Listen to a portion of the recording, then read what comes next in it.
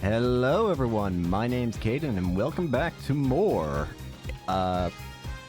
Phoenix Wright Dual Destinies. That's the one we're playing right now. Forgot almost for a second the name. Nice. Last time we were doing most of the DLC trial and we finally got to accusing who is most likely the main the murderer. But they also had their intense transformation, so yeah. Let's just get right back into it, shall we? Oh dear. Yeah, their transformation was quite a bit interesting. July 22nd, the audio's making me paranoid.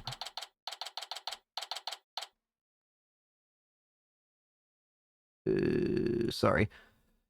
District Court Defendant Lobby number 3. What? Even if the whole thing was written out, I had to do it in the way I usually do it. Leaves you to think it's something like calling Orla, Mr. Wright. Well, she's the only one who knows all the answers after all. And I just talked to Pearls, and she said Orla seemed to be feeling fine. Now we have to try and figure out how Mr. Rhymes manipulated Orla. If we put Mr. Rhymes and Orla together, maybe we can get some kind of clue. And I can't forget about that strange set of prints of Rhymes either. Yeah, that one I think is gonna help to really nail in the coffin for, like, put the nail in the coffin for him. Why exactly is his print there, and why is it, like, upside down, as if he was, like, reaching downwards? I really appreciate you trying to save both me, Orla and me. I had no idea Marlin hated Orla like that. I feel like I've been shocked by a torpedo ray. Of course he would hate the killer whale that murdered his girlfriend right in front of him. Oh, Mr. Plume, you've been watching the trial? I'm actually kind of surprised on that. Oh, yes.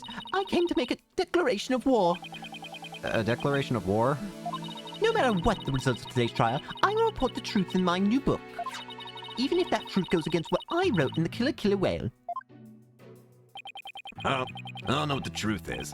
Not even about what happened a year ago. Dr. Crab. Azura died right in front of my eyes. In the middle of a pirate show. She suddenly fell from the orca's back and began to thrash around in pain. The orca was singing a song and it started headbutting Azura over and over. Finally, the orca took Azura in her mouth and brought her to the side of the pool. Just before she died, Azura was holding her chest in obvious pain. She was holding her chest? Wait, really? Then again, I guess this isn't exactly the... That being said, you would have thought, you would think you would maybe see at least some kind of damage on her. The question is, how did she die? And I think the key to that might be those... Strangely, the bite mark. It's the only obvious, like, sign of damage on her. The bite mark on her, like, they said it was, like, the walkie-talkie sword things. That's the only thing that kind of points to, like, how she died, in my opinion. Because everything else about her looks fine. Assuming this is what the corpse is supposed to look like. Huh. Wait a minute. Could it be... I don't think Orla was to blame for the incident. Oh! It wasn't Orla! It was... That's right! Didn't, frickin', Sasha, she mentioned she had a heart disease, but she also mentioned that Azura had something similar, didn't she? Could she have died from that heart disease, and it just so happened to look like the orca killed her? What? I think the cause of Miss Summer's death might have been her heart condition. Heart condition? What heart condition? I never heard anything about it.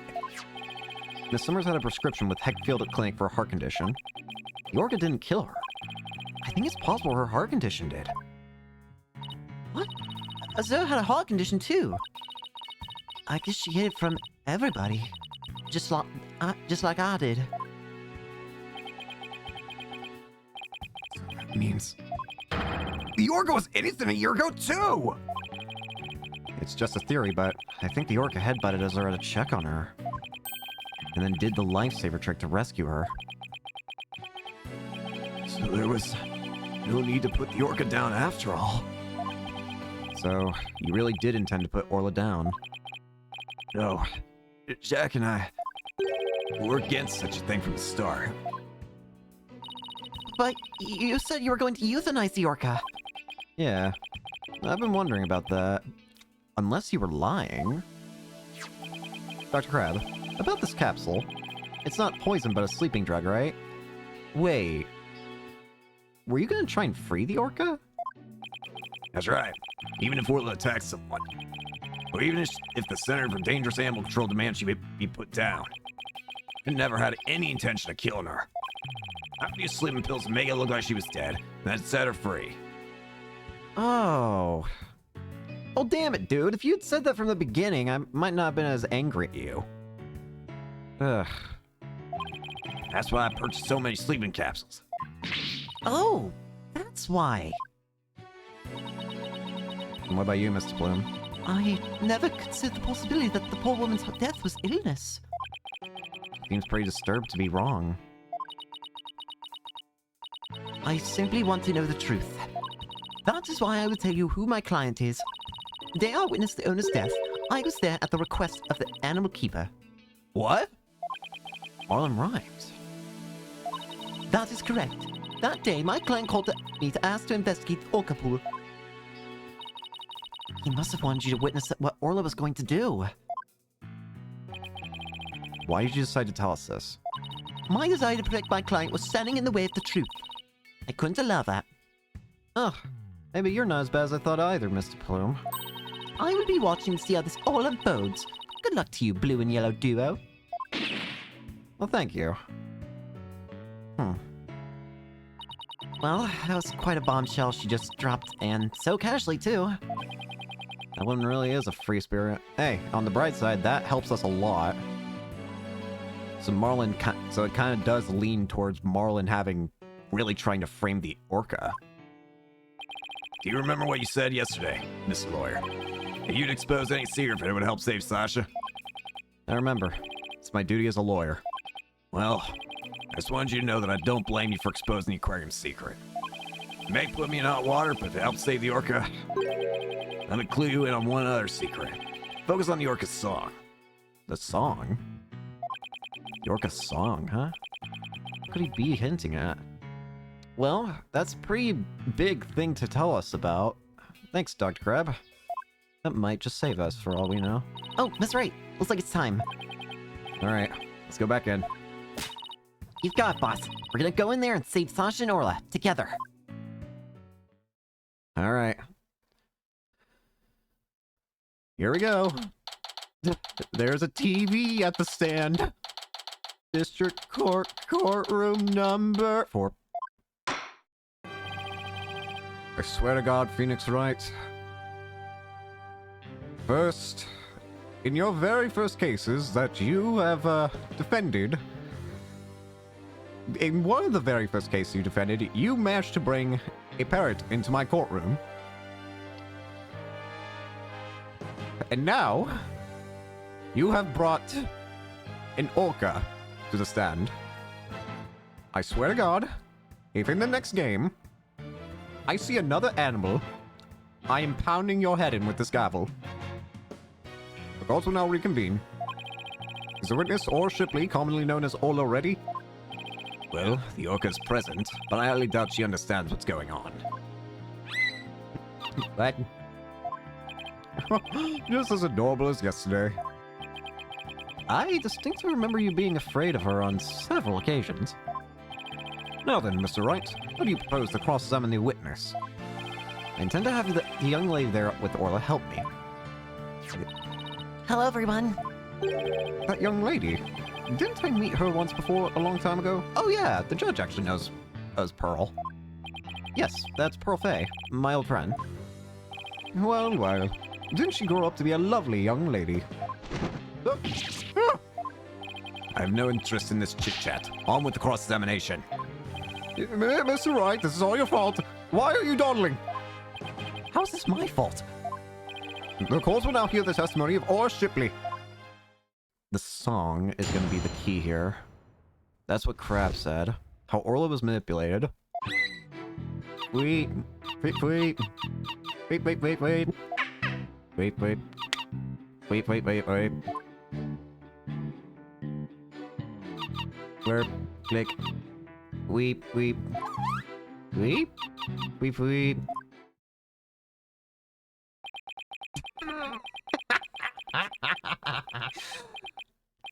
Mr. Wright.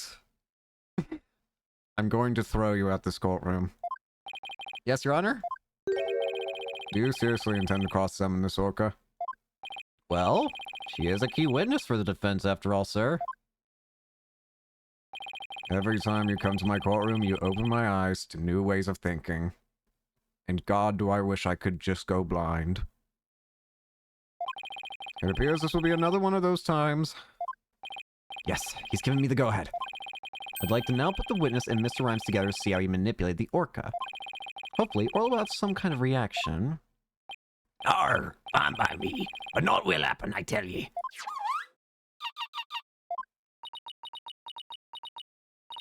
Mr. Rhymes is right. Nothing happened. I guess I shouldn't have expected it to be so easy. How did he manipulate her? I wonder if it's just a matter of showing the right thing. Right, Dono. I hope you realize that if you can't prove with this cross-examination how Rhymes controlled the orca, your defendant will be declared guilty immediately. Yes, I realize that. This is my last chance. I have to figure out how Rhymes command Orla to do her tricks. Please begin your cross-examination, Mr. Wright. I imagine it's probably not going to matter what statement I cross-examine. I'm just going to throw it out right away the way I think it happened. Thank you.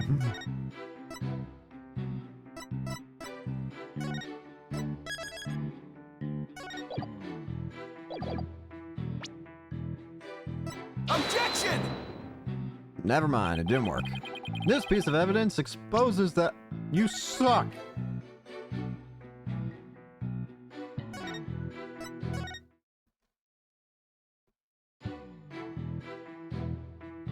Hold it! I'm pressing the orca. Miss Shipley, I'm afraid... I'm afraid we is going to get us nowhere. This is your plan of action. If you are incapable of interpreting orca speech, this entire exercise is folly. Objection! You leave the interpretation of Orla's heart to me. Alright, girl. What do you gotta say? Let me hear it.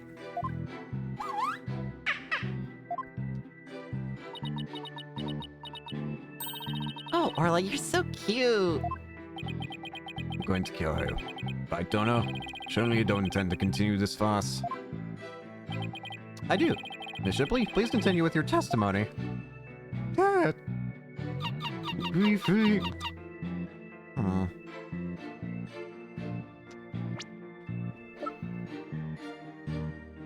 The song. There is something about the song that I realize that why Crab is mentioning it, which is the song is different.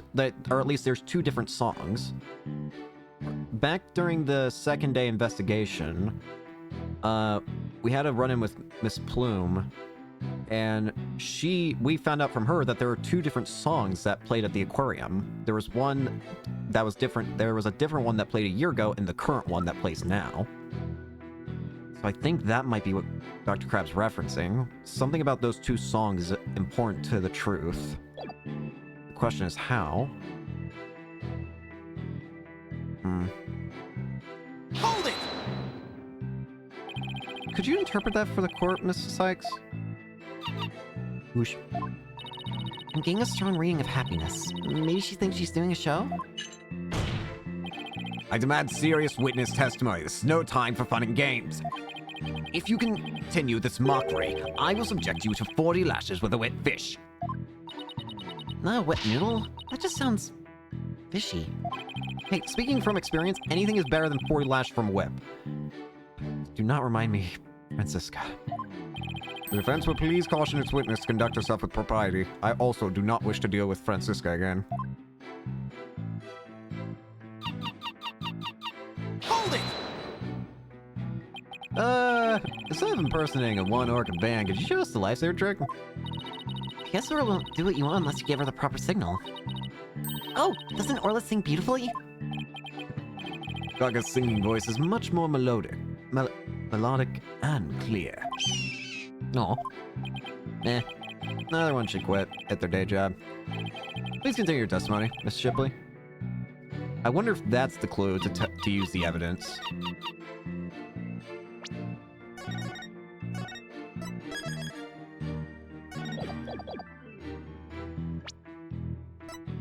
Objection!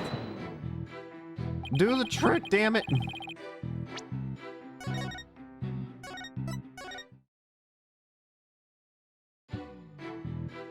You make a mockery of me, fish?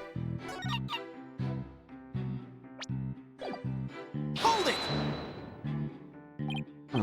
Miss Shipley seems to want to communicate something. Perhaps she's hungry? Miss A, could you give Miss Shipley a snack? Certainly. One moment. Fish! What a heartwarming scene. Reminds me of my granddaughter with her pets.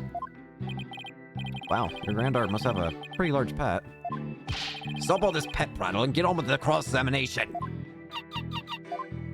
But she's such an adorable creature. I never get tired of looking at her. Silence! I, on the other hand, have had more than enough fill of this tomfoolery. Enough is enough! It sounds like Prosecutor Blackwell is about to blow his top. What should I do? Should I continue the cross-examination?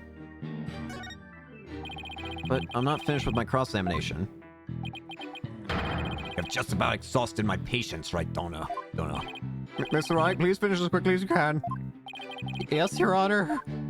I'm not really sure how to continue, to tell the truth. Mr. Rhymes had to have commanded Orla somehow. Do we have anything in evidence he could have used? With Orla, it's not like I can present evidence that contradicts a particular statement. Guess it doesn't matter which statement. What could be used to command Orla? Witness, please continue your testimony. So I'm not looking for a statement, but rather an item to use on any statement, is what it's telling me it sounds like.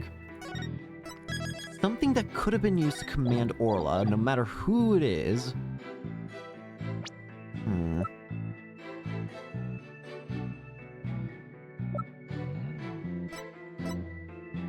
Objection!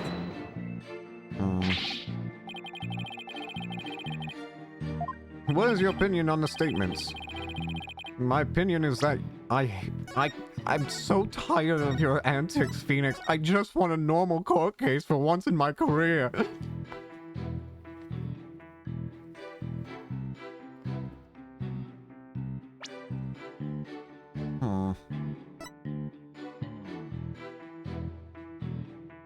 Oh! Objection! That's right! Sasha told me an interesting story about Miss Summers. So I used to send her boyfriend videos of herself teaching the Orca tricks. I used to have Azura take the videos on her TV phone. Most likely, Mr. Rhymes still has these videos of Miss Summers. Miss Faye, could I ask for your help? Of course, Mr. Nick. What is it? You're using Mr. Rhymes' TV phone, correct? I'd like you to examine it for me. Please look for videos of Azura Summers issuing whistle commands to Orla. Videos?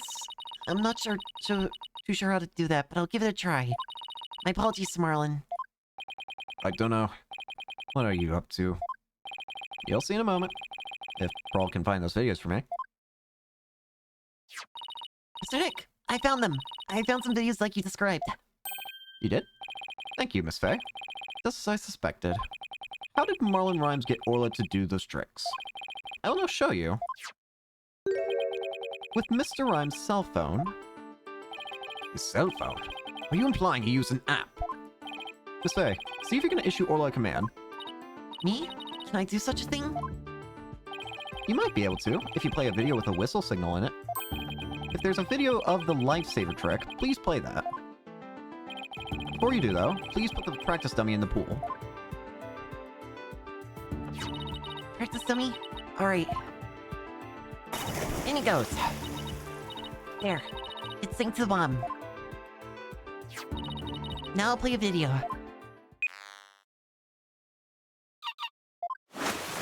Bingo. Orla's diving down, heading straight for the dummy. Girl? What a smart girl you are, Orla. That's helpful. The Lysair trick was a complete success, Mr. Nick. Thank you, Miss Faye. You're a big help. Now I have proof. Unbelievable. You actually pulled it off. That was the lifesaver trick we saw yesterday. Is Miss Faye an orca trainer now? No, Your Honor. I'll explain after we try one more trick. Now let's see if we can command Orla to do the singing trick. Miss Faye, if there's a video of the singing trick, please play that. Certainly. Let's see. Is it this video?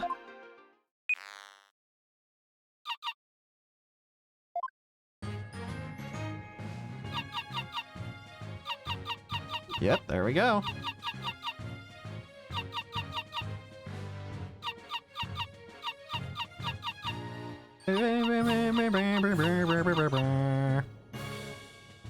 Good girl. Oh my! Isn't she wonderful? That's a swashbuckler spectacular song. Bingo. What a lovely singing voice. It wasn't bad. Wow, you can give compliments? By the way, how did Miss Faye give the orca those commands? Marlon Rhymes has something on his phone that his girlfriend, Azura Summers, sent him. They're videos of Miss Summers issuing commands to Orla with a whistle. If they have Orla listen to the sounds of the signals, anyone at all could command Orla. Oh my, anyone at all? Yes, I believe so, Your Honor. All they would have to do is play those videos. Mr. Wright, please submit those videos as evidence. I'm getting the sneaking suspicion the judge just wants to try it out for himself. Miss Faye, could you send those videos to the CV phone here? Alright, certainly. Got him. Alright, I'll try playing one.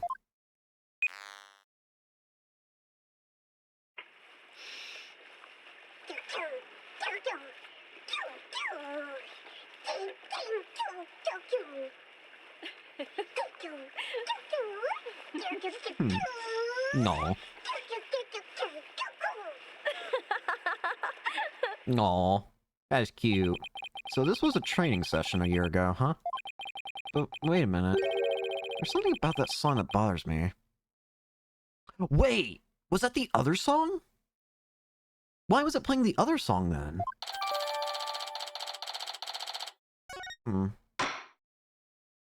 If the orca can be commanded using videos on the cell phone... Not that one, not that one.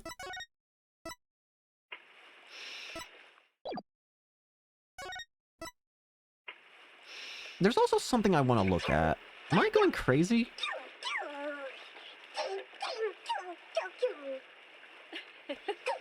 Wait a minute. Maybe I'm not. Look at her mouth. Is she missing a tooth? You know what? That actually adds up. Yeah, there's a missing tooth here. And in this video... Huh. Yeah, just barely. It's kind of hard to see with her moving a lot, but there's definitely a tooth that's, like, broken. Huh. Interesting. Then that means that Marlon Rhymes could have manipulated the creature. Mr. Rhymes, you can't talk your way out of it now. Silence! Huh? I have to commend you. That was very good proof. I can see Marlon Rhymes could have manipulated the orca. But isn't it true that the defendant could have done it as well? All she would have to do is use the whistle she knows how to use so well. And she wouldn't have to have had you use those videos. Sure, you admit it's a possibility. She could have easily had Norma de Plume witness the singing in the lifesaver trick. So he's trying to argue it was equally possible for Sasha as it was for Rhymes, is he? But is that true? Let me think about that for a minute. Could she have done it? That's right. Those weren't just simple cries. It was singing. As I approached the pool, the killer bear suddenly started singing. It kept headbutting while it sang the swashbuckler spectacular song. That's right. How was it doing two tricks? The caller made sure Mr. Bloom heard the song and saw the lifesaver trick. Could Sasha have shown these two tricks to the witness? No, she couldn't have. Right? Because it's impossible for her to do 2 tricks at the same time. There's also, I mean, no, I don't think Miss Buckler could have created the same conditions as the culprit. You challenge me to a battle. I hope your sword is sharpened. Let me see those sword skills of yours. Don't you worry. Sword is drawn and ready. The sword is evidence that the 2 tricks couldn't have been shown at the same time. Take that! Mr. Plume said in her testimony that she witnessed these 2 tricks at the same time. However, that fact is inconsistent with how Orla performs tricks. How Orla performs tricks? What are you talking about? Orla can't perform 2 tricks at once. She performs only 1 trick per whistle signal. That's how she's been trained. In other words, it would be just like with a dog. If you tell him to both sit and shake, he won't do them at the same time. Am I understanding it correctly? Yes, that's the idea, Your Honor. I wonder if the judge has a dog. We can worry about that later.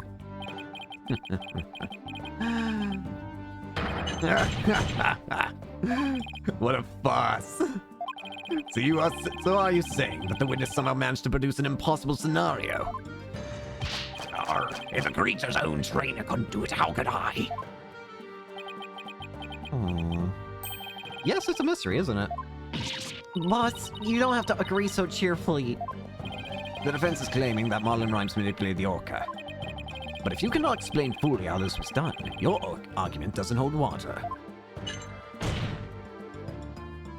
If you can't straighten out your own theory, would you like me to straighten you out?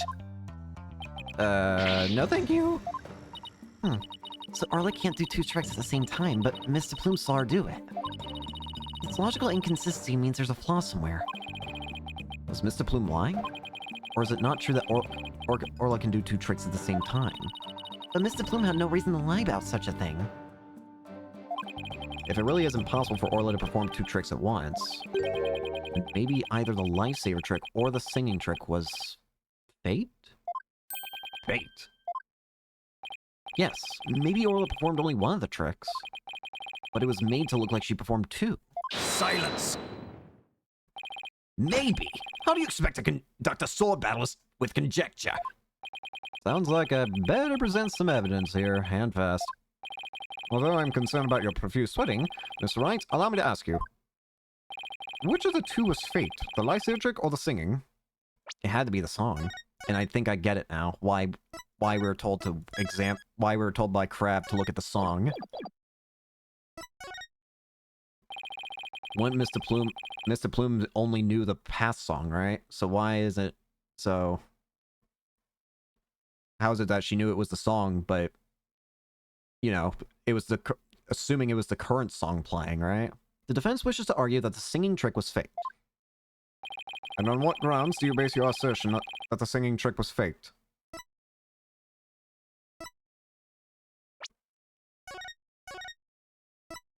I don't honestly know. Oh, this is the final cross-examination? Damn.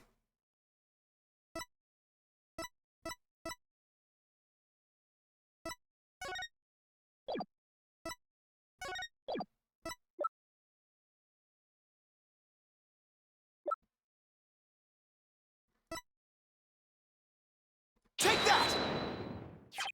This is a recording of a recent Swashbuckler Spectacular.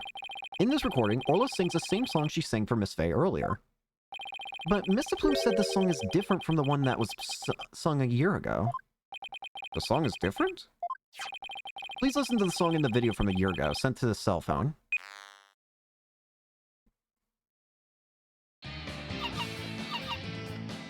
Yep, it's the one from the past.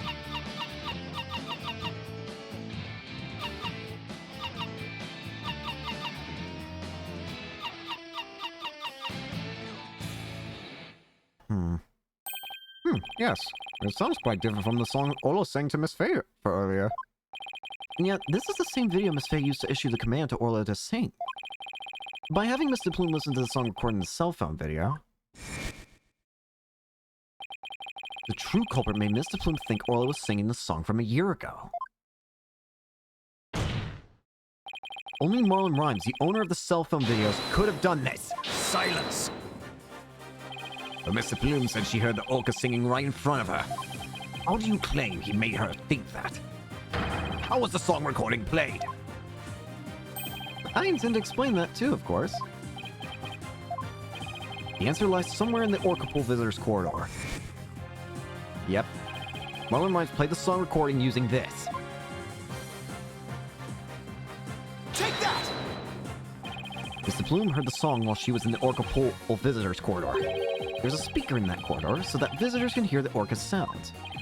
You claim the song was played from the speaker. How? Here's how Rhymes played the song over the speaker in the visitors corridor.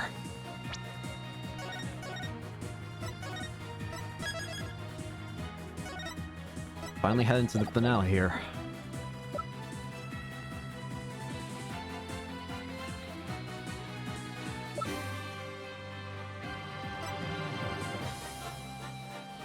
Is it the walkie-talkie? Mr. Rhymes could broadcast the song in the video to the speaker by using a walkie-talkie. And he could get Orla to do a trick by letting her hear Mrs. Summers' whistle signal too. He played the singing through the speaker, and he made Orla do the lifesaver trick. All of this was the doing of a true culprit, Marlon Rhymes. This is what you did, isn't it, Mr. Rhymes?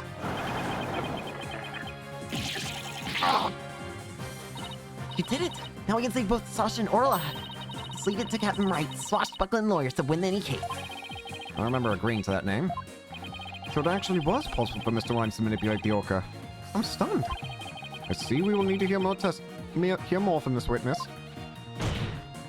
Mr. Rhymes, the time has come for you to tell the court the truth. What?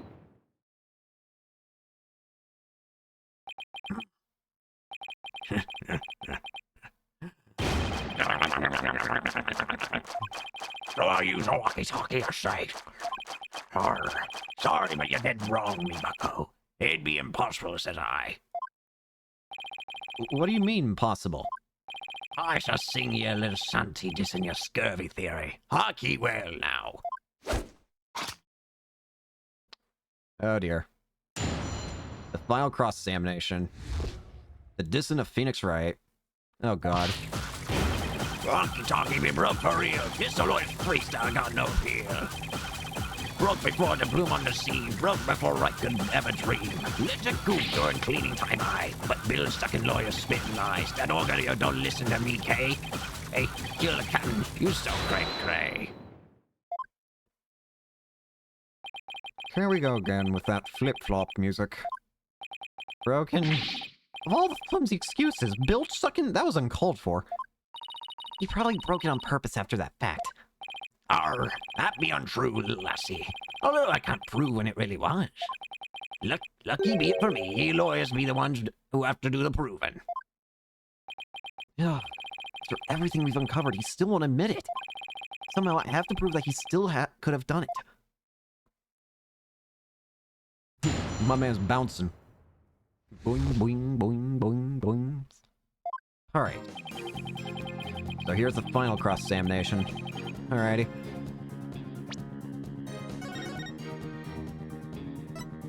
Let's first save the game.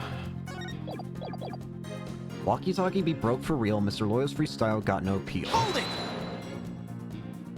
Mr. Rhymes, are you sure it was your walkie-talkie that was broken? Of course I be sure. Although, it doesn't have me name written on it or anything. But you can't prove it be not me walkie-talkie now, can ye? Never say Sasha this way. They have to figure out how he got a command to Orla. If Rhymes couldn't get a command to the Orca, your theory crumbles. Everything you've done will all go up in smoke. I be not the prosecution side. Neither mind ye. The defendant is it be innocent, says I. But either way, me walkie-talkie was broken and that be the truth.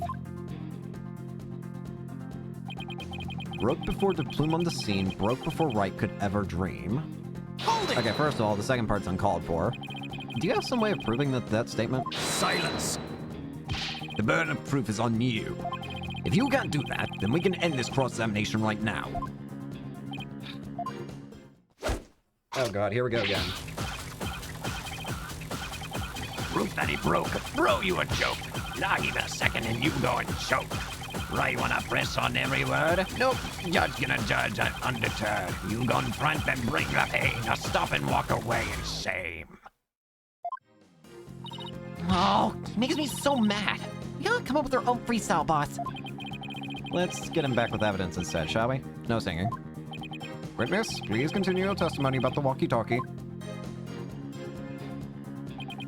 Legit goof during cleaning time but bilge-sucking lawyer spitting lies. Hold it! Gonna ignore the second part. You made a big blunder. What happened? After I helped Sasha with the cleaning, I dropped it by accident and broke it. You wish to see it? I still have it with me. It does indeed appear to be broken. With me walkie-talkie broken, there'd be no way I could have done what he said. I couldn't have given that orca any command. Your walkie-talkie broke. Isn't that just so convenient? Mr. Rhymes, I think you broke it on purpose. Miss Lawyer, none of your false accusations, if you please. I broke it on purpose. Where be your proof? I don't have any proof. If his walkie-talkie was broken, it throws a monkey wrench into into my whole theory. When he let Pearls borrow his cell phone so casually yesterday, he must have already been confident I wouldn't be able to prove anything. Yeah, you'll never get me to agree that that pox doll can be innocent. If something be not done about her, she'll get Sasha one day too. The orca killed the captain. It weren't me. So you intend to continue your claim that the defendant is innocent, do you? But I won't stand for that. Now then, right, Dono, what's your next move? Your Honor, would like to examine that walkie-talkie if you don't mind. Certainly. Here you go. Let's see if there's any way to tell him the walkie-talkie was broken.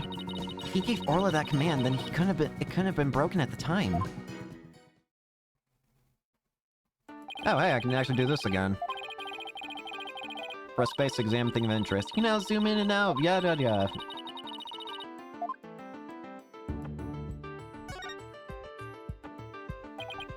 Darn, it is broken. Doesn't seem to work. Wonder what would happen if I thump it. Hey, it's not an old TV, you know. Please don't break it any further. Let's keep looking. Oh. Oh! Bite marks! Huh? Look at these. They look like tooth marks. Hey, right. A bite this big. Wonder if it was Orla. Wait. A walkie-talkie with tooth marks? Didn't we hear a story like that just yesterday? It was a walkie-talkie I used right up until death. In the middle of the show, the orca brought Azura up to the surface in her mouth. She left tooth marks in Azura's walkie-talkie. The captain said he always kept that walkie-talkie with him so he'd never forget. Rhymes said this walkie-talkie was his. Could it be? Not all about it, don't you agree? Time to give it up, Mr. Lawyer. Forget the orca. Just save Sasha, says I. I can't do that. Now that I'm finally a lawyer again, how could I hold my head up if I made up my client so miserable? A stubborn one you be.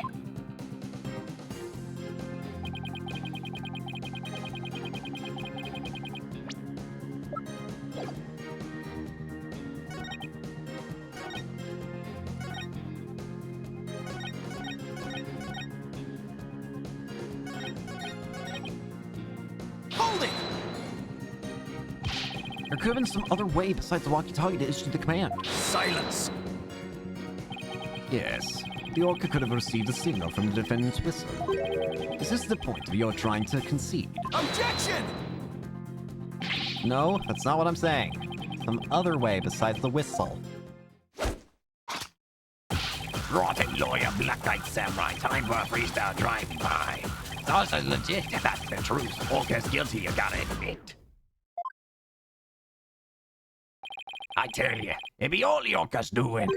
If you don't belay all this build, I shall diss you with some rap. I believe you've already been doing that. We tried pressing him, but it doesn't change anything. Oh, I don't know about that. His statements might not have changed, but the meaning of one of them may have. Really? You caught something? And that one statement just might be the breakthrough we need. Yeah, something's different now.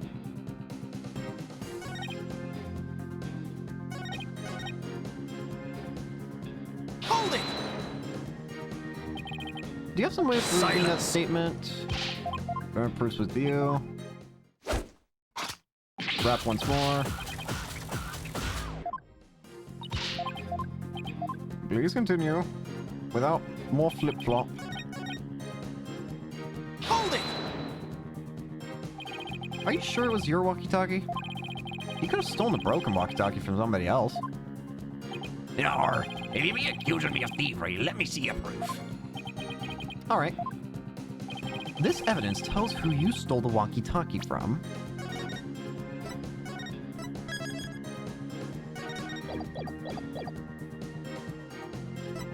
Take that! What?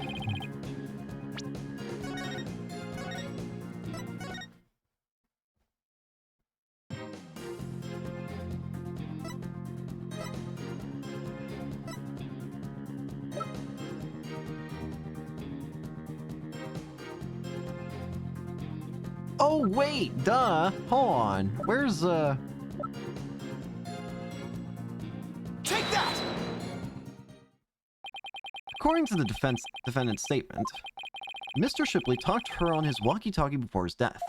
However, no walkie-talkie was found near the victim's body. Me thinks the police just didn't look hard enough. Besides, the captain's walkie-talkie wasn't broken. Be that not right? The walkie-talkie had not to do with mine. I'm not so sure that's true. The victim fell to his death. It's quite possible his walkie-talkie broke in the fall. You stole the walkie-talkie after the victim's death, didn't you, Mr. Rhymes? Silence! I will not allow such leading questions, right, Dono? If you claim the walkie-talkie belonged to the victim, show me your evidence. Certainly. I plan on doing just that. Please look at these tooth marks here on the walkie-talkie. Tooth marks? Ah, yes, I see them. The victim's walkie-talkie was a keepsake that used to belong to Azura Summers, who died a year ago. These tooth marks were left by Orla when she carried Miss Summers in her mouth. If this is Mr. Shipley's walkie-talkie, then Mr. Rhymes' walkie-talkie is still unaccounted for, which means he could have used it to command the Orca after all. And that's not all, Your Honor. The only one who could have taken the victim's walkie-talkie is the culprit himself.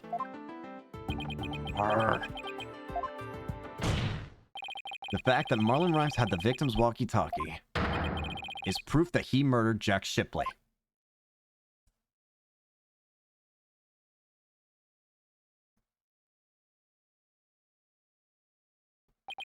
Thank me.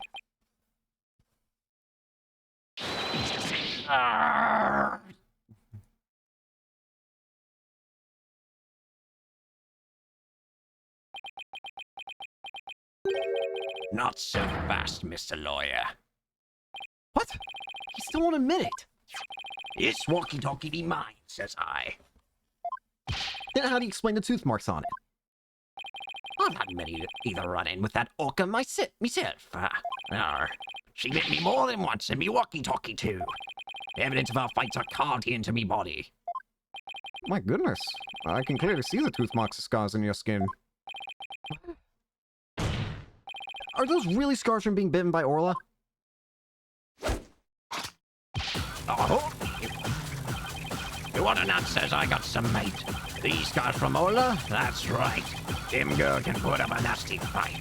That orca bit me and left me scarred. Had me rep to protect, so I went in hard. So, Mr. Lawyer, I win, just be frank. And Ola, you get the plank. Can't let him run the show. I have to find a way to prove the walkie-talkie belonged to the victim. And you can forget about fingerprints. I always keep me walkie-talkie clean and polished. This man had everything worked out before he even took the stand. But I won't give up. There has to be a way. Miss Wright, I found something interesting. The tooth marks on the walkie-talkie. Notice anything funny about them? Funny? Funny how? Yeah, there's a tooth missing. Something is different about them compared to the other tooth marks we've seen. Hang on. You're right. Wait. Hasn't everything else shown that's been bitten by Orla have all teeth? So why is... Wait. Yeah. The only ones I remember are the ones on the practice dummy. It's just a tiny difference. It might not even mean anything. Right now, we need to consider every possibility we can, no matter how small. If I can figure out what's different about the bite marks, maybe I can somehow prove Rhyme's walkie-talkie actually belonged to the victim. Think, Phoenix. You can turn everything around right here and now. It's time to think. Time to review the facts we have so far. With the intent of killing Orla, Rhymes drained the show stage pool. But Rhymes failed to kill Orla, and instead, he tried to pin the Shipley's murder on Orla. In order to manipulate Orla, Rhymes must have used a cell phone and a walkie-talkie. Well, the walkie-talkie Rhymes has is broken. I think it's the victim's walkie-talkie. The one he kept as a memento of Azura Summers. Have to find a way to prove that it is indeed the victim's walkie-talkie. Which piece of evidence left on the walkie-talkie can prove it belongs to the victim? The marks. It has to be. Tooth marks on the walkie-talkie. We have two pieces of evidence with tooth marks, the walkie-talkie and the dummy. What's striking about these two pieces of evidence? The tooth marks are different. When I look closely, I see two different bite mark patterns. Two variations, huh? Wasn't there a trick Orla's that had two different variations as well? The song. A year ago, the Orca's song and teeth marks were different from what they were now. What could be the cause of these two inconsistencies? What's behind the fact that the Orca's tooth marks and song were different a year ago? It's what I... Yep. It had to have been a different Orca. There are two different Orcas. I'm starting to think there are two different Orcas. The one a year ago and Orla now. And if the Orca a year ago wasn't Orla, it means the bite mark on the walkie-talkie isn't Orla's, like Rhyme said it was. We can finally prove the walkie-talkie belongs to the victim. Alright. Time to end this. Mr. Wright, you appear to be lost in thought there. Is everything alright? I just realized something astonishing, Your Honor. Your face is what's astonishing, right, Dona? Your rudeness is what's astonishing, Prosecutor Blackwell. And what is this astonishing thing you realized? Until just now, I thought the Orca at the Ship Aquarium a year ago and Orla were the same Orca. However, two inconsistencies led me to a new fact. And that fact is that there might be two Aura Shipleys. What? Two different Orcas? But that's impossible.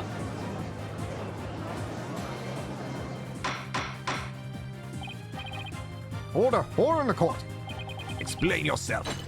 What is the basis for this preposterous claim? The Orca's show song a year ago and the one now are different. I believe it's because the Orca a year ago was a different Orca. Two different Orcas, two different songs. It explains the show song's contradiction. What me this village want to talk? I don't understand. I'm talking about the truth. Truth that will finally catch you out in your lies. You claim that the tooth marks on the walkie-talkie were Orla's, but that's not true. The two different bite mark patterns on the walkie-talkie and on the dummy proves this. What? Two different patterns, you say? Silence. While I can see there is a possibility that two different Orcas exist, bite mark patterns alone are not proof enough. I want more conclusive evidence. Alright. I will show you conclusive evidence then. So he wants to see evidence other than the bite marks patterns, does he? The Orca a year ago and Orla have different songs and different teeth. Don't I have two videos on hand that can be used to compare these differences? I will now submit two videos with which the different songs and teeth can be compared.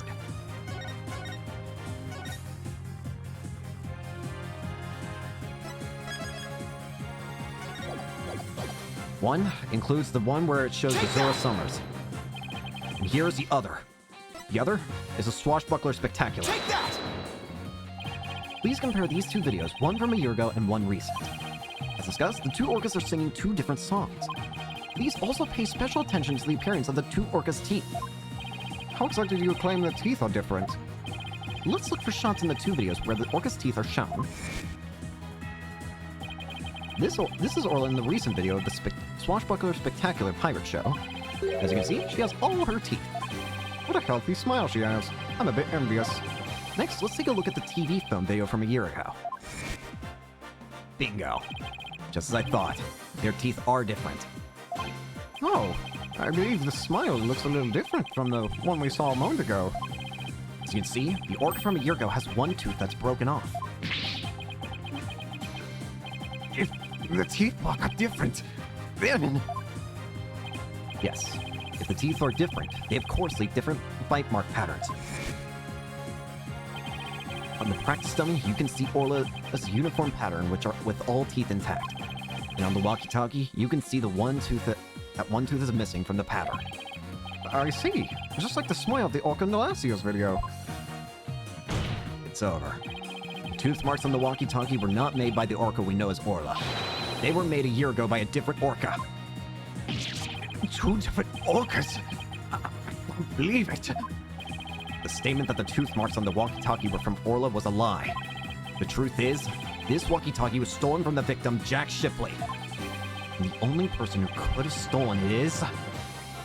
the true culprit, Marlon Rhymes.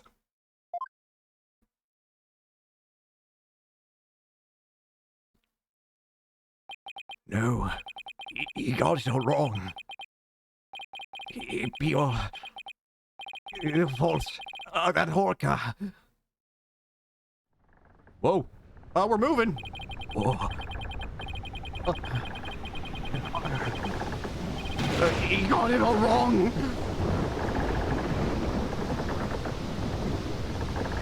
Blimey! It'd be the orca's fault. This can't be. Ah!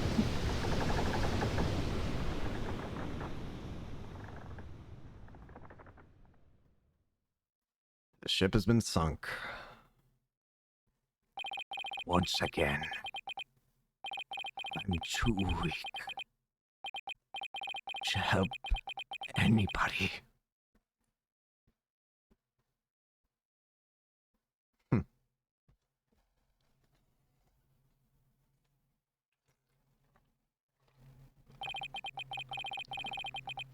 Well, it would appear we should hear more from the defendants about Orla Shipley. Sasha Buckler? Yes, Captain Judge. Is what Mr. Wright claims true? Are there two different orcas? The secret that ship-shaped aquarium was hiding was about Orla, wasn't it? Dr. Crab told me to focus on the orca's song. He hinted it would be a clue. Phoenix is right. The one we call Orla is the second Orla Shipley. There actually used to be two orcas at the ship-shaped aquarium. I used to call the first Orla Shipley just Orla for short. Orla and Orla are sisters. Captain rescued them both when they got beached on the shore. But Orla was in bad shape, and the ship's doctor had to look after her for a long time. Both orcas loved the captain, so we decided to keep them on the ship at ship-shaped aquarium. Why didn't you say anything about there being two orcas? Well, because after the accident a year ago, Orla was put down. What? Orla's dead? Yeah, the Center for Dangerous Animal Control demanded it. Apparently, the captain and the ship's doctor begged them. We put the first one down, so please leave the second one alone, they said. Anyway, after the accident a year ago, the captain told us he was going to put Orla in the pirate show as Orla Shipley. He asked us to keep quiet about Orla's death until the time was right. What a surprising and complex tale. Did all ship-shaped aquarium employees know about this? No, just a select few of us. Mr. Rhymes, did you know about it? Of course not. How could I? Tell me, Mr. Rhymes, did you plan on killing Orla from the start? Yeah. I planned to do it during the cleaning, so I drained the pool. I figured if I didn't do something about that beast, Sasha's life was in danger. Sasha trusted that orca. Just as much as Azura did. I wanted to protect her. Couldn't help it, Azura. I felt like protecting Sasha was the least I could do. My duty. I built up my strength so I'd be ready to kill the orca. I even fought with sharks. But the captain realized my plan and tried to save the orca. And that is why you killed Jack Shipley. Ah, now the report from the crime lab finally makes sense. Report from the crime lab? In court yesterday, you will recall I showed you a photo of the victim lying on his back. According to the lab, the bruise on the victim's right wrist was Rhyme's handprint. Now that you mention it, it does look like a handprint. Wait, is that why... Could this be Could this be leading to the reason why his handprint was also on the ladder? His handprint? I didn't know how it would fit in with the case until I heard Rhyme's story just now. But now we can imagine the reason for it being there. Rhymes must have made it the handprint when he fought with the victim over the orca. A handprint made during a struggle. I don't care what happens to me anymore. I deserve the death penalty. I'm the one that killed the captain. Please give Sasha her not guilty verdict. You accept your defeat well, I see. Let me be your guide. To hell. Get on with the verdict, your boldness. It seems this unprecedented trial that began with an orca as the defendant has finally come to a close. Sasha's saved. Orla's gonna be so happy. Sasha's not guilty verdict is coming. Why do I still have this strange nagging feeling? Rhyme's handprint on the victim's right wrist. Was it really the result of a deadly struggle over the orca? I can't shake the feeling that handprint has some other hidden meaning. Is this trial going to end without revealing the whole truth? Very well. This court finds the defendant, Sasha Buckler. Hold it! Please wait.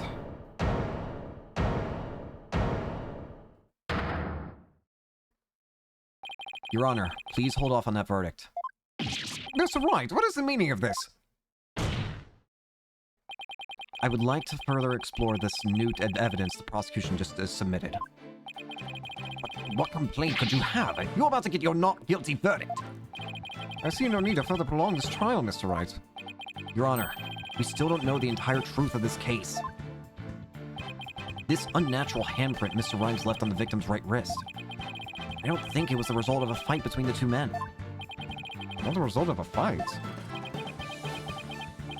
Then what do you suggest it was? Boss, what are you doing? Do you remember the evidence we found at the show stage? Evidence? What evidence? A mysterious mark might be the key to understanding the whole case.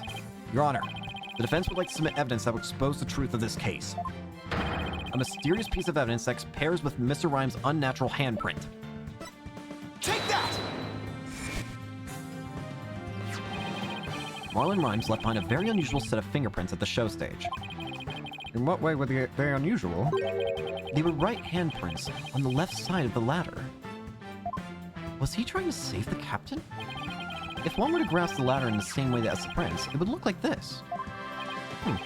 It looks like the ladder is being grasped from above. Exactly, Your Honor. And the handprint on the victim's right wrist shows it was held with a powerful grip. Marlon Rhymes grasped the show stage ladder in a natural pose.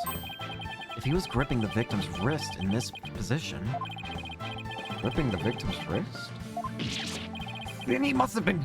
It means Mr. Rhymes was actually... That's right. If we couple the unnatural handprint with the mysterious fingerprints, he was trying to save him. We see that Marlon Rhymes was trying to save the victim's life. What? Why wouldn't you admit to that, Marlon? What that can be? It's impossible! Why don't we ask Mr. Rhymes himself?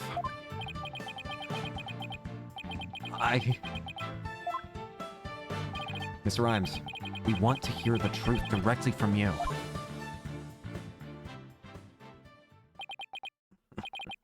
I gotta hand it to you, Mr. Lawyer. You got skills. Why? Why did you have to figure it out? It doesn't matter what happens to me anymore. I'm ready to die. So is what the defense is claiming true? Captain, he found out I drained the show stage pool. He rushed to the side of the pool, frantic to put some water in for the ochre. And then he slipped.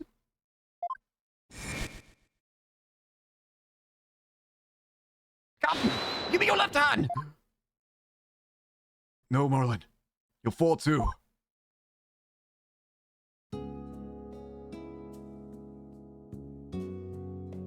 Forgive me, Marlon. I didn't realize what deep pain you were in. But please don't blame Orla. It's nobody's fault. Not Orla's, and not yours. Hey!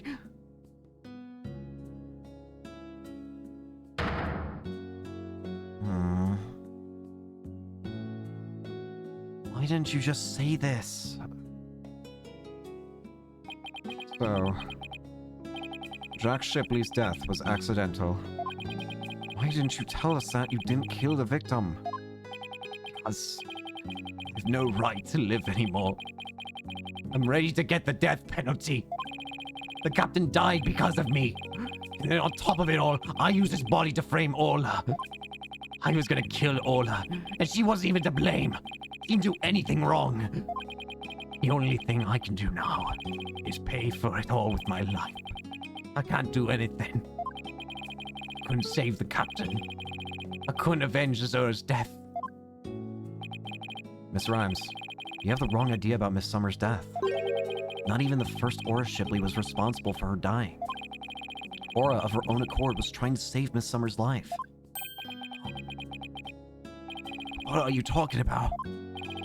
Azura Summers suffered from a heart condition, but she didn't tell anyone, and she performed in the pirate show anyway.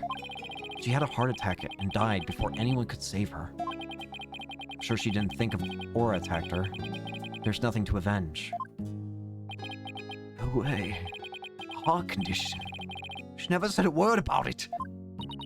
Maybe she didn't want you to worry about her. I wanted to get revenge all this time. For nothing.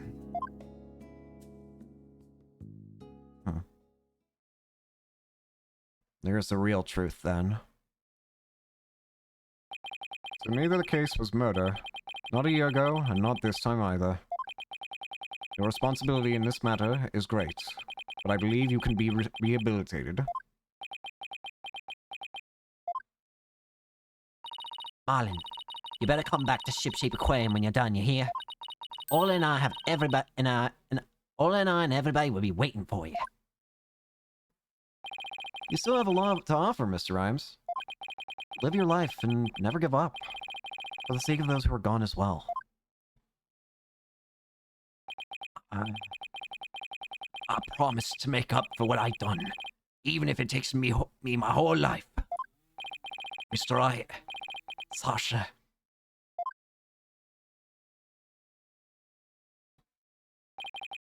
Thank you. Finally. There's the whole truth. Now we can end this. Now, Your Honor, now the case can be ended. Well, I've seen countless trials, but never one that ended like this. I don't know how Mr. Wright, but you always seem to manage to turn things around. I think all this excitement has taken a few years off my lifespan. Is that praise? Or a diss? Now then, this court finds the defendant, Sasha Buckler, not guilty. Yippee! Yeah.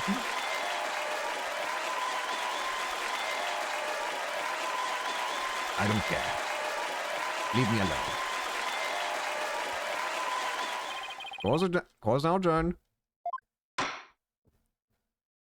Well, that was a hell of a case. Hey, we're back here.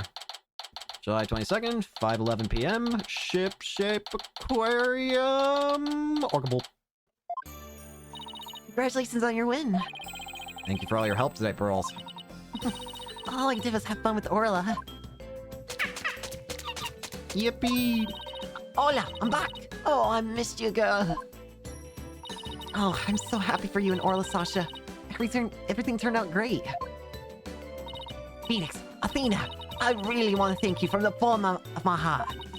Orla and I are both really grateful. I will now act out me gratitude with a little performance. Arr. Miss Orca Lover, don't you think you can take better care of your health first? Alright, fine. I promise. No more shows until I'm better. I don't want anybody to worry about me after all. Good. Glad that's settled. Hey, buddy, Mr. Lawyer. You just had to blab every single one of the aquarium secrets, didn't you? I'm sorry, Dr. Crab. Nah, that's alright. I'm glad. It was kind of hard to tell. Although, thanks to you, they now know we're using the illegal torpedo system. But I think we'll be able to wiggle out of serious repercussions somehow. That Ryder later is advocating for us, saying the law itself is to blame. I mean, they're not wrong. If it's that good of a system, then why the hell is it not legal? She said she's going to look into getting the law changed. Well, that's good on her. Ow.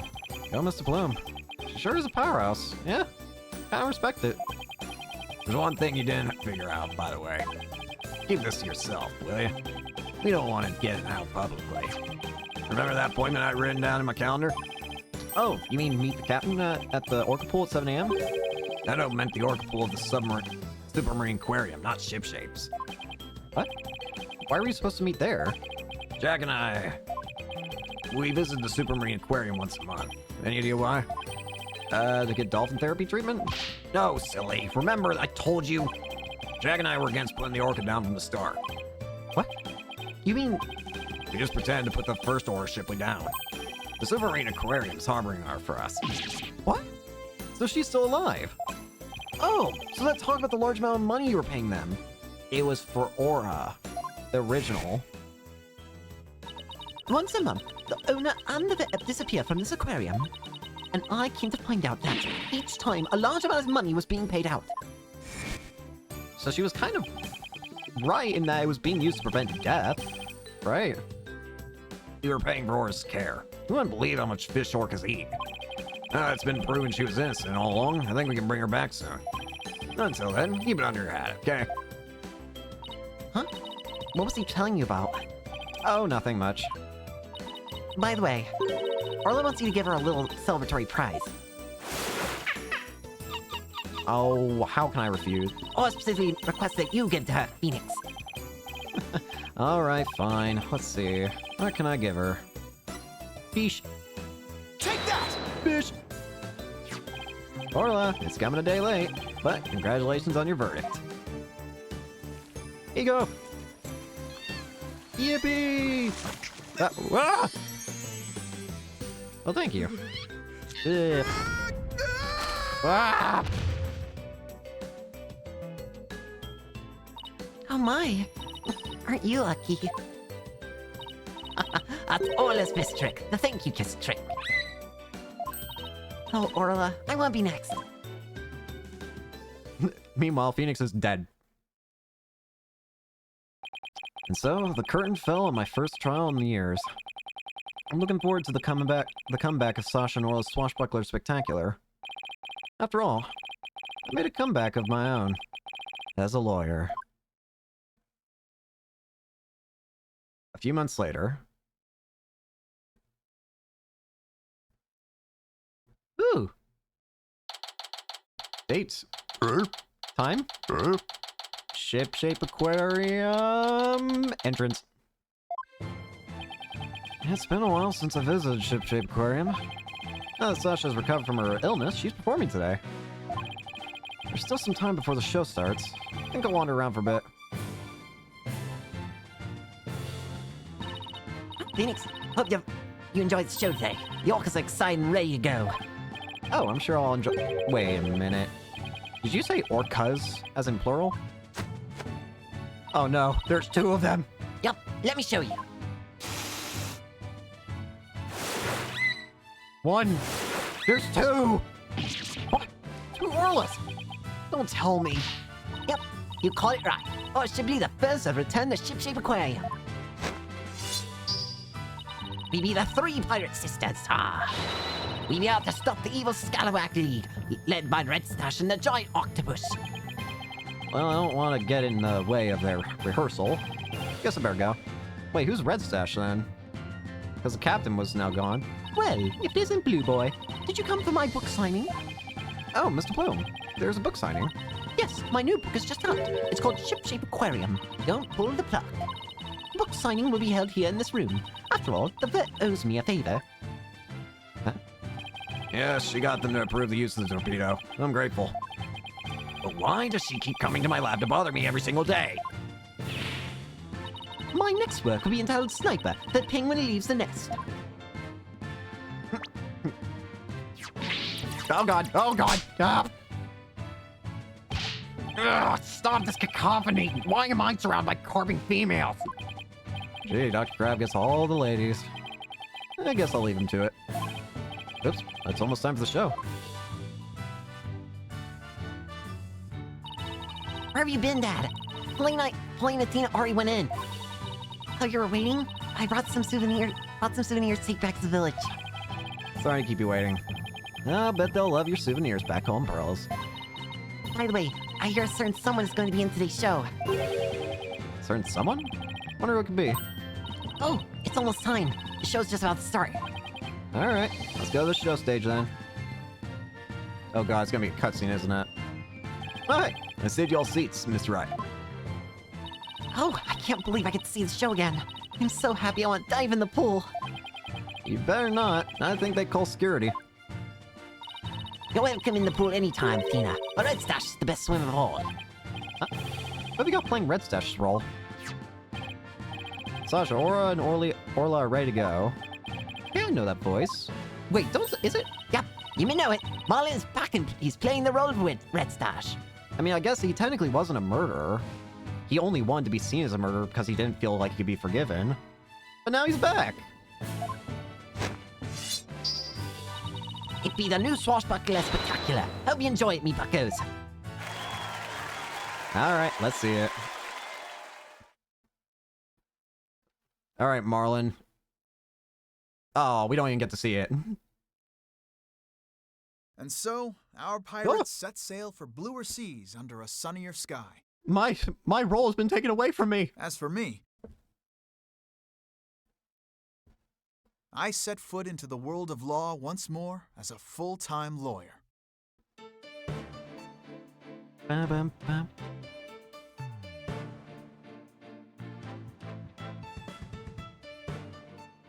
And that's the end of that case. I really like that case. That was a lot of fun, honestly.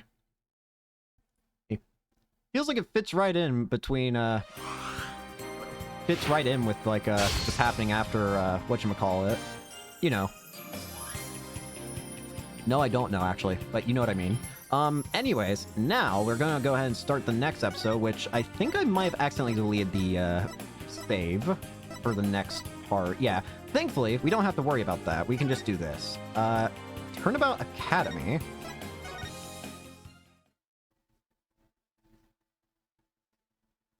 Episode 3, Turnabout Academy.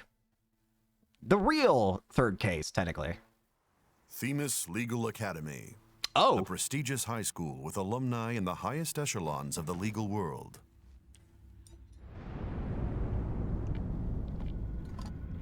What's happening? Oh, what the hell? Oh, this feels... Oh, God. Oh.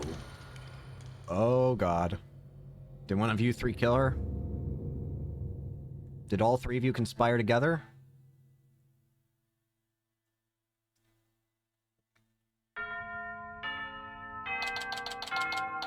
October 24th, 1:25 p.m., Themis Legal Academy. Oh no, I'm gonna be late.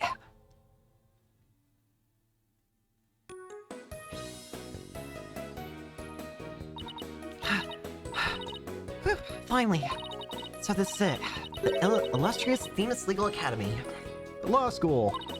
This is a place where many distinguished lawyers and prosecutors got their start. When news spread that Mr. Wright had gotten his attorney's badge back, he received a call from the school asking him to pay a visit. Mr. Wright brought us along, hoping we'd learn something from the experience. But no, I had to go and blow it by getting here 30 minutes late. At least it's not all business today. After all, today's their school festival. Aw. October 24th, 1:29 p.m. Phoenix Legal Academy. First floor hallway. Wow, this place has school festival written all over it. Literally. And why all the cold stares? It's because everyone's in school uniform except me? Well, I like the way I dress. Wonder where Mr. Wright and Apollo are. Your attention, please. This is an announcement from the mock trial committee. The mock trial will begin shortly. All students and faculty, please proceed at once to the lecture hall. Thank you. Is that where I'm supposed to head? Guess we're mainly playing as Athena this time around. Sounds like a mock trial is about to start. But where's this lecture hall? Looks like all the students and faculty are heading that way. Might as well join them. Maybe I'll find Mr. Wright and Apollo there. Right, Apollo? What in the world? This is the most high-tech college I've ever seen, or legal academy I've ever seen. October 24th, 1:33 p.m. Phoenix Legal Academy, 3rd floor lecture hall. This must be the lecture hall. Wow, they spent some serious money on this place. The district court can't even compete. Hey, Athena, over here. Hey, guys. Ah, Mr. Wright, Apollo. I've been looking for you two. I'm so sorry I'm late. It's okay. Sorry we couldn't wait for you. But we didn't want to be late for our meeting. Luck for you. The person we're supposed to be me also seems to be running late. Mr. Wright, Mr. Justice, it seems Professor Core has yet to arrive. Who is this? Hi? What in the world? Statue man? How unprofessional of her to keep visitors to our esteemed institution waiting like this. I shall make her right. I will not. Oh, who do we have here? Oh, right. You haven't been introduced yet. Who's this? Ah, yes, you must be the young lady Mr. Wright was telling me about. I am Aristotle Means, a professor at this hallowed hall of learning. I oversee the lawyer course here. It is a pleasure to meet you. I'm Athena Sykes. I just recently got my attorney's badge myself. It's nice to meet you too. How wonderful. So vigorous and vivacious. You just earned yourself a gold star. You got a big smile. Wow, thanks. That big smile of his is kind of scary though. Yeah. I mean, I guess he smiles with his whole face. I mean, some people do that. Looks like the mock trial's about to begin. What are we gonna do about our meeting? Oh, speaking of the mock trial, do either of you know what it's about? Oh, but I thought we had sent a pamphlet to your office. Right, pamphlets. Whatever happened to that? You won't be seeing it again. Truce used it for the old rip it up and restore it trick. Unfortunately, it didn't work as advertised. Well, it seems I'd better explain the situation then. Thank you, Professor. Hi there, sir. My brand new shiny badge. It shows that I'm a lawyer, as is tradition with every single lawyer game. Show badge. What a magnificent presentation technique. Both your timing and speed were impeccable. Speed? You mean speed's important when presenting evidence too? Absolutely. The speed and approach angle theorems are the first things we teach here. I believe Mr. Wright and others like him already make extensive use of them. You do, boss? Well, to some degree, I guess. It never even crossed my mind. This lawyer thing is deeper than I thought. Phoenix Legal Academy. Now, does anyone have any questions? I do, Professor. Could you tell me all about your school? What an excellent question. Here's a gold star for asking. Thank you. Our academy has 3 courses to choose from. Students seeking to be lawyers take the lawyer course. Likewise, Budding prosecutors take the prosecutor course, and future judges the judge course. Wow, you have everything here for someone who wants to seriously pursue a career in law. Yes, well, that's what makes our school special, and today even more so. After all, we are to be treated to a lecture by the legendary attorney Phoenix Wright. We can't wait to hear all about his return to the legal profession. You're giving a lecture, Mr. Wright? But you're not even a professor. Yeah, well, I'm just giving them what they want. I mean, he is a legendary lawyer. He's taken down some of the most legendary of criminals. I mean, we've got Von Karma, we got guy who clawed his face off, we've got Robo Glassman, we've got, if we're talking about other final battles with Phoenix, I don't think there's anyone else. Today's plans. Did you even know they were meant to be giving a lecture here today? Yeah, sort of, but I came early because I was supposed to have a meeting with the head of the judge course, Constance Court. It's been a whirlwind of a morning. Let's leave it at that. Professor Court. She is a wonderful instructor, but quite unpunctual. Oh, so that's who's late. From what I've heard, our esteemed Mr. Wright here is scheduled to hold a training seminar tomorrow, in addition to today's lecture. A training seminar? For lawyers? What exactly does that involve? Why, it involves the very skills that make a lawyer a lawyer. The arm angle when shouting, objection. The proper way to strike the podium. How to project one's voice. And most importantly, how to bluff your way to victory. Huh? Who exactly did you want me to teach stuff like that again? What a wonderful question. You just earned yourself a gold star. I like giving out gold stars. The great honor of taking a seminar by a famous lawyer and a famous prosecutor. Who? That is what is at stake in this mock trial, the crown jewel of the school festival. Who's the prosecutor? Is it Blackwell? Because I swear to God, he's a criminal. I mean, I guess that makes him famous in one way, yeah? The mock trial in question is a prestigious event that every student apprises to win. The top student in the lawyer course and the top student in the prosecutor course face off in a simulated court case set in this very school. As for the case itself, we select the best script written by a judge course student and base our case on that. Oh, a one-on-one battle. How thrilling. So, if the student studying to be a lawyer wins, they get to take my training seminar? But what if the other student wins? I'm not a prosecutor, so... There's no cause for alarm. We have a famous prosecutor ready for just such a case. But exactly who it is, well, that is a special surprise. A famous prosecutor?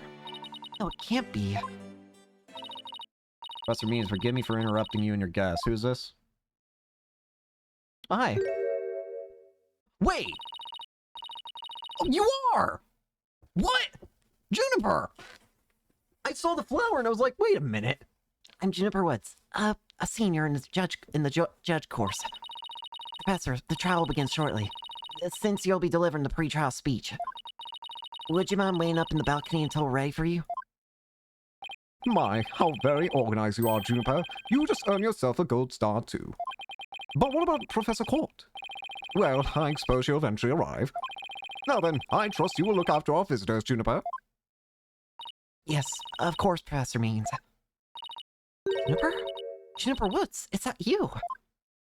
Hmm?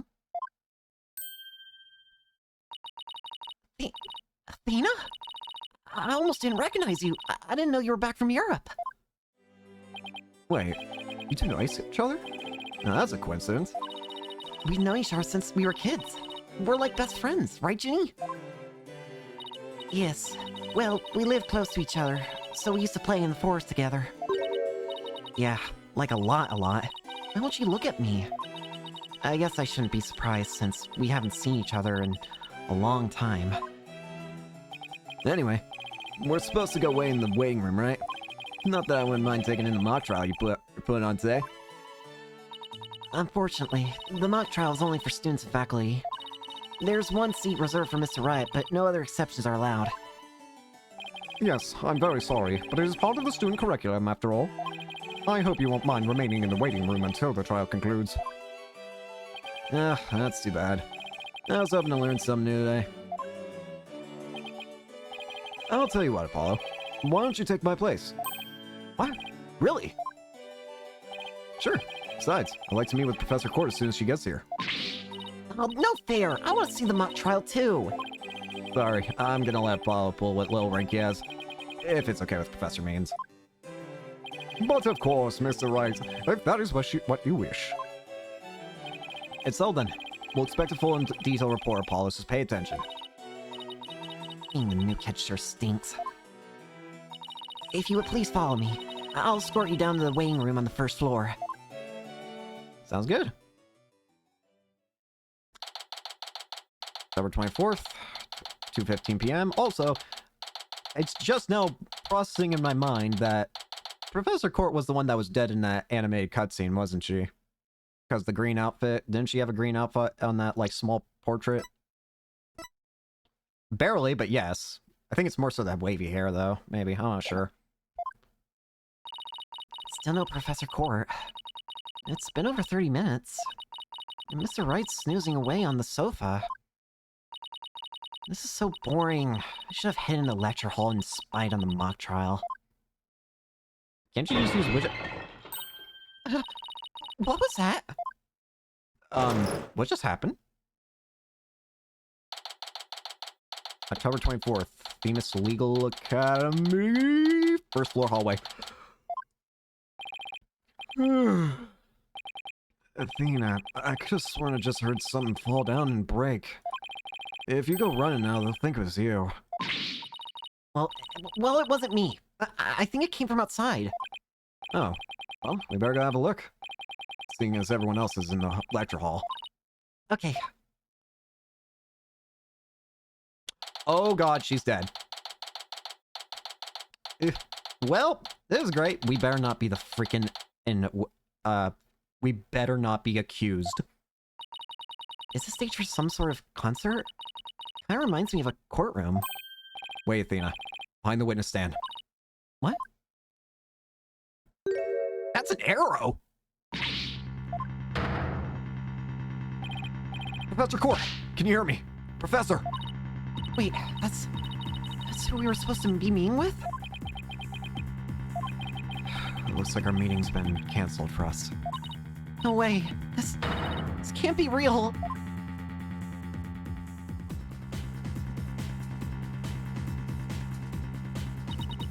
I called the police. They should be here soon. I'll go tell everyone in the lecture hall too. No, wait. We'll find out soon enough once the police gets here. Let's do our own crime scene investigation before it gets too crowded around here. What? Are we even allowed to do that? It's no big deal, as long as we leave it exactly like we found. Plus. No, never mind. Anyway, we should look around while the scene's still fresh. But... Okay, you're the boss. Listen, I'm the one who knows what... I've been around the block a few times. Oh, shiny new attorney's badge. Brings back memories. I've heard that countless people live in dread of your pointer finger. Were you really that scary back then, Mr. Wright? Strike one. I've always been just as you see me here. Just the, bumbling fool that somehow makes everything work out. Harmless sheep in wolf's clothing? Strike two. Do you have an old picture of yourself? Wait, never mind. I'm not sure I want to see it. Strike three. You're out. You're fired. Any ideas? In addition to checking the body, we should also check the areas around it. We don't have much time. Check only what you can. Nervous, Athena? Yes! I mean, no. Apollo didn't bat an eye at the alderman's body during that case in Ninetales Vale. Can't let him show me up. I can do this. Just take a deep breath and focus. So, Professor Court was... Yep, the professor I was here to meet. Turns out she wasn't running late at all. How awful.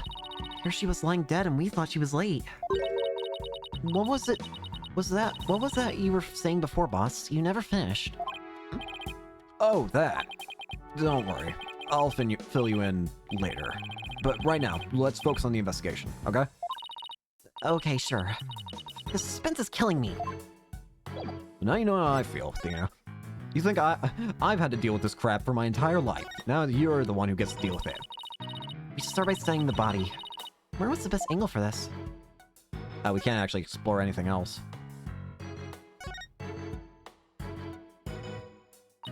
I guess I really do have to examine the body.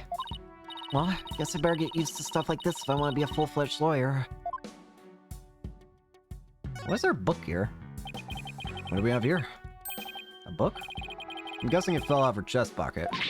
Wait, what if it's her diary? That's the most private thing a girl has. True, but considering the situation at hand, my apologies to the late Professor Court. No, don't! Looks more like a planner than a diary. 22nd, routine report. Need to speak with Hugh O'Connor. 23rd, meet with Hugh about that report yesterday. Important. 24th, 9 a.m., prep for the mock trial, final confirmation. 1 p.m., meet with Mr. Wright about training seminar. 2 p.m., mock trial begins. Okay, so we have some dates. We have some times and dates that seem important. Every page seems to have the same sword mark printed on it at that. I still think a girl deserves her privacy, but this may help us solve the case. Court's planner added to the court record. Constant Court's planner. A sword emblem is printed on the cover and on each page. She was shot with an arrow? There's an arrow stuck in her side.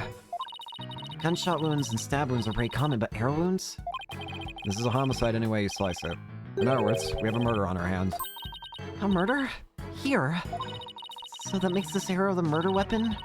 Well, that and the bow that shot it. Right, but where could the killer have shot her from? The stage is a sea of obstructions.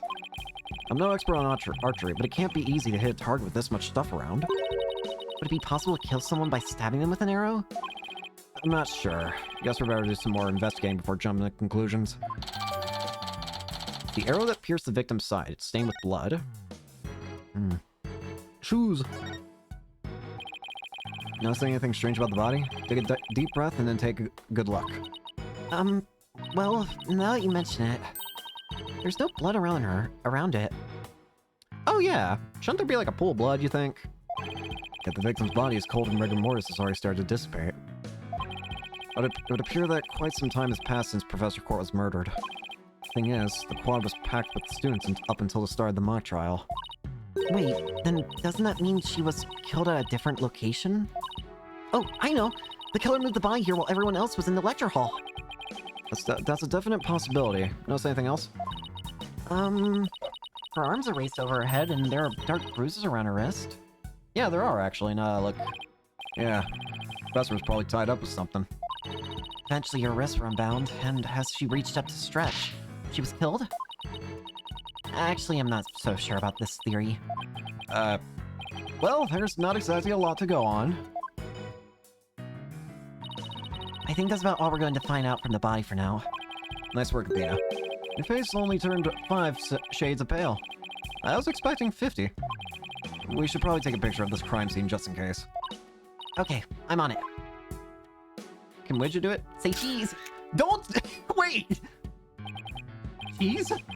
And I thought I was the one with the twisted sense of humor. Wait! Athena, you can't just say cheese to a... You can't just say cheese to a corpse. What? I think that should do it. Athena! Alright, let's take a better look around the area while we wait for the police to arrive. I had a feeling I saw that. This pile of rubble sticks out like a sore thumb. It looks like broken pottery or plaster. Maybe this is the source of that noise we heard? There's supposedly 2 statues on the stage. I seem to recall hearing that a co-ed from the Fine Art Club had made them. There are 2? Then that thing over there is the remains of another statue? This could be related to the case. Let's take a closer look. Is this supposed to be Edgeworth? I wonder what this was a statue of. Whatever it was reddish purple in color. Whenever Apollo and I first got here, both statues were already here, but they were covered up.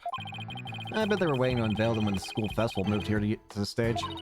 You mean this duffel-bag looking thing was actually being used to cover the statues? I guess that just leaves a question. Were they broken by accident or on purpose? What a puzzle this is. rubble.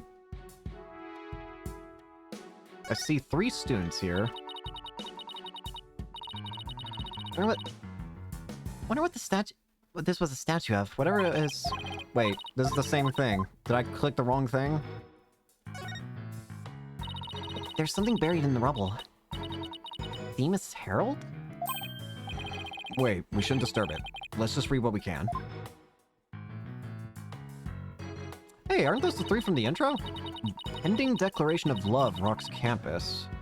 Final act in Torrid Love Triangle centered on campus She-Devil Juniper Woods. Level-headed lawyer, course genius, and hot-blooded prosecutor, course student will go head-to-head in a mock trial for the She-Devil's Black Heart. What? Hugh O'Connor has declared that he will confess to her if he wins. Huh. Wait, what? I seriously wish I hadn't read that. Find that more shocking than discovering a murder victim's body? But we're talking about my friend Junie here. She never lead guys on like that. Athena, you don't believe everything you read, do you? This article is clearly written with malicious intent. I'm not buying a word of it. You're right. But it's still disturbing, even if it's third-rate tabloid material. Some kind of strange love triangle. They were the ones that were in the intro, too. Juniper, Hugh O'Connor, and then the other guy. Mr. Wright, Athena. Here comes Apollo. I've never seen anyone move so fast. Listen, something big's happened. I was at the mock trial when the police announced the body had been found on campus. That's right, and we're the ones who phoned it in. We found Professor Court dead behind the witness stand over there. What? Can you show me?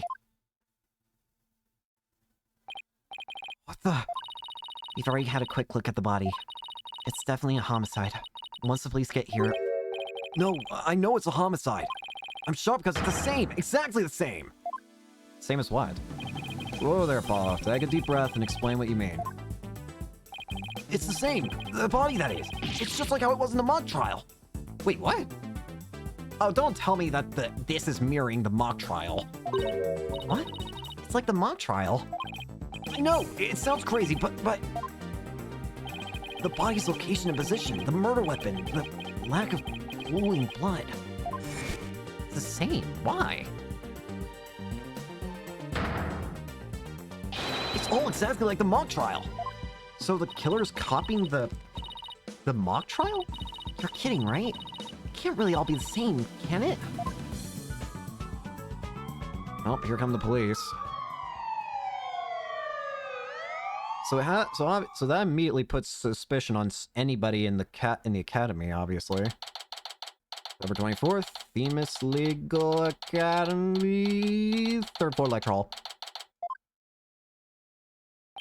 The whole school is in an uproar. There won't be any more classes today. Murder on campus. That's the last thing I expected at a legal academy. I'll go tell Professor Means what we observed when we discovered the body. You two wait here until you've spoken with the police. Yes, boss. Hi, Apollo. I can't believe this is happening.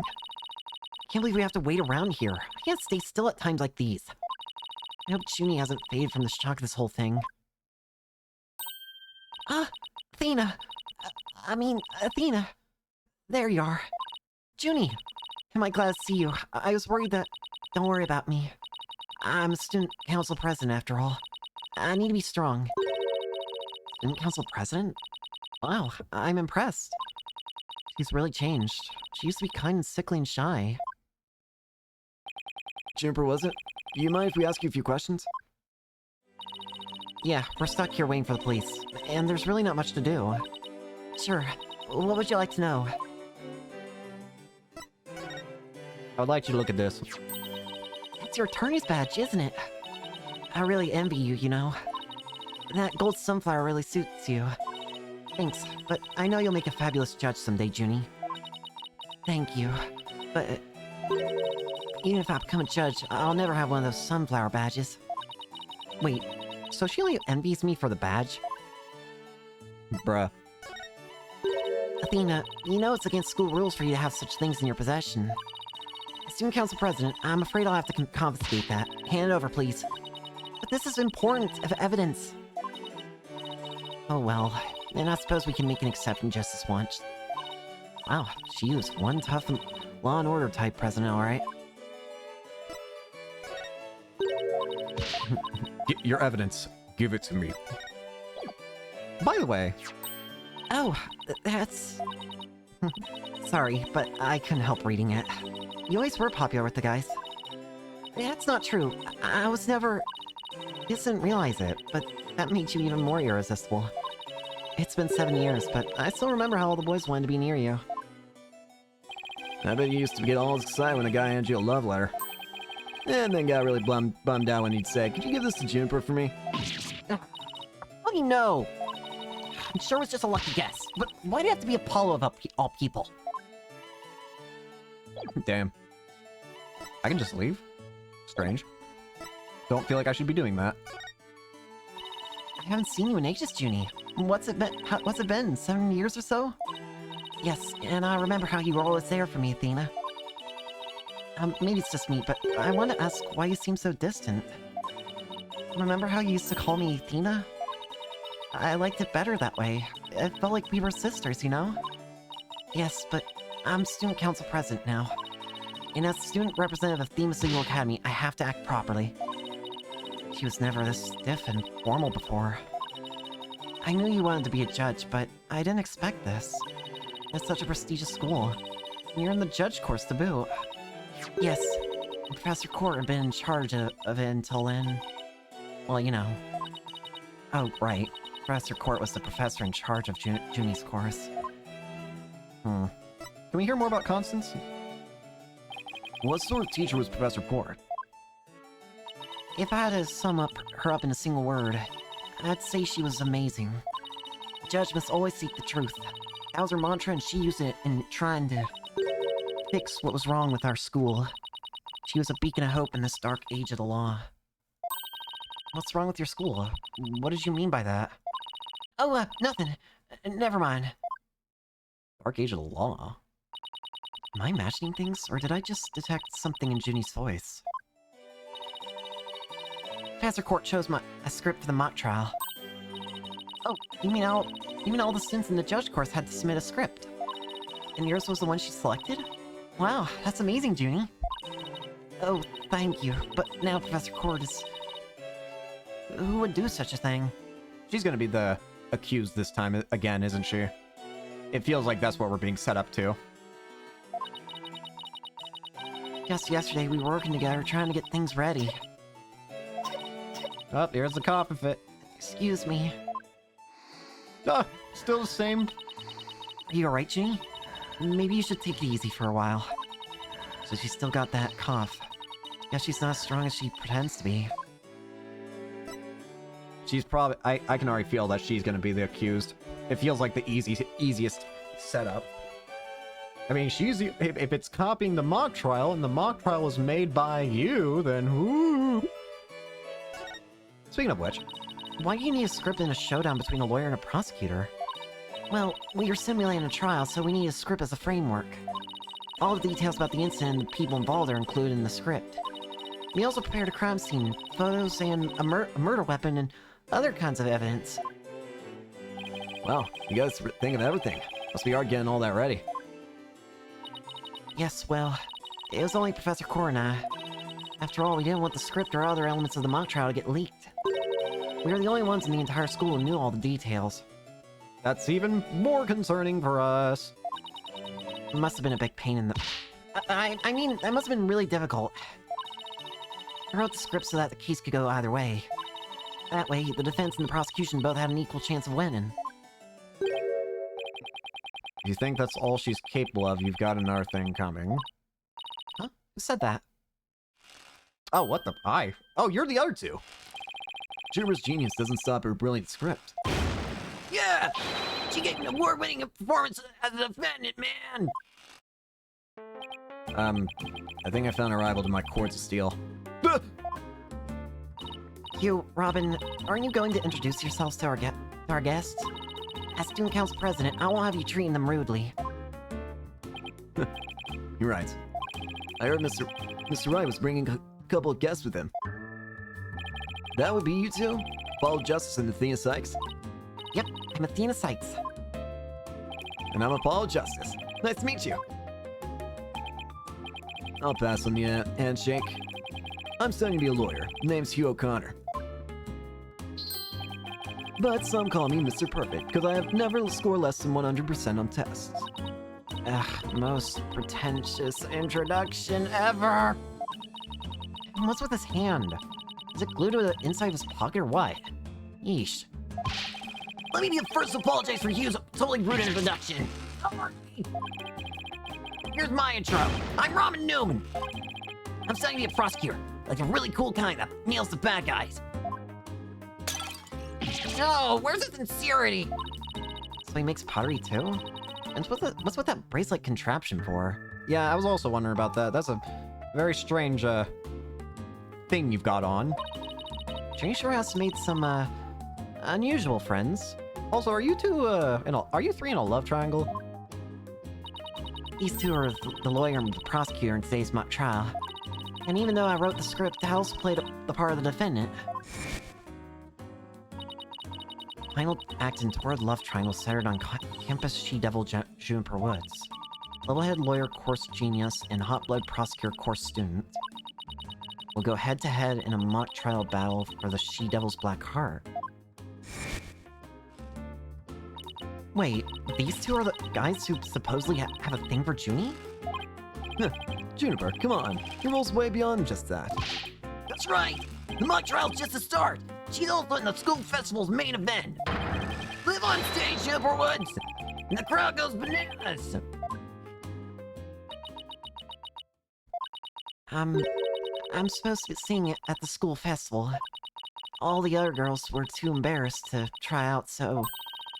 Wait, Junie singing? On stage in front of people? Wow, she really has changed. Before we continue, I'm going to use the restroom real quick.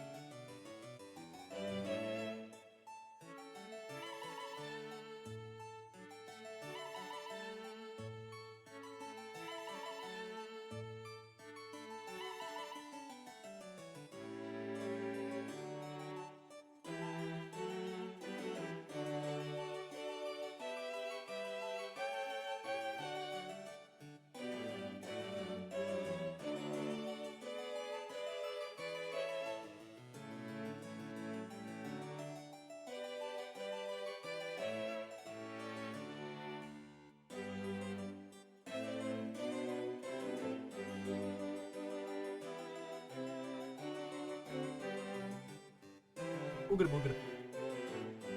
Make it comfy again. I'll take a drink of water while I'm at it. Alright. Ooh, gotta get comfy. Headphones on. And let's get back to it. Sorry about that. Everything's still working, just had to make sure. Alright, your performance. I was responsible for making everyone's stage costumes. Wait, isn't that just Lonnie? Hang on, that's just Lonnie from the past game, isn't it? And this is what I'll be wearing. It's amazing, Junie, but then again, you're always good at that kind of thing. Constellations in particular are really something. Oh, thank you. One of my favorite things to do is look up at the stars in the middle of the forest. Huh. So you're a fan of the night sky, then?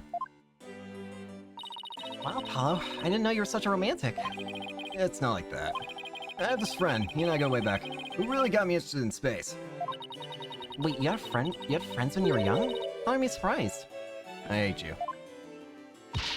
Student Council President, I cannot allow that such mean-spirited teasing to continue. Ugh. I think she's angry. You seem very different from the Junies of... that technically is in the future. The first case takes place later, after this, right? The costumes were no problem, but as for singing, I'm not sure. Oh, you can do it! That's right. And anyone who says otherwise will have to answer to me. It's like a chivalrous love triangle. Damsel in distress and two knights in shining armor. Maybe that famous Herald article wasn't too far from the truth. Speaking of the latest news, I wonder how the mock trial turned out. Yeah, who won? So who won? So, how'd the mock trial end? We were just about to reach a verdict when the police arrived. Now we'll never know how it would have turned out. I guess that's what happens when there's a real murder during a fake murder trial. It ended right before the verdict. Talk about bad timing. This close, man! I bet I would've won! But I bet this fence wasn't doing too badly either, right? Well, we'll say this some other time. I assure you, I will win when that time comes. Like I'm gonna let that happen. I don't think so! I hope they don't end up hurting each other. Oh, don't worry. The three of us have been good friends since we enrolled here. We even have proof of our friendship. Proof? Like physical evidence proof? Yes, we're studying for a career in law, and in the legal world, evidence is everything. Well, as our friendship lasts, you can bet we'll be carrying them around. Ah, the famed Themis Legal Academy ingenuity at work. So, what is that useless proof for friendship anyway? Well, it's a secret, and if I show you, it would be bad luck. Oh, okay. I know it. There's definitely some discord in Junie's voice. She's hiding something. A friendship is sacred and viable. It's not something to be put cheaply on display. Proof? We don't need no stinking proof! Us three are friends forever! Oh, what the? I can hear discord in their voices too. Interesting. So all three of them have conflicting emotions about their friendship? But they're talking about their friendship. What's going on here? Something wrong, Athena? No, it's nothing. Oh, alright. Hey, isn't that... Everyone stay right... Oh, is it who I think it is? Everyone stay right where you are! Don't move a muscle! I knew it! I'm always here! Detective Fulbright! Detective Fulbright, is something wrong? Why, if it isn't my little lawyer friends... Sorry, but the small talk will have to wait. Juniper Woods, you're under arrest for the murder of Constance Court. What? Wait a second, what's going on here? Why are you arresting Junie? Please, Detective Fulbright. We're involved in this case too. So you're the lawyers that the dispatch said were first on the scene. I can't tell you everything, but I will say this. There are two major reasons for her arrest. I had a voice crack. Ignore that, please. Number one, the suspect led somebody to where the body was. I didn't... And number two, the crime scene is exactly how the suspect portrayed it in her script. But you can't arrest her on just those grounds. True, but there's more. However, Prosecutor Blackwell specifically told me not to say no more than that. Blackwell's the prosecuting attorney on this one, too. Detective Fulbright, found this in the suspect's pocket. What? Why there's blood on this? That's evidence we made for the mock trial. Mock trial? Heard of such thing, but it sounds fishy to me. Real fishy. Now, if you would, officers. Yes, sir. But... Junie, I have to do something. I can't let them take her away like this. Now, if you'll excuse me, I have work to do. Hold it! Hold it! I refuse to believe that she's the killer! Junie! I've decided. I'm going to defend you. I'll fight with everything I've got.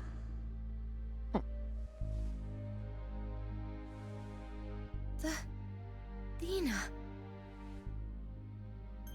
Junie, it's good to hear you say that name again. Aw. Sounds like this might be Athena's real first shot on her own. I hate to interrupt your bonding time, but aren't you rather new to all this? You're barely even a lawyer. Well, I don't have much experience, and I may need Apollo and Mr. Wright's help at times. Nobody believes in Junie as much as I do. I'll up to it, Juniper. There's no way you murdered your professor. Nina, Apollo, thank you both. I'm counting on you. We got your back, Junie. Guess things worked out after all. Now that you have your lawyers, Miss Woods, it's time for us to head back to the station. Alright. I can't believe Junie's been arrested for the murder. And I can't believe I accepted her case without asking Mr. Wright. Take a deep breath and relax, Athena. I'm here to help with whatever you need. So let's get right on the case. Right. I want to have this case left in the hands of a rank amateurs. If anyone's going to solve this case, it'll be me. Time to investigate. Hey, that smug little... He hasn't even finished law school. You! That was totally rude! You're not the only one on the case, man. I'm in too. Break big time. Jump for one! Stadium! That just happened. Now those two are gone. Let's get back to what I was talking about in front of the stage. About the mock trial, that is. Oh, right. You said the victim's location, position, and so on were just like in the script. Exactly. But without the script or any props, it's kind of hard to explain. Perhaps I could help. Oh, God. Perhaps I could help. Air forward. Hi, Clavier. What are you doing here? Oscar Devin! What are you doing here? You two seem to know each other. Is someone going to introduce me? Why, I do believe we have a fresh face here. Greetings, Fräulein. I'm Clavier Gavin. Some know me as a prosecutor, but I'm most famous for my former rock band. We were quite popular, you know, but regrettably the band went kaput. Perhaps you've heard of us, the Gaviniers. I was the lead vocalist. Never heard of your band. Then again, I was out of the country till only recently. But, can I get your autograph? Bruh. You just met him like 3 seconds ago and you want his autograph? Forgive me, Fräulein, but I've retired from the music biz. But I'd be happy to offer my autograph as rockstar prosecutor, Clavier Gavin. Okay, that one then. She's a lively one, eh, Floyd? Didn't know she was your type. He's the newest member of the Wright Thing Agency, that's all. Nice to meet you. I'm Athena Sykes. A pleasure to meet you too, Athena Sykes. Now that the intros are out of the way, I'm sure you have some questions for me, Jai Floyd? Clavier. May I ask why you people present your attorney's badge like that? It seems like Air Forehead and Mr. Wright always want to show theirs off too. Well, let me ask you, Prosecutor Gavin. Why do you play the air guitar? It would seem the answer we seek can be found in much the same place. Never gave it that much thought, actually. I always just whip it out. I like how that caught him off guard. Why, Fräulein, what a wonderful piece of evidence you have there. But I imagine no matter what you present, it would be impossible for it to be more persuasive than your beauty. But it doesn't work that way in court, too.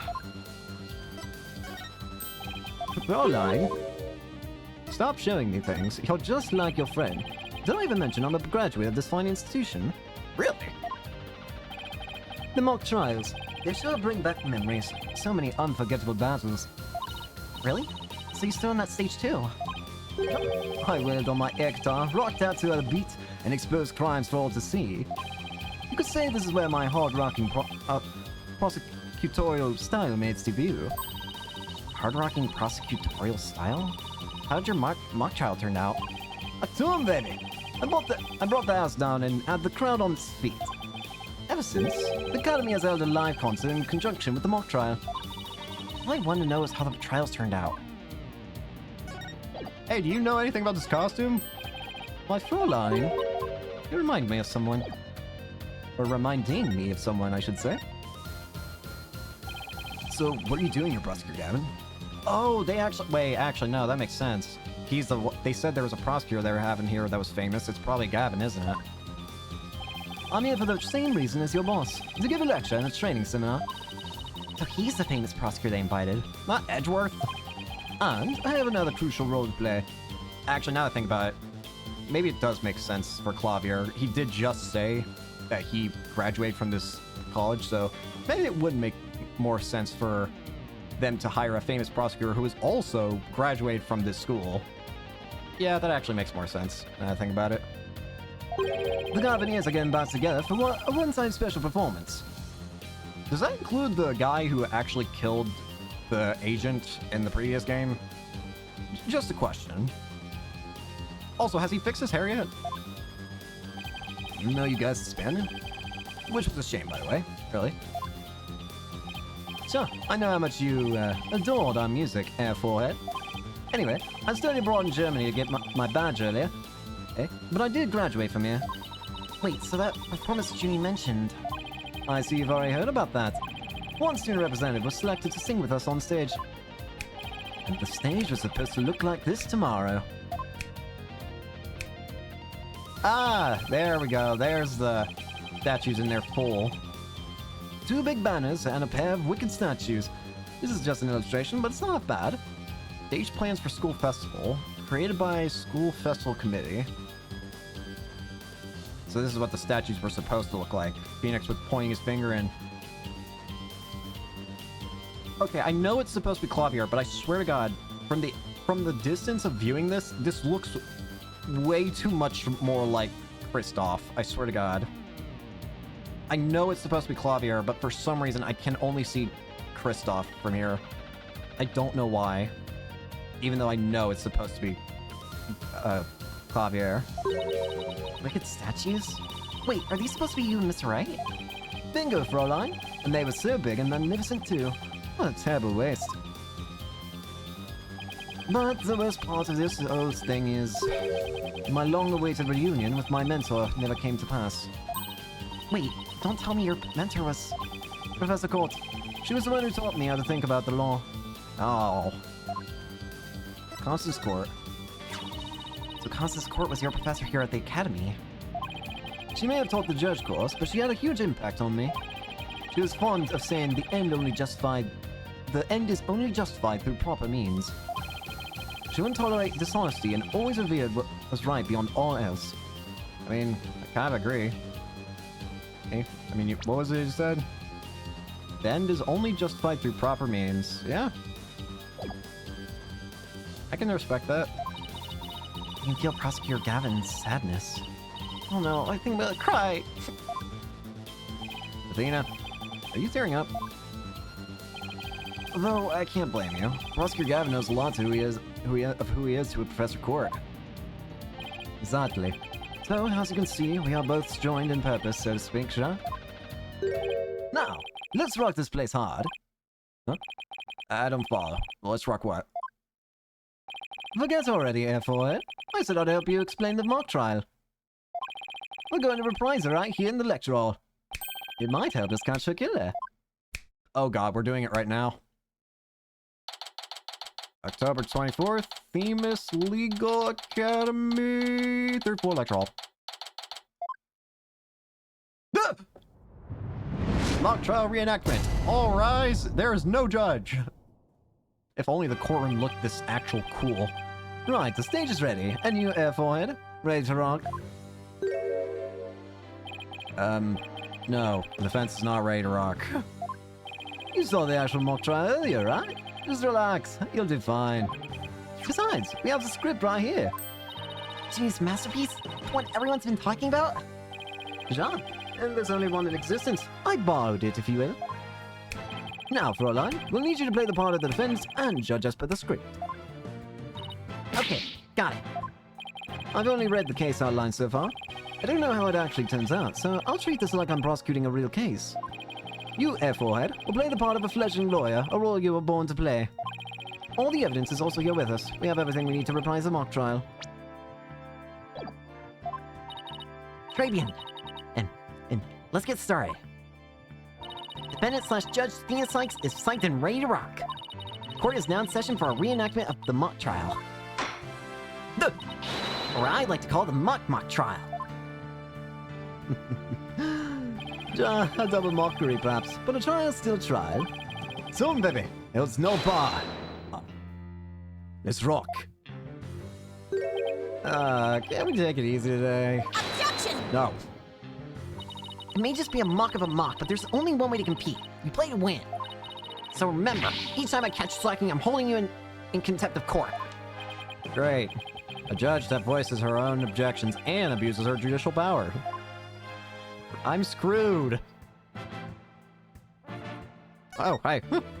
So let's go over a summary of the facts. Now then, Prosecutor Gavin, your opening statement, if you please. You got it, Fräulein Judge. Our case is set in a school very much like this one. The victim, a professor, female. The defendant, an archery club member, also female. Oh me, oh my. I'm innocent. Innocent, I tell you. That's some seriously bad acting, Fräulein. Anyway, the victim's body was discovered in the middle of the quad. There's a shot of the crime scene. Ironically, it was Professor Court who posed as the corpse. Yeah, forward. How did the mock trial participants react to this photo? Mr. Newman was surprised by what Professor Court was wearing. He reacted with, oh, the green sweatsuit. That's not exactly what I would pick to focus on, so why would he care about that? Oh, too much of a fledgling to know what's important, that one.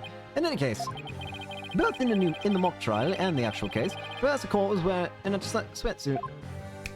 Moving right along. Hold it! Hey, wait a sec. The body was discovered in the same area as the mock case, although there was a stage. But her arm was different. Plus, the murder weapon was an arrow, and the lack of blood are also the same. That's right. And therein lies the significance of this mock trial. So let's keep rocking it hard, just like that. The defense's argument. Before the crime occurred, the defendant was to meet with the victim in the quad. Let's see here. When I arrived at our meeting place, I found the professor with an arrow in her stomach. But it wasn't me, I didn't kill her. You don't have to ham it up like that, Athena. It's called getting into character, Floyd. Don't be such a wet blanket. Right. Let's see. Oh, yeah, then Hugh said... Rail Co-Ed used her bare hands to stab her professor with an arrow. I don't think so. At the time of the murder, a male student was seen holding a bow in the archery club room, which has a clear view of the quad. He shot the arrow into the victim before my client even got there.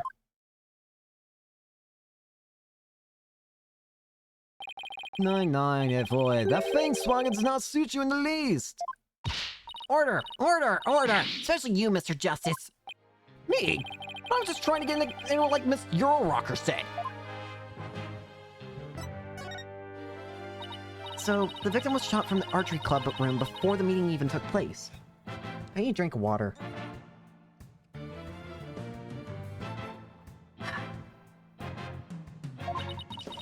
Hence, the defendant could not be the killer. And that seems to be the defense's assertion. Prosecutor Gavin, do you have any objections? The autopsy report notes that the edges of the victim's wound were unusually ragged. Could such physical trauma possibly result from an arrow shot from a bow? 9. I believe the victim was impaled with the arrow by hand, post-mortem. In short, the real murder weapon was not the arrow at all. When Robin was prosecutor, he had a tough time determining the real murder weapon. Well, he's just a student, a warm-up act, but I am the real deal, the headliner, so to speak. The true murder weapon was most likely the awl that was left in the art room. An awl? What's that? I mean, an owl, you say? What might that be? It's the kind of tool they use for poking holes in paper, wood, and other materials. It's kind of like an ice pick. I was actually just about to say that. I have a photo here if you're interested. Gross. It's all bloody up the handle. Please tell me it's just paint. Most likely, Fräulein. Pretty realistic, huh? Let's pretend it's real blood for now. The defendant's prints were lifted from the murder weapon. Furthermore, traces of the victim's blood were discovered in the art room. And that's where I believe the murder actually took place. So, the question now is, how did the body get from the art room to the stage? The murder took place in the third floor art room, but the body was found in the quad. It must have been quite a chore moving the body all that way. Not at all. There's a maintenance area in the storehouse right outside the art room. And a cart used to carry balls around was found there. Oh, I think I've seen one of those before. But that's a pretty big one. A turbojat? Big enough to fit a person, or a body, in it. The defendant dropped the body from the art room window, then moved it with the cart. That is how a high school girl could easily move a body all by herself. You don't say! Objection! Body dropped from 3 stories up, which shows signs of massive blunt force trauma. Objection! That may be true, but... you failed to account for the large high jump mat in the storehouse. A body dropped onto such a mat would show no signs of blunt force trauma. Yikes. It's almost scary how similar this whole case is to the mock trial proceedings. Quite a crafty killer, in an attempt to cast suspicion on the archery club. They moved the body to the quad where it would be an easy shot from the club room. Then the killer faked the murder weapon by inserting an arrow into the owl's stab wound. Sounds like he has only high praise for Junie's script. Sounds like he has only high praise for Junie's script. But any further arguments from the defense? Oh, seems like the teacher who was playing the judge was satisfied too. Time for the finale then. Your verdict, if you please, Fraulein Judge. Huh? Oh, right, that's me. Very well. This court finds the defendant, Juniper Woods... Wait a sec. Even if this is just a mock trial of a mock trial, I don't want to declare Junie guilty. Yeah, perhaps that's not such a good idea. Let's end our mock trial here. Well, thank you for that. Besides, it's about time I get back to my investigation. Thanks you two. A little run-through of the mock trial helped cleared up quite a few things. There's only one copy. Let's take a look at what it says. Our tomb, baby! The prosecution's already got a witness sized up too. Wonder who? Facts about the case. A body with a protruding arrow was found in the quad. The murder weapon was an awl. The arrow was inserted as a ruse. The actual murder scene was the art room, where traces of blood were found on the floor. How the body was moved. The body was dropped from the 3rd floor art room to the maintenance area below. A mat was laid out to cushion the fall.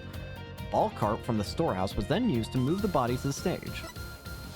Why the body was moved? The archery club's room has a very good view of the quad. The body was moved to the quad to make it look like an archery club member had shot the victim with an arrow. Things to repair. All. Buy from the school's festival funds. Get from hardware store. Arrow. If I borrow one from the archery club, it could give away part of the script's plot. To be dated. Sweatsuit. Victim's outfit will be a red one from the prosecutor case. Really? A red one? Ah, you know, I was just thinking about that. They said that someone else thought when Apollo was pointing out the whole I think it was Apollo, but they were pointing out how the teacher was wearing a green tracksuit. But that doesn't make sense according to this mock trial script. She was wearing something green. Now, or she was supposed to be wearing red if she was wearing green. That's what I'm trying to say.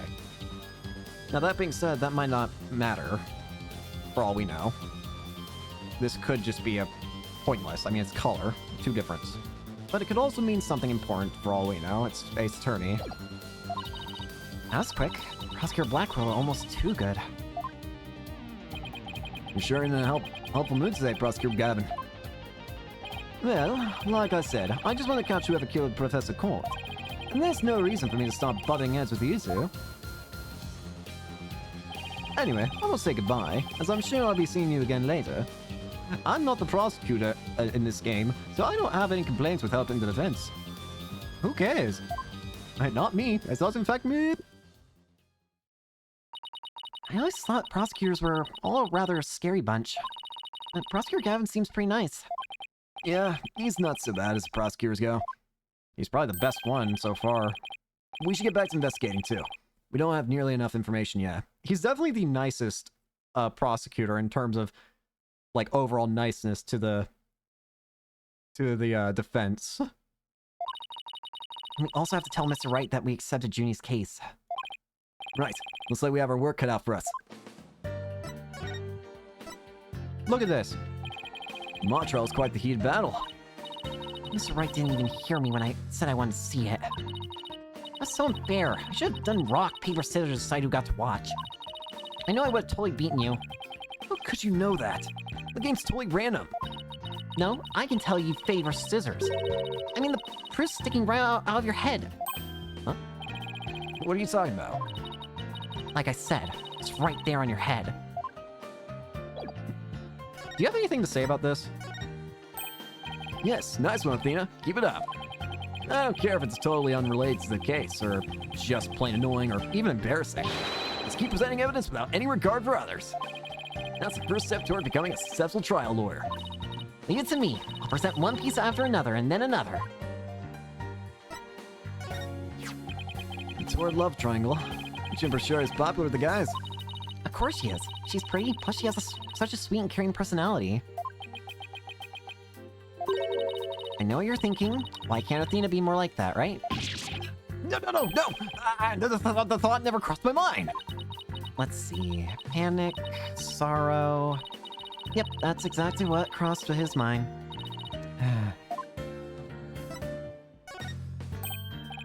Keep doing that. Show me the evidence. So, what does the game say our objectives are right now? Find witnesses for the trial and search the entire campus. Alright, makes sense. She was judge, course teacher until she became victim of this case. 45. Do you... I wonder if this guy's wearing a mask. Or if this is just genuinely his face. And if so... Is he wearing plaster? Or whatever? Is he just a living rock titan? Whatever. Hello, it's me. I'm here now. Leave. This is my game. I just wanted to appear as a cameo. Let's talk. Any ideas? The most prominent feature of this case is how closely it resembles the script. That makes it a tough one because we have to have a firm understanding of them both. No sweat. We can reenact the mock trial as many times as we want by reading the script. I'll check it out in the court record and commit it to memory later. Good. But the script and the mock trial are going to be the centerpiece of the real trial. Make sure you know them both inside and out. Yes, sir, Mr. Justice. Mr. Justice? Careful. I could get used to that. Is that a bad thing? Your expression makes it seem like a bad thing, but your words make it seem like it's a good thing. Apollo, any of his advice on how to investigate the case? Start by interviewing people about the basic facts. Interview people, got it. Hey, you there, what can you tell me about the... Whoa, hold on, Athena! The trial's tomorrow, so try to limit it to people with some relation to the case. Okay, got it. Limit the interview pool. Right. You might also want to take it down a notch, otherwise you'll be dead by tomorrow. You want me to calm down at a time like this? Junior's fate rests in my hands. I just have to win this one. Well, I mean, we already win it. The first case showed us that, right? Alright. Anyways, let's go to the Write Anything agency. Hi, Druzy. Any ideas? School festival? Why didn't you take me with you? Oh, only Mr. Wright was officially invited. Paul and I were just tagging along, but we are lawyers after all. Well, my magic act would have made a great warm-up for the mock trial. They'd have seen how even the most crucial evidence can vanish in the blink of an eye. That's probably precisely why Mr. Wright didn't invite you. Academy. Lena, don't you think the Write Anything agency has about run its course? What do you mean? Isn't it obvious? It's time for the Write Anything Academy. And you, Athena, I want you to be the head of our psychology department. Oh, what other departments will we have? Well, I'll be the head of the magic department, and we'll have the cords of steel department and a bluffing department. But then who will be the head of the toilet cleaning department? Don't answer that question. Look at this mock trial. Wow, thanks, Athena. That'll make a great new problem for my magic act. Huh? But that's... So, what kind of trick should I do with it? Make it disappear? Burn it? Rip it into? Let's just save that fun little detail for later. Oh no, you're no fun. do you have anything to say about any of these things? I assume not. But... Oh, wait. Hey, is that the morning paper? Something like that. It's a school paper. I was thinking, your magic tricks would make a great article. Really? A newspaper article about my tricks? That'd be so cool. The moment the interview starts, I suddenly disappear, shocking the interviewer. Without an actual interview, they could call the article the interview that vanished. I'll just leave it at that. Look at this arrow. Thanks, Athena. I can use this to shoot somebody.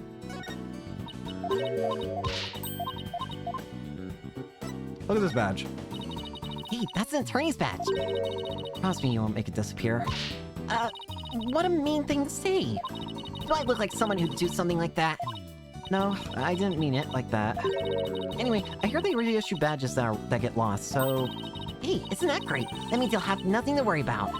Yeah. But seriously, please don't make mine disappear. I wouldn't want to have to explain. Let's try going to the hallway then. Hello?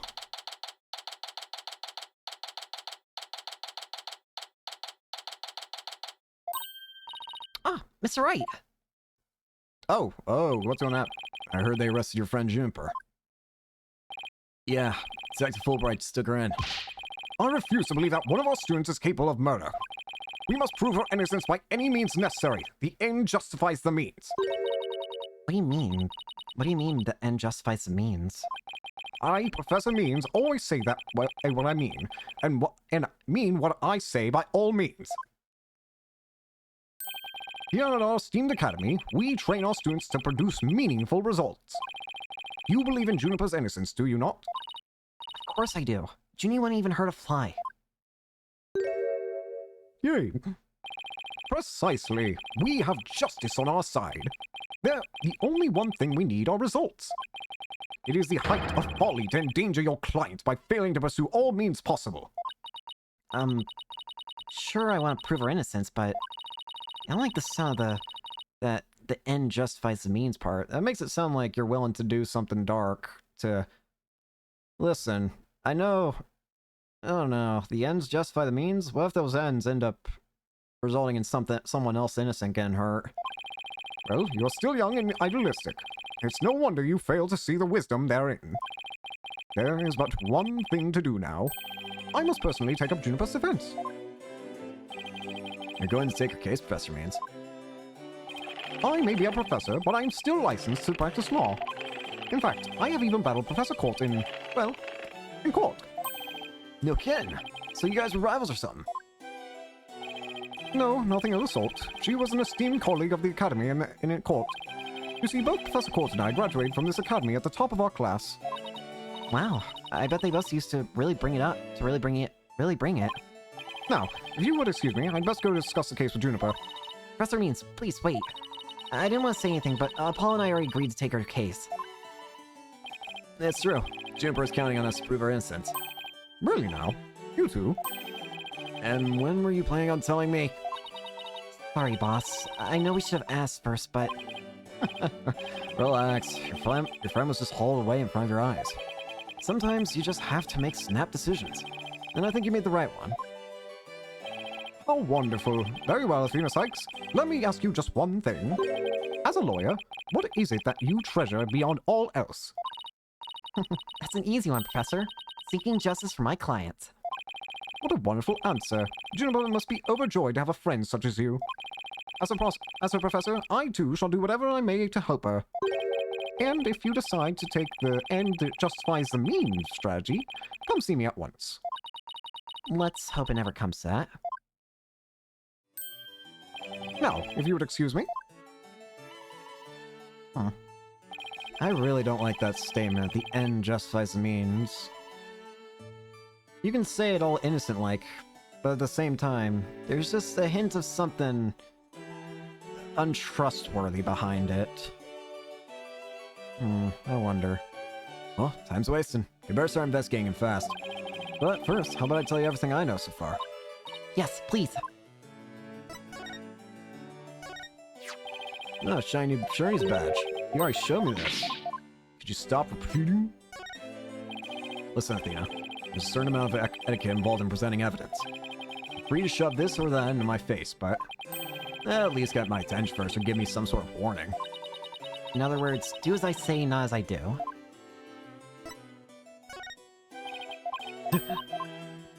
Who said I was a good lawyer? I just bumbled my way through. Things like that sure scream out school days, don't they? Were you involved in any extracurricular activities like school papers or mock trials? Nah, that wasn't my thing. I was an art major. An art major? And how did you become a famous attorney?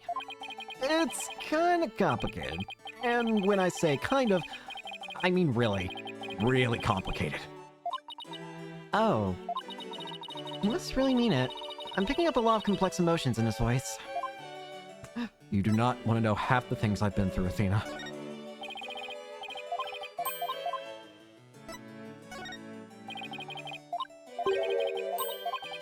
Alright, that's all that. About the murder. Have you learned anything new about the case? Actually, I ran into Prosecutor Gavin, and he told me something interesting. Seems the murder took place in the art room. There's traces of a large pool of blood there. So the police believe the body was moved from there to the stage. What? Really? It's like the mock trial again. The police are searching the art room, but whether they'll find anything, well... Well, what? Come to think of it. Let's do our own crime scene investigation before it gets too crowded around here. Huh? Are we even allowed to do that? It's no big deal, as long as we leave it exactly like we found it. Plus... No, never mind. Now, where was I again? There's really no need to talk about it right here, right now. I want you to find out for yourselves. Rumor about the Academy. So were you shocked by your conversation with Professor Means? Oh, I guess so. Actually, that was pretty shocking. Dark age of the law. I'm sure you heard those words before. Sure, a number of times. Prosecutors file false charges and lawyers fight back by fabricating evidence. There's a lot of that going around these days. But the question is, how does it relate to the case at hand? Training students to produce results. That is the school's policy. Oh god, don't tell me the school's actually training people to fabricate. Well, that in and of itself isn't a bad thing. Right. As long as those results come by fair and honest means. Oh, but what was it that Professor Mean said? The end justifies the means? Suddenly he's a lot more sinister. To survive the dark age of the law, you must use any means necessary. Fabrication of evidence and false charges are unavoidable in the quest for results. That's what they're preaching here at Themis Legal Academy. But what'll happen to our legal system if the results are all that matter anymore? Relax, it's just a rumor. I take it with a grain of salt if I were you. Oh, that's a relief. You had me going there for a minute. Wait a sec, what if Mr. Wright examined the victim's body for a reason? Maybe he's worried somebody actually tampered with the evidence. I think that about wraps up what I know so far. The fact that this case closely resembles Miss Wood's script is obviously important. Knowing that, you should probably try and identify what's the same and what's different. Okay, I'll try and talk to as many people as I can on campus. I might have to come back here, we'll see. Oh, I can go to the maintenance area now. Let's check the outdoor stage. October 24th, Themis Legal Academy outdoor stage. I thought this area's cordoned off. Hey, police have discussed something over there. Oh, I know. I'll just quietly sneak over for a listen. Here goes. Athena, watch me! What, the box? Huh? Who are you? Box? Ow! Who put this stupid box here? Wait. Apollo! This box, there's... What now? There's someone or... something inside. Will it be a snake?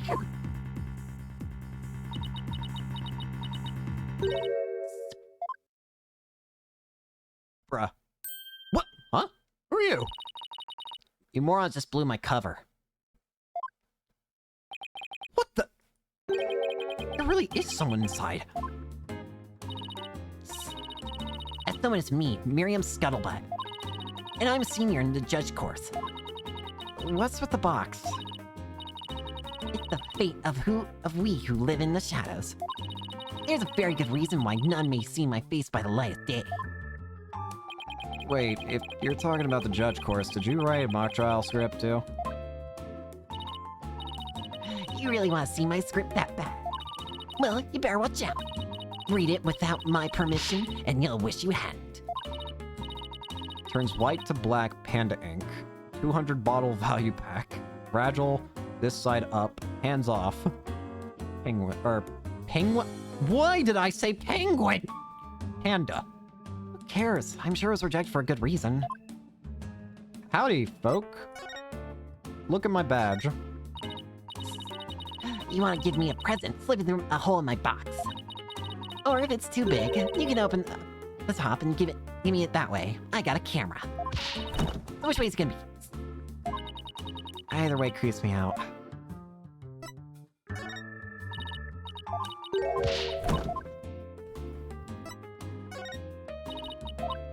Anything? I love this newspaper.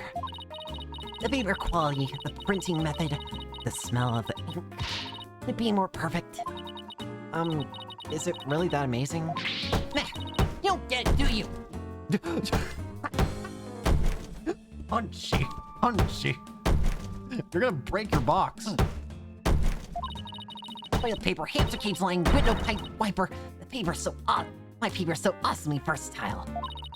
Might I understand the contents run on the entire spectrum of fecal matter as well?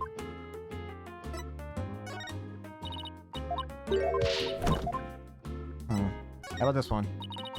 My script is way more popular than Juniper's. Really? Wow. Was that the majority opinion? Yep, my behind-the-scenes maneuvers, threats, and deceptions work like a charm.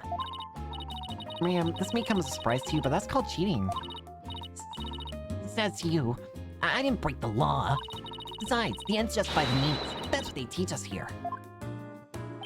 Apparently, some people are already thriving in the dark age of the law. That's concerning. Miriam Scuttlebutt.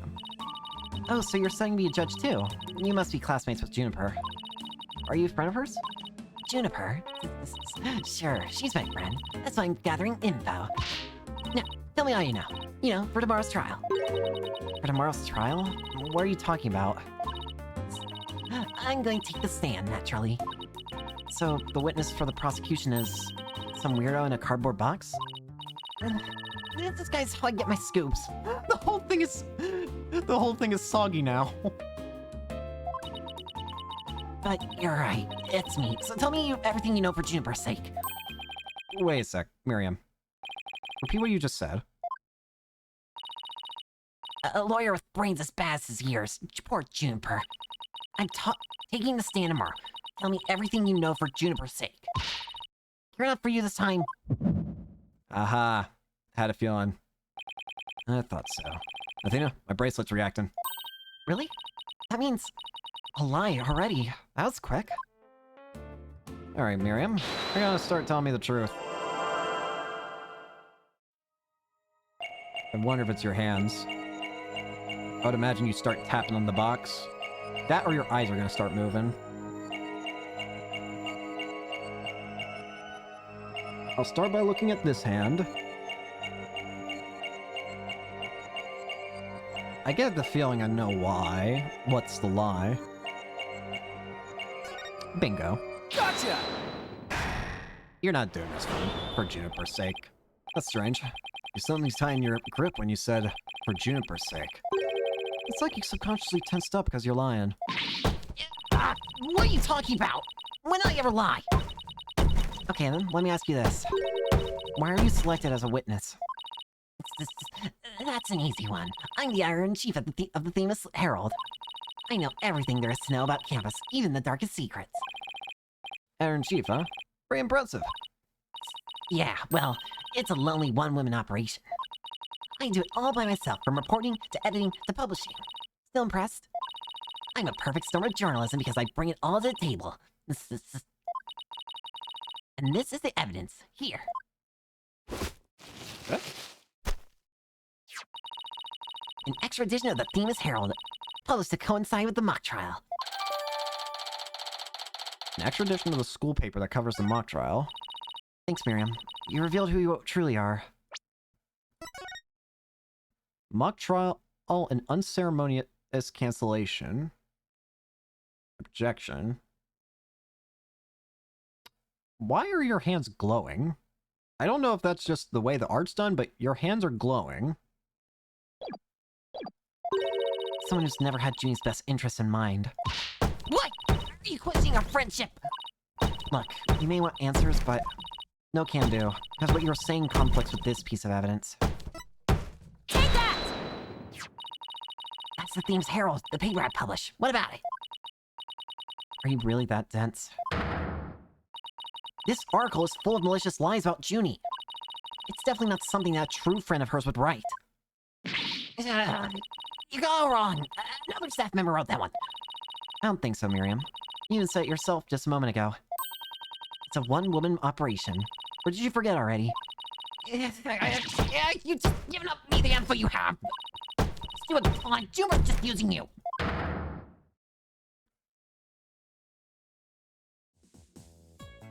So, let's hear who you really are. Now, I want the truth, Miriam. You hide in your box in order to collect gossip for your sleazy paper, isn't that right? You're not really friends with Juniper, are you?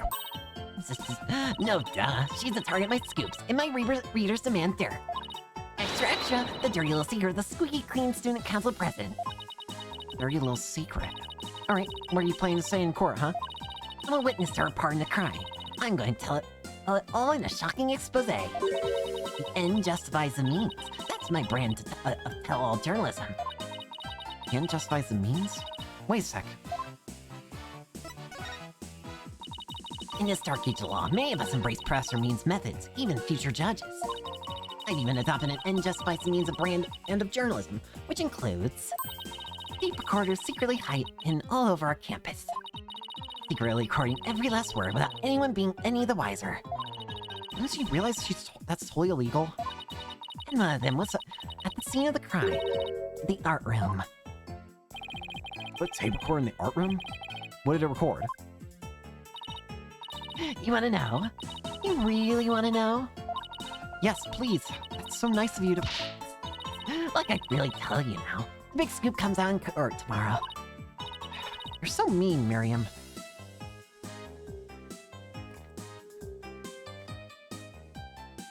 I have to go get more water. No. According to my evidence, a fatal fissure has opened between the three of them. Oh, Junie, Hugh, and Robin? And what do you mean by a fatal fissure?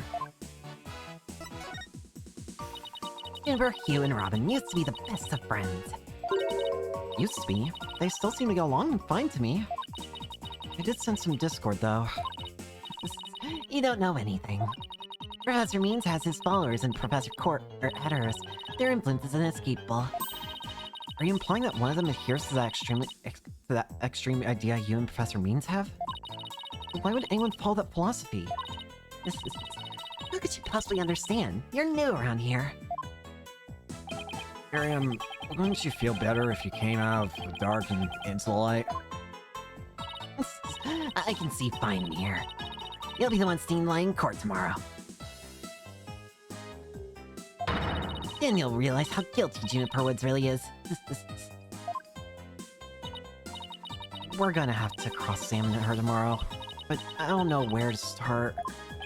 Well, let's at least take care of whatever we can today. You're right. Let's see what else we can find out.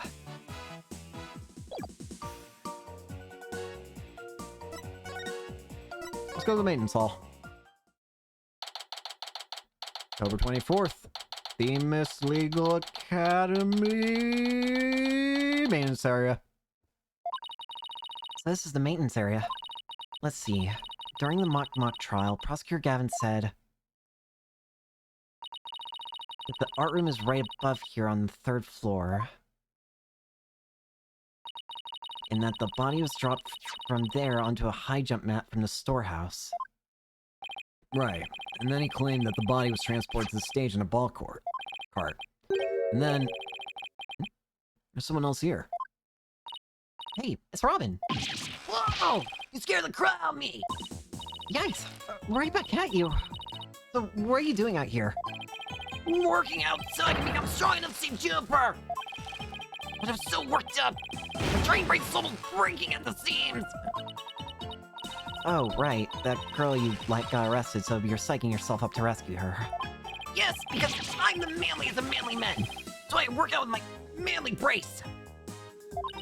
Except that I hear some discord in that manliest of men's voice of yours. I don't mean to be rude, but can't you talk without shouting? Sorry! I'll try not to shout so much! If at all possible, that is. Which is not at all possible, by the sound of it. So do you mind if I ask you some questions as Junie's lawyer?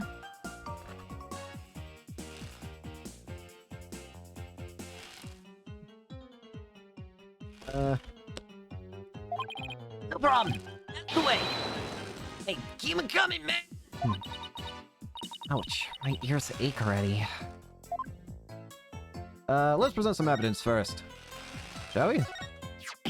Whoa! Check out your badge! What do you think? Nice and shiny, huh? Yeah, it's awesome! But it never starts to peel or if it gets all bent up. Let me fix it up for you. Really? Thanks. No problemo. I'll have some primo clay and glaze at the ready just in case. Risa, thank you for the follow. Hope you enjoy streams. Wait, what does clay have to do with my badge? Whoa! Did you make that? Let me fire it in the kiln for you. Just give it to me, I'll take care of the rest. I think I'll pass on the kiln for firing this time. Phew, I should pull it there. Hello. Arrow? Did not make an arrow. Great, for every piece of evidence I show her, she's gonna break a plate or a bowl. How you doing? Doing pretty good. Ah, that paper! So Robin, is this article true? The author of that article has been gunning for the three of us for some reason. Oh, thank you, Risa. Nothing but trashy articles like this as long as I can remember. Maybe the author just wants your attention?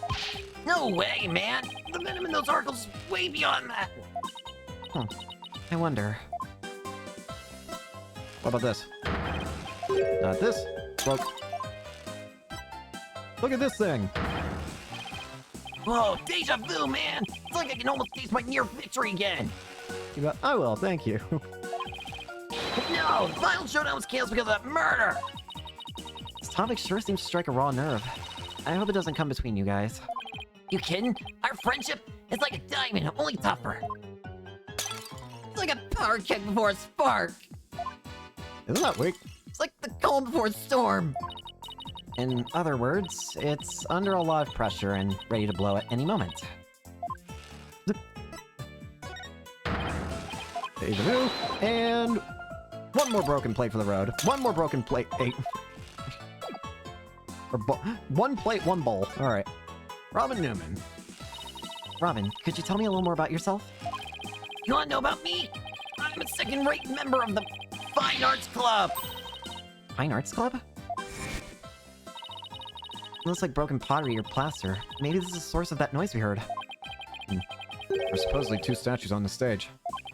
And I seem to recall hearing about the code from the Fine Art Club had made them. Oh, so you made them. 2 big banners and a pair of wicked statues. This is just an illustration, but it's not half bad. Wicked statues? Wait, are these supposed to be you and Mr. Wright? Bingo, Fräulein. And they were so big and magnificent, too. What a terrible waste. So you made them. Say, did you create those stage statues by any chance? You bet I did. Both of them. Put my blood, sweat, and tears into those things, man. It must have been terrible seeing them all smashed up like that. I couldn't face Professor Core if I let something like that get me down. What do you mean? Professor Core was the Fine Arts Club advisor. She was all about truth and beauty, man.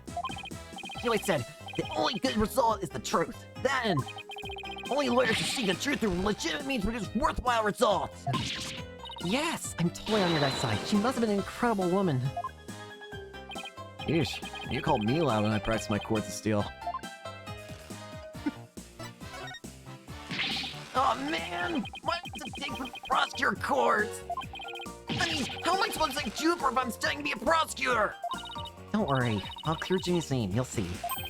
Three of us had a dream. We swore we'd make it happen together. Prosecutor, lawyer, judge. Three of us would hold fair and honest trials. Dark Age of the law? Ha! We are gonna put a nail in its coffin, man. Wow, you guys swore to do that. But no! That stupid school rule had to ruin it. School rule? Which one? Anyone with a prior conviction, no matter how minor the offense, they won't be allowed to graduate from this stupid, holier-than-thou school! Tough legal academy with even tougher rules. So wait, with a previous conviction? So that means one of you three... Does that mean one of you three have had a previous conviction?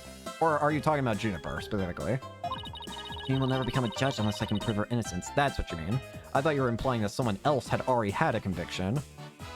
And if I fail, the three of them will never realize their dream. It's like someone put pressure on my pressure. Don't seem to have anything else here.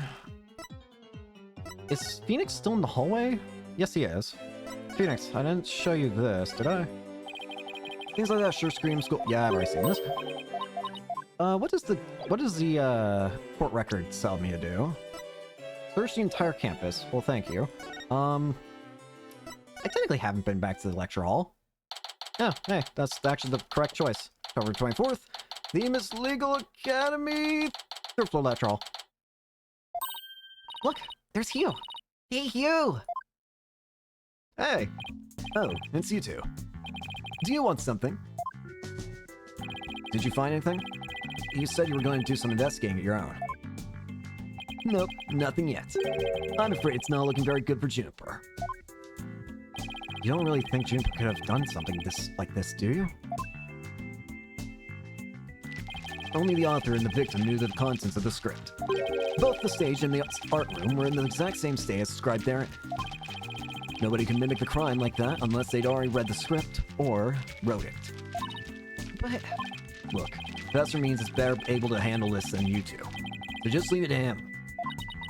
There it is again. I'm picking up some discord in Hugh's voice. This whole school is just hiding secret after secret, it feels. And this is supposed to be a law school. Look at my badge. Your attorney's badge. Looks brand new. That just shows how inexperienced and useless you are. Oh, ain't you a ball of sunshine? Well, when you get your badge, it will be new and shiny too. You mouth breathers just don't get it, do you? My badge will be a symbol of my genius from the moment I get it. It will be chipped, bent, and worn as if it had been through 1,000 courtroom battles. I don't exactly know what you think happens through courtroom battles, but I think there are bigger. I think people should be concerned if your badge is beaten up. He's like some hipster doofus. Is it just me, or is this your name here? That's my name. How should I know what it's doing there? That being that the whole campus looks up to me, I'm not surprised to find my name mentioned here and there. And I'm not surprised he said that, being the narcissist he is. That's from the archery club. We let the school use it for the mock trial. Never figured it would end up being used like it was. Of course, the real murder weapon isn't an arrow at all.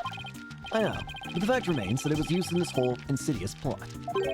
But a mouth breather like you couldn't possibly understand. You see, archery is a sport that demands advanced mental focus. The killer's actions have done harm to its image. I know exactly what you mean, except for that mouth breather, poor Mark. Well, let's hope that someday you will, because it couldn't be any more self-evident. I like him less and less every time he opens his mouth. Incredible. Every word you say makes me angrier. So, you really declared that you'd confessed So you really declared that you confessed to Jimmy if you won the mock trial? Because he's definitely not the shy type. Yeah, well, that's just the genius that is me. My thoughts and actions are on a whole other level from you mouth breathers. No, it's your vanity that's on a whole other level. Random junk from some mouth breather. But could you stop saying mouth breather?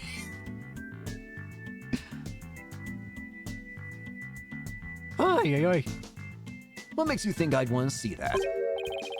The least you could do is make it more interesting, like telling me how cool I am. Who's this guy think he is? I don't know. I get it. This is your way of mocking my defeat. You like shoving people's shame in their faces. That's your modus operandi. No, that wasn't my intention. Besides, you were never actually defeated.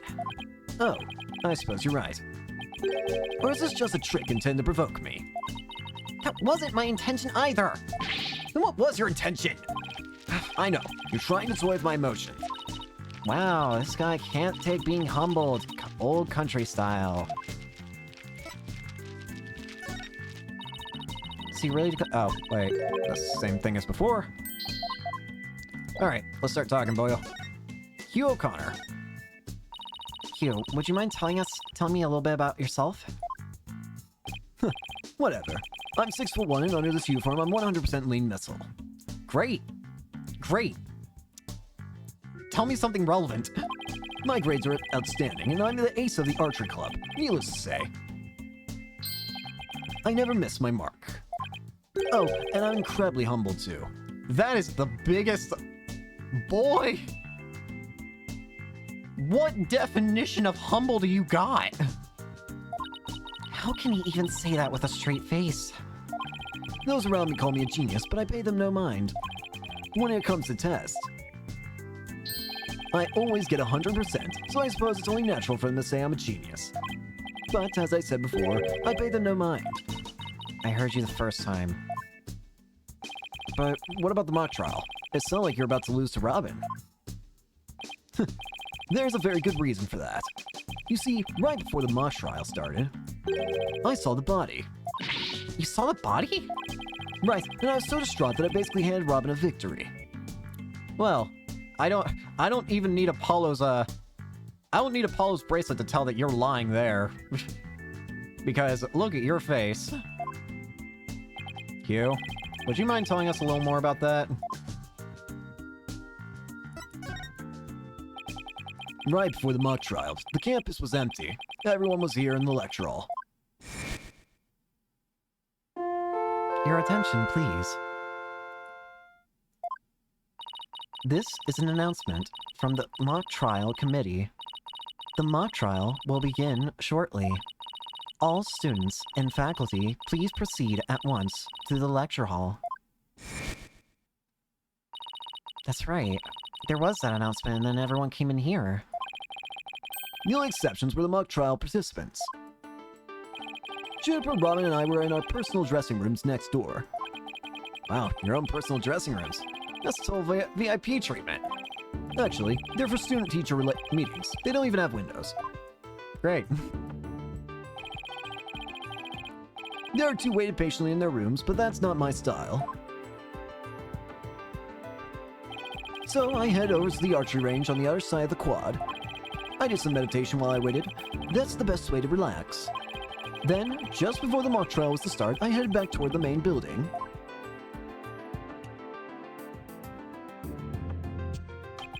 As I walked across the quad, I passed in front of the stage. So that's when you saw the body. Right. It was quite a shock. As much as I hate to admit, my legs were shaking. I could have easily beaten Robin if it hadn't been for that. Wait, hold her right there.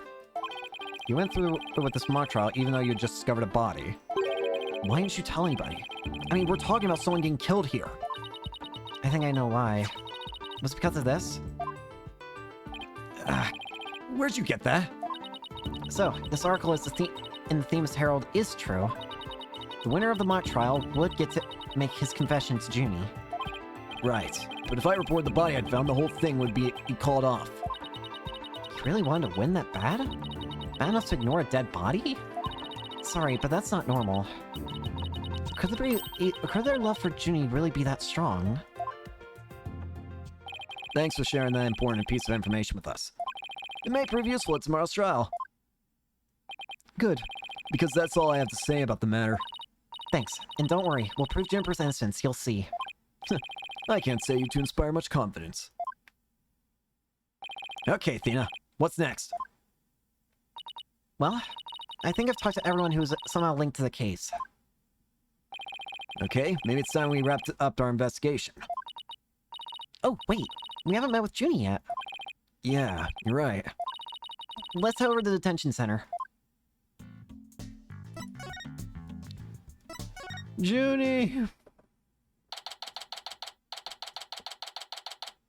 Detention center. Visitor's room. Athena, thank you so much for coming. She called me Athena like she used to. Maybe she's finally letting her guard down. Look at my badge. That's your attorney's badge, isn't it? Wait. Oh wait, you're saying the same things. Athena, you know it's against school. No. You're in jail! Don't take away my evidence!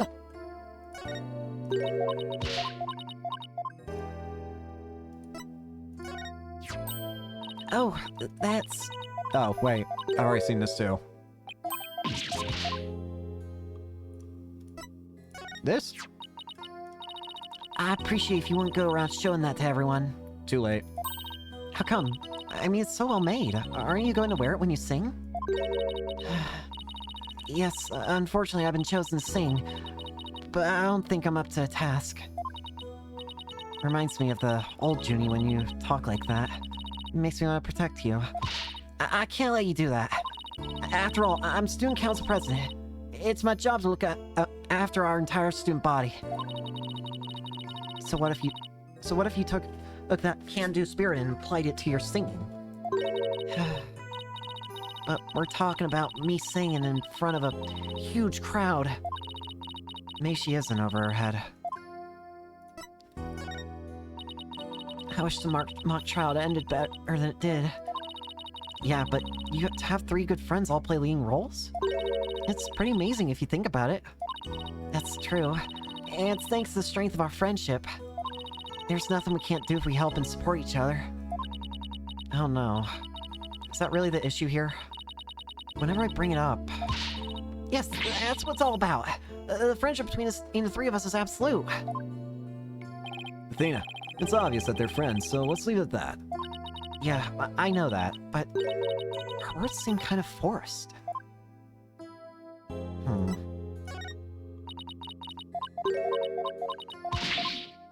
Something's hiding behind those words, but what? The script. Oh. Now I need to put on a jacket because my room's getting cold. Ooh. There we go. Apologies. Junie, the crime's unfolding exactly like your script. Any idea what's going on here? We wanted to make it fair, so the script was kept secret until the day of the mock trial. And the only people who knew the details were Professor Court and I. Nothing we haven't heard already so far. So, I feel like that's going to be a main point in the prosecution's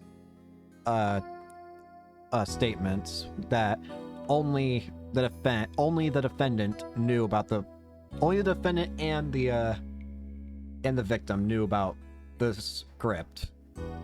So what I have to figure it out is how could someone else have figured out what was in that script? However... Yes? What is it, Junie? Well, there was this one article in the school paper. You mean this one? It's more like a tabloid piece than a newspaper article, if you ask me. I've been worried that the trial would wreck the friendship between the Robin, Hugh, and me. She wants to stay friends, but both the guys are hoping to take it to the next level. Oh, the passion of high school drama. Wish I could have experienced it. And I know I shouldn't have, but I revised the script to favor the prosecution. What? but Professor Court noticed it immediately and changed it back. So if Robin had... Oh, So if Robin had won, Hugh wouldn't have been able to confess his love to Junie. do you not like Hugh? That would have kept the trio's relationship the same. Never knew Junie could be so devious. Sorry, I guess my personal problems probably won't be any help in court, huh? You never know. Hope often comes from the most unexpected places. Thanks, Juniper. So what about the all? I was wondering about that all you had on you when you were arrested. Take the Fulbright. We found this in the suspect's pocket. Why is there's blood on this? That's evidence we made for the rock trial. A mock trial? Never heard of such a thing, but it sounds fishy to me. Real fishy. It was the murder weapon from the mock trial. Professor Core and I were prepping it in the art room until the day before the trial. I didn't even realize I still had it on me until I was arrested. Then we got nothing to worry about. There shouldn't be any way to link it to the crime. Still, that blood red color on the all bothers me. Wasn't it just paint or something? I mean, I was looking at it from pretty far away, but it probably was just paint, but that's what bothers me. It wasn't on the all when we were prepping it yesterday. Oh? Wasn't? Then how and when did it get there? Well, before the mock trial began, I showed Thena and Mr. Wright to the waiting room. Then I went back to my dressing room to get the trial props we were going to use. That's when I found the art room key and the all with what looks like blood on it. The key and the all? Professor Court normally has the art room key since she's the Fine Arts Club advisor. And since that key was there in the dressing room, I thought she was the one who had planned the all to look like it had blood on it. After all, she always insisted that the props should be realistic, so... The all suddenly shows up on the day of the trial with what looks like blood on it? I have a really bad feeling about this. Me too. Let's not jump the gun on this. You and Professor Court were busy preparing for the mock trial together yesterday, right? Was that the last time you saw her?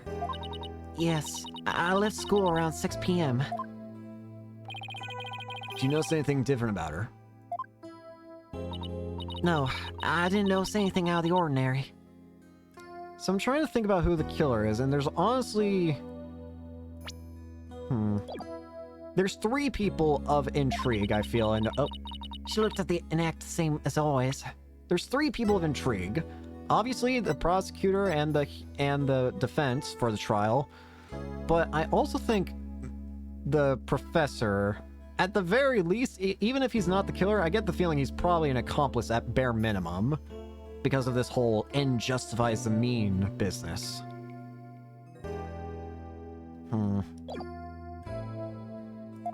I would have never guessed she'd end up like this.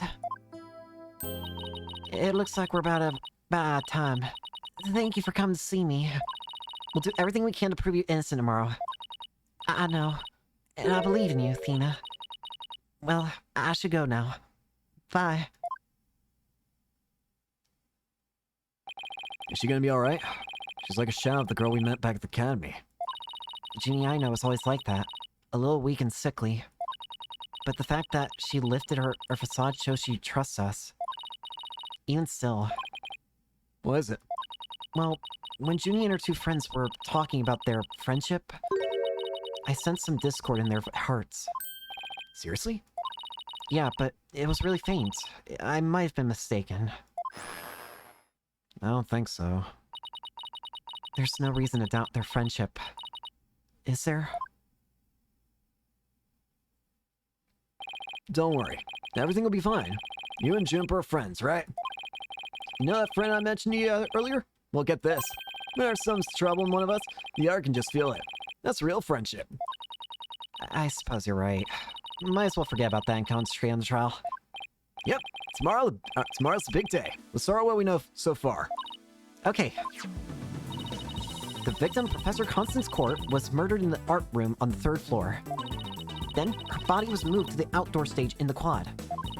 Also, the location where we found the body was just as the mock trial script described. I wish those were the only similarities that I shared. What do you mean?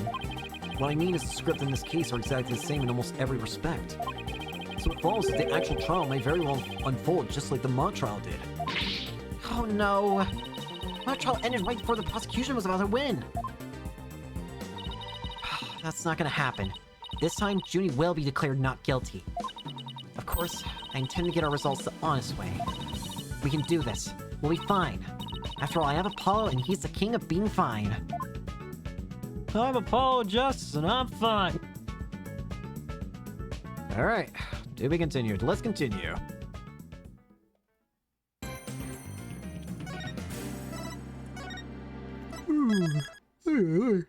Alrighty, trial time. Here we go. October 25th, 9:47 p.m. and AM. District Court Defendant Lobby number 3. Sorry, I was focused on something else for a second. My butterflies have butterflies in their stomach. So, what's it like to have your very own case for the first time? My heart hasn't raced this fast since I ran that full marathon last year. If it keeps up, you might get a lawyer's high, you know, like a runner's high. Relax, everyone's nervous their first time. Hi. So my fears weren't unfounded. After all, today's prosecutor is so terribly brutal. And willing to use any means necessary to win a conviction. There's that the end justifies the means concept again. Now that it has come to this, we have no choice but to fight fire with fire. The end justifies the means. I wish you'd stop saying that. That's your method, Professor. I'm going to defend Juniper in my own way. But Miss Sykes, just yesterday you told me, as a lawyer, what is it that you treasure beyond all else? That's easy one, Professor. Seeking justice for my clients. But if this trial proceeds in the same manner and ends in the same way as the mock trial, would you not lose everything you've worked so hard to gain? Well, I'll just have to make sure that doesn't happen then, won't I? My, but aren't you a stubborn one? Well, I suppose we all have to learn of your own inefficacy the hard way. Forgive me, Professor Means, but can we just leave it at that? Oh dear, please forgive me. It's just I wish to protect Juniper by any means I can. I do too, but... Now, if you would excuse me. Thanks to him, I'm feeling even more pressure than before. Don't let it get to you, Athena. And don't forget to keep smiling. I'll be fine. I haven't forgotten what Mr. Wright said. The worst of times are when lawyers have to force their biggest smiles. Billet, the trial's about to begin. I'll show you the courtroom if you please. Apollo, I'm counting on you to support Athena this time. Okay, Mr. Wright, leave it to me. That's right. I have Apollo to back me up. Junie's fate rests in my hands. I won't rest until she walks free. Oh boy. Let's do this. October 25th, 10 a.m. District Courtroom number 4. Day 1, court is now in session. All rise. Court is now in session for the trial of Juniper Woods. Athena Sykes, defense team leader. It's ready, Your Honor. That didn't sound very confident. You sure you're okay? I'll be fine. Your boldness. I know. As usual, you want me to deliver the opening statement. Ah! This case is crystal clear. I see no need to explicate it any further. Now, summon the witness. Okay. Is there something the matter? Please do share your boldness. Whatever gave you that idea? Bailiff, please call our first witness. And now we don't even get an opening statement. Great. We're losing one piece of the court. We're losing a piece of the court system every time we enter with Prosecutor Blackwell. What's next? Am I not gonna have a podium here? How will I slam my desk? Or maybe I can just pull Von Karma and slam the wall. Or, I guess Clavier does that too. Whatever. Detective Fulbright. He and Prosecutor Blackwell have become quite the team. Huh? Oh, right. The case brief. Leave it to me. Yes, let the detective in charge, everyone's favorite friend of justice, explain. What was that just now? It's like he and Blackwell are totally in sync. Well, I don't think they're capable of mind melding, if that's what you're thinking. All right, Detective Fulbright, would you please explain the case to the court? Professor Court's body was discovered on October 24th at approximately 2:30 p.m. She was murdered with this all I have here. The victim's blood and the defendant's prints were both discovered on it. All, the weapon used to murder Constance Court. Her blood was found on it along with Junie's fingerprints.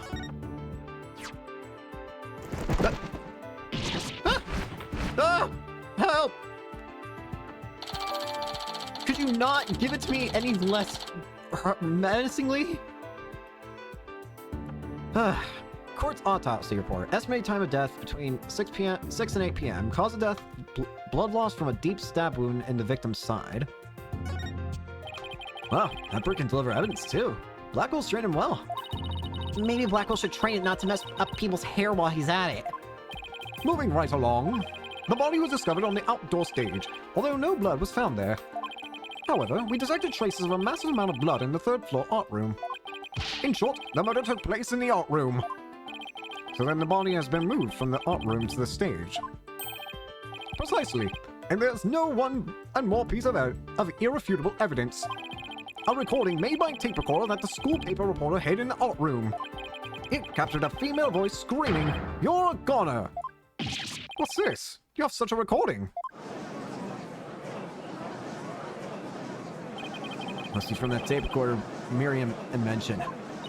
Why is this the first we've heard of a death threat at the moment of the murder? Shh. Silence, please. I would like to play the tape for you now.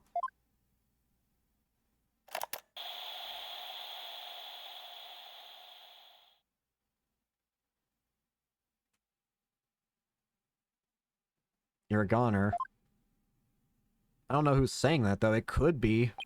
It was quite hard to hear. But the voice does sound female.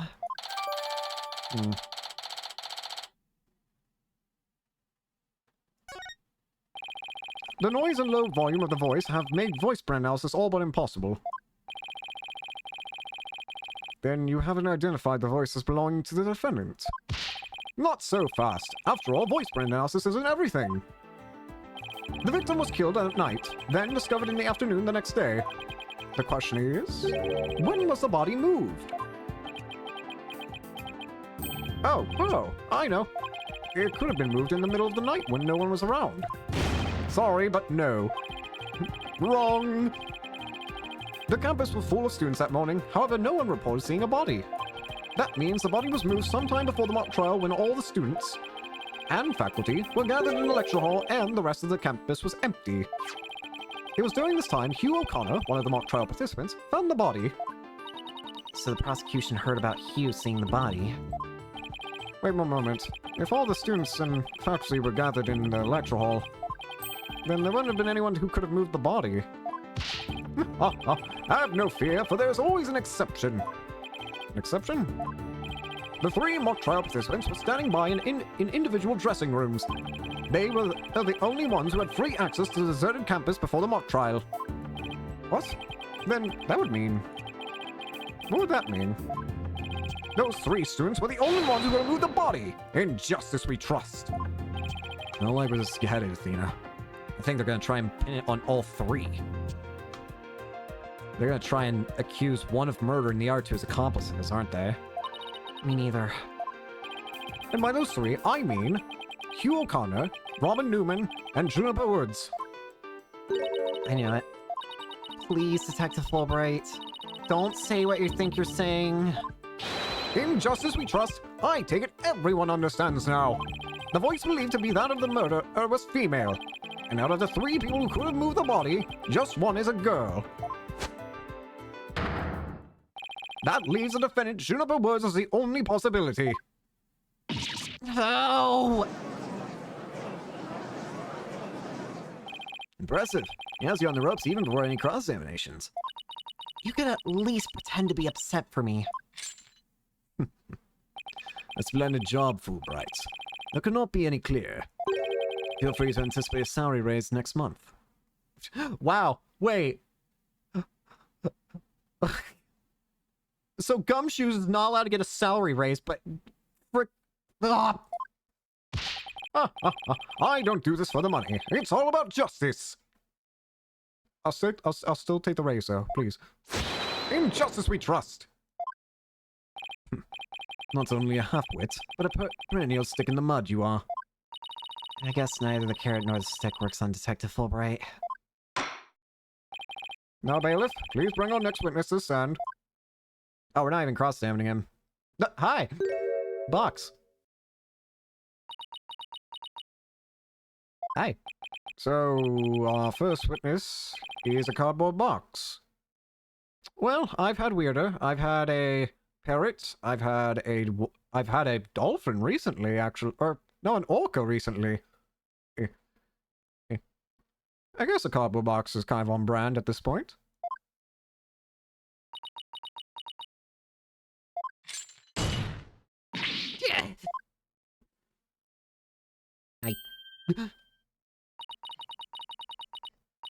Stealth mode deactivated.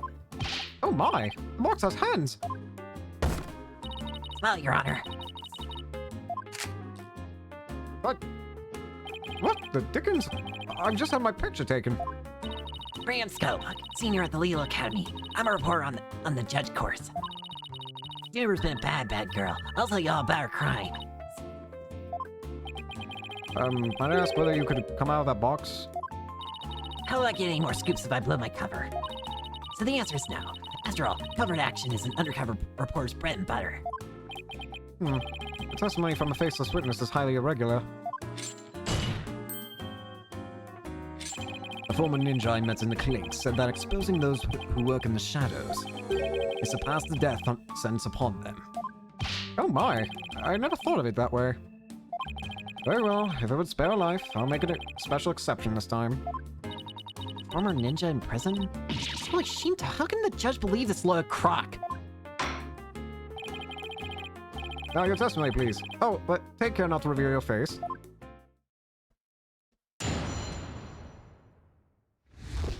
The similarity of the case and the script.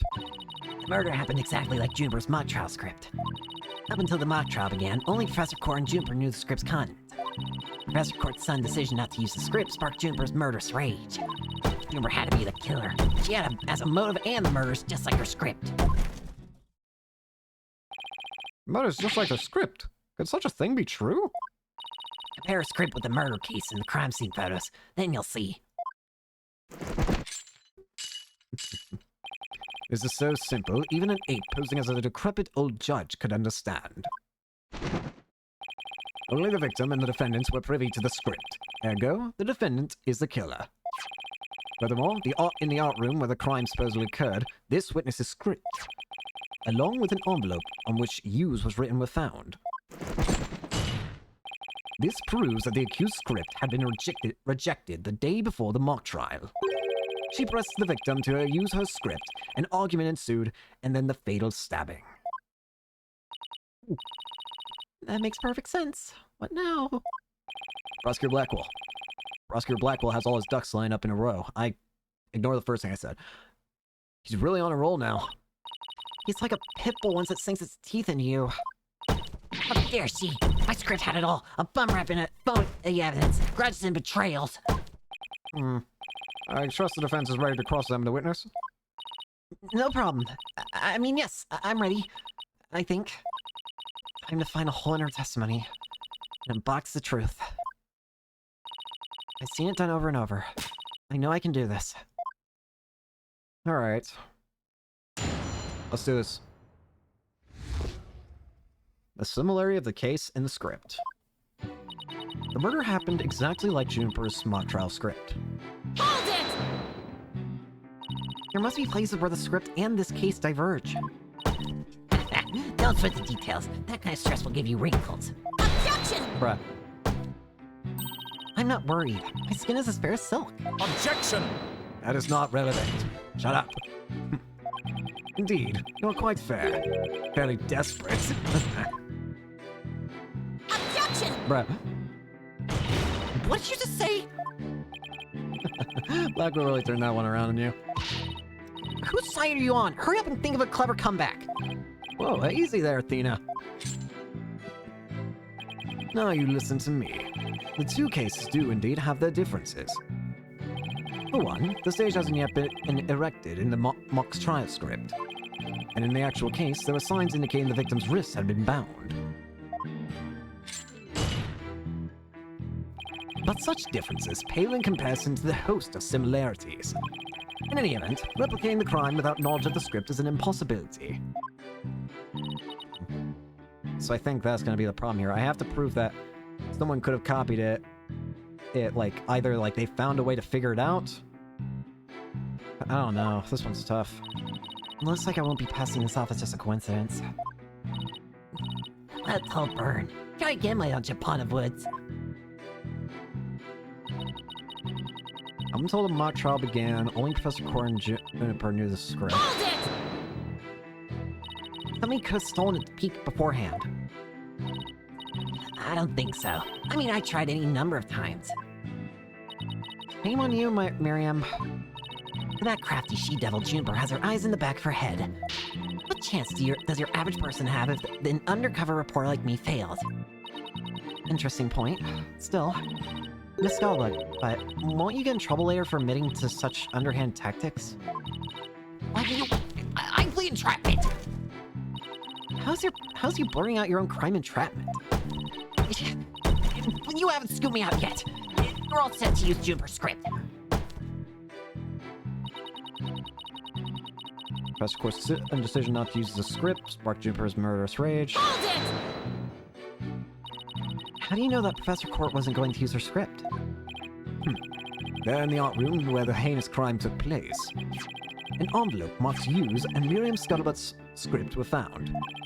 Evidently, the script that was going to be used belonged to the girl in the box over there. It's only natural that my script would be accepted and hers rejected. I introduce all sorts of brand new concepts, including bribery and fake evidence. It is a cutting-edge script portraying the courtroom battle in the dark age of the law. I can't help but feel Professor Court went out of her way not to use it. But Juniper, she used some devious underhand tactics to get her script chosen. That's why her script and not my masterpiece was used in the mock trial. How's that for an explanation? Juniper has to be the killer. She has a motive, and the murder is just like her script. Hold it! Anyone who saw the mock trial could have recreated the crime. After they saw the mock trial, they could have easily staged by just like the script. Objection! Are you stupid? Weary is the trial which pitched Hawk against Canary. Objection! Speak human language. If he's so weary, he should try thinking less. But that saves some energy. This is no time for jokes, Paul. He just called me a canary. Don't let him get to you. At least canaries pick up on things quickly, just like you. I shan't repeat myself, so listen carefully, Sykes Stoner. You O'Connor discovered the body before the mock trial even began. How could one stage the body as it is in the script before anyone else knew its contents? That's right. Do you even fathom the intricacies that go into staging a crime scene? No, I think not. You have the rudimentary mind of an elementary school child. Elementary school? Bruh. Reporter's testimony throws attorney Athena Sykes for loop. Perfect caption. Oh, marvelous. A photo in the newspaper is just the thing to boost your brand. In the school paper? Seriously? I believe you've pressed the witness more than enough, Miss Sykes. Now do you see how clear-cut my case is? Take it now, in that fair, desperate mind of yours. Etch it deep so you may never forget. Not a chance. No! No! Even my arguments get thrown back in my face. It wasn't supposed to be like this. What am I going to do? Athena, you should have all the answers you've been looking for now. Huh? Think about it this way. The killer knew the details of the mock trial. Would they really commit the crime in the exact same way? I don't follow. Try to place yourself in the killer's shoes. I bet you'll discover an inconsistency if you do. I get it. Thanks, Apollo. Miss Scarlet, just so we're clear, you're claiming that the killer intentionally made the crime scene look just as it was in the script. And that is beyond the shadow of a doubt not a coincidence. Is that correct? No duh. After all, it's just more evidence of Juniper's evil she-devil ways. Objection!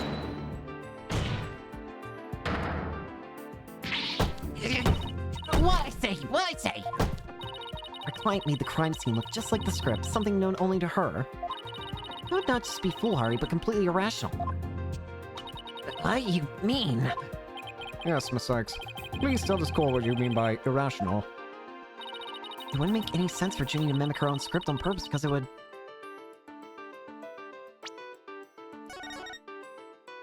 Let me save first before we attempt answering.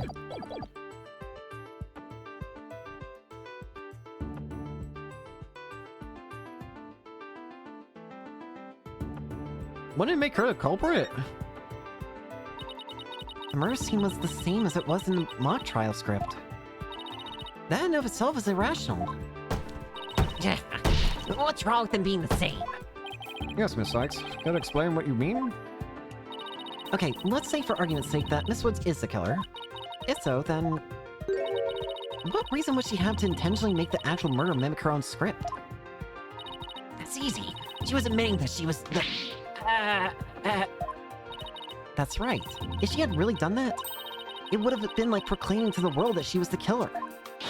So what we actually have here is evidence of someone trying to frame her client.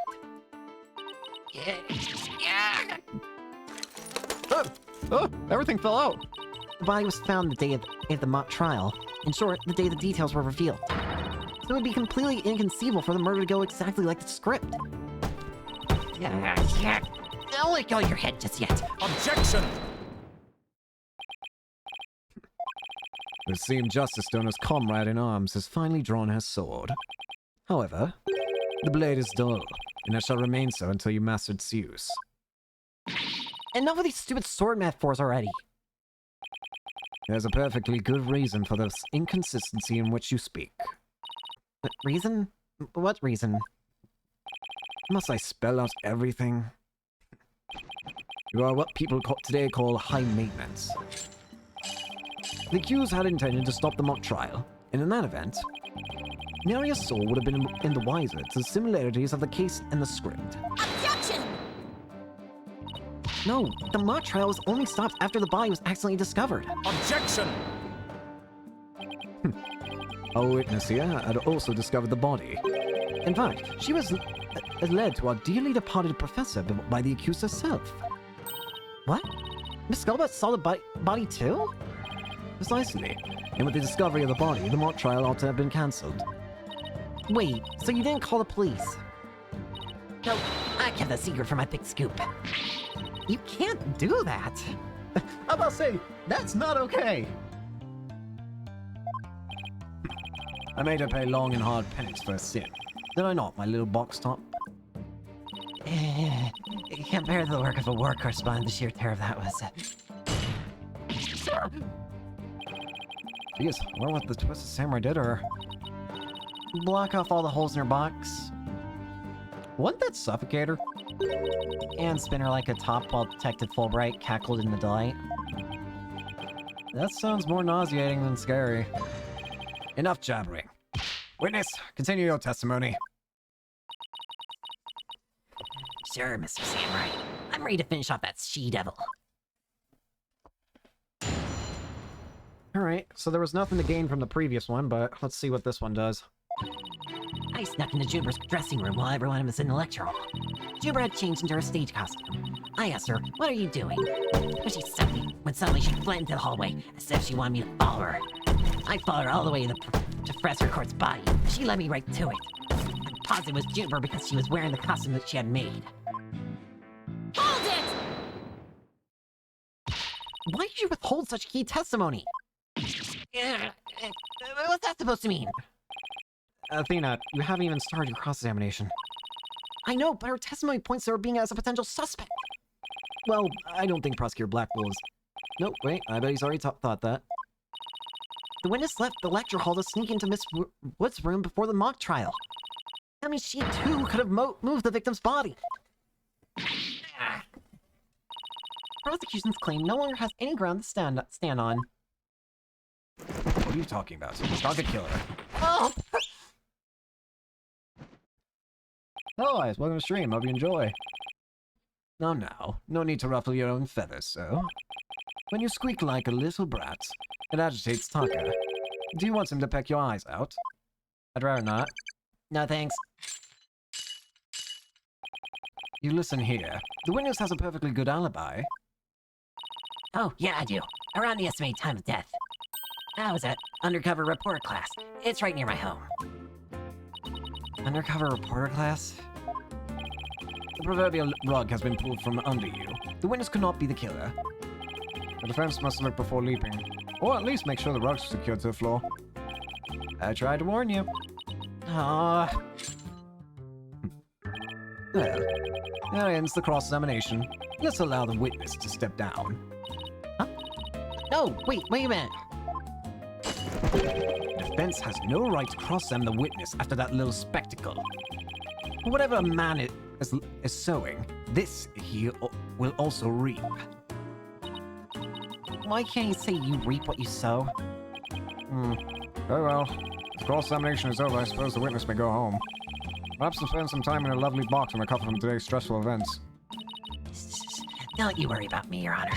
There's no rest for the wicked, or journalists either. My third eye's always eyeing a scoop. She's always eyeing a scoop. Well, back to the trenches. Bye-bye. Hold it! Yeah, I had a feeling. Not so fast, Miss Skullbutt. Apollo? There's just one thing I'd like to ask. Did you take a picture of the victim's body? And if not, why? That is... No, I didn't take one. Well, that's strange. Why wouldn't you take a picture if you're always eyeing a scoop? Did you or didn't you really see the victim's body? It's not like I actually saw it, but... Devil! Did you hear that, Your Honor? The witness didn't actually see the body.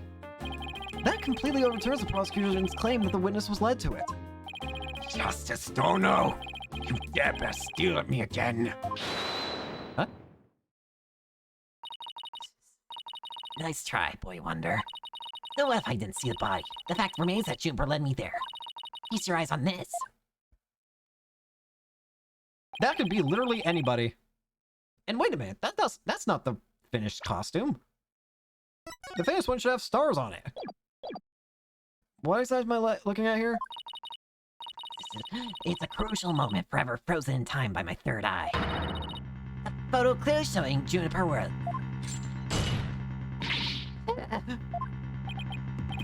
Why did you not tell me of this? It's a shocking scoop I was saving for just the right moment. And that would be now, writing your card. Surprise! He's going to break the shackles. What I do? All journalists keep their scoops until the right moment. He's pretty brave hiding it from Blackwell like that. Or pretty stupid. Well, this is an unexpected turn. Athena, about this picture. See how it only shows the back of the subject?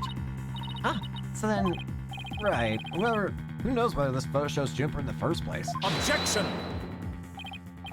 A completely irrelevant point. What is relevant here is... there was someone who did try to lead the witness to the body. Take a gander at this. The route by which the accused escaped. The witness pursued the accused this way after he fled the dressing room.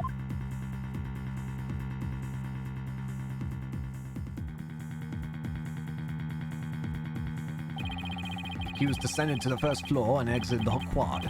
Then what? Cards and cream. And I tripped and fell. I caught my knee on my own box. He stayed under a box even while running after someone? Sounds difficult. Recall that the body was already there, for Hugh O'Connor had already seen it. He was trying to show someone the body because she wanted to stop the mock trial.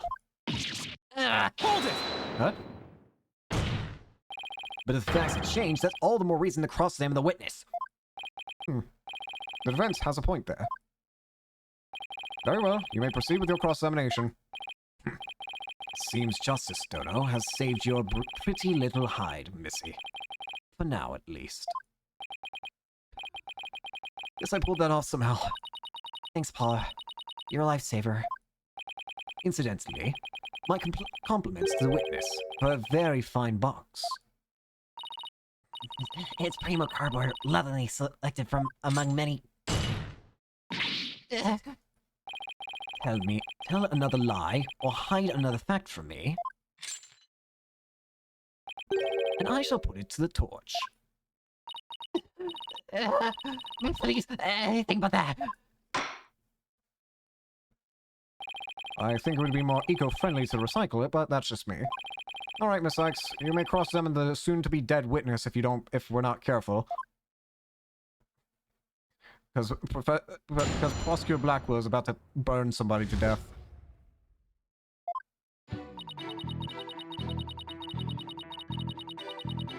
Let me just save the game just once more before we continue. Okay. You said you snuck in, but why would you do something like that? Because if I got a big scoop on Juniper, club membership would go through the roof. Right now, the newspaper club has only one member, me. The club's history once I'm gone. So the Themis Herald's brand recognition is a matter of life and death. Only $300. But didn't he say that that it's like a ninja where it's like if her identity is revealed, it might as well be death sentence. Pretty sure Blackwell said something along those lines where if like her box is basically her life, so if that's burned, she's dead. The Themis Herald brand recognition is a matter of life and death. Her means may be questionable, but her motive is surprisingly sound. Extra, extra. Students seeking the thrills and chills of expose journalism. Report to the club room. This has been a paid advertisement. Anyway, where was I? Don't think man is the death threat. Yeah, I know. I just kind of was making fun of. I just thought it was funny.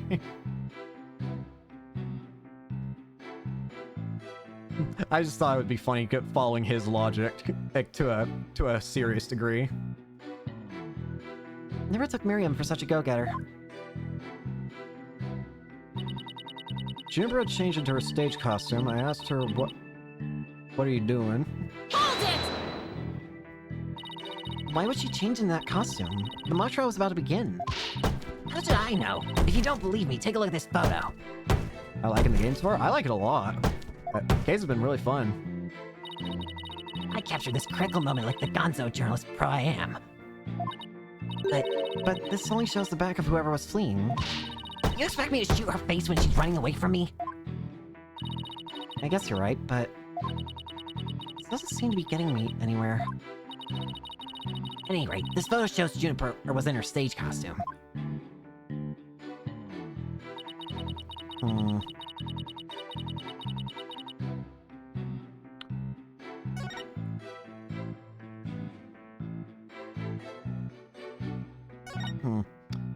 We'll wait for press on that. Or, not press, present. That doesn't mean you had to chase her. Call it a journalist instinct. I see something fishy, I go after it. But you never did catch up to her, did you? A true undercover journalist gets up and dusts herself off when she stumbles. Favorite prosecutor so far? I mean, I feel like all of them are pretty good in some way.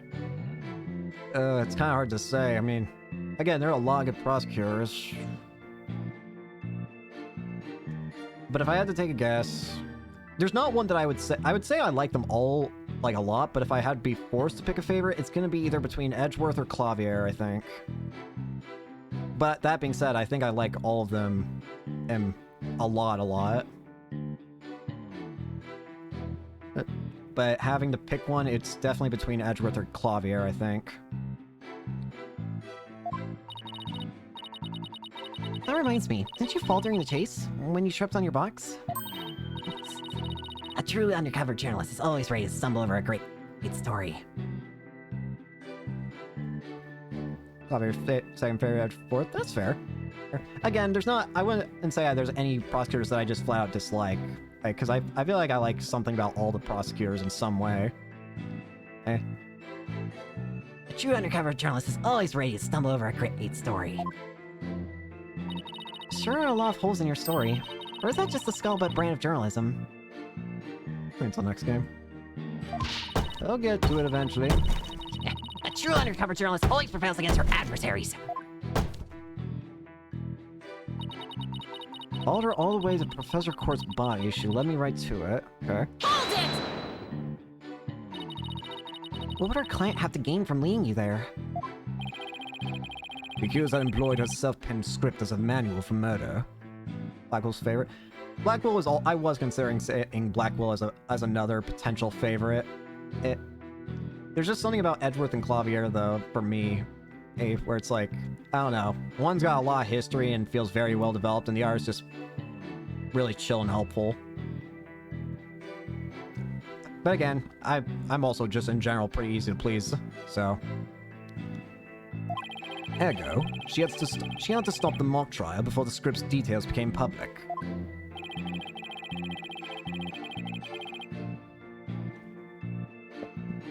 Absolutely, he's hilarious and Clavier's nice, yeah.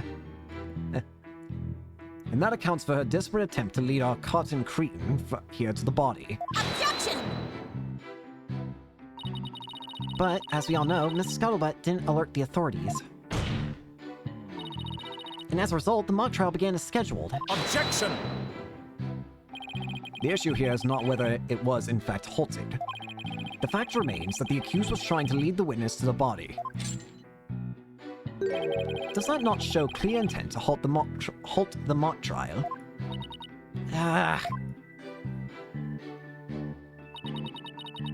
Positive it's Juniper because she was wearing the costume that she had made.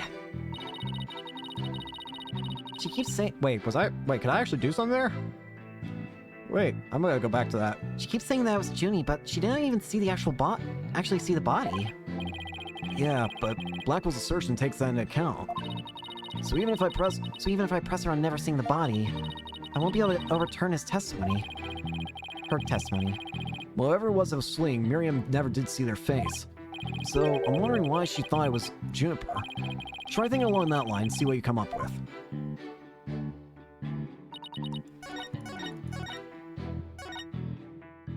Ah, now this statement has this up here.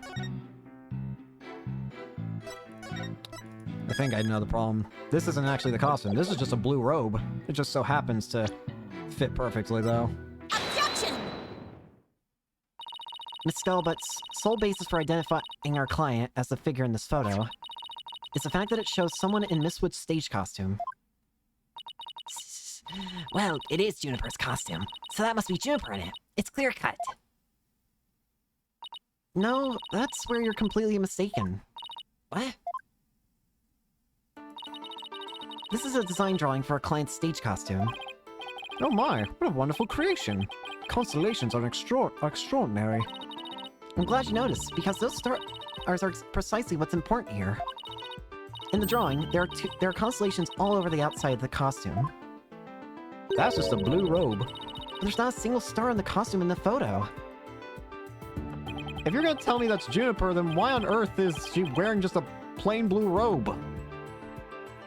Oh, then that means, what exactly? Your Honor, there were no other blue costumes at the scene. Which leads me to believe that the figure in the photo was wearing our client's costume inside out. But why would Miss Woods make a mistake like that? Well, it's not really a matter of why, but rather who made the mistake of putting it on inside out. Wait, you're not suggesting... That's right. I'm glad you're catching on. The costumes designer wouldn't put her own costume on inside out.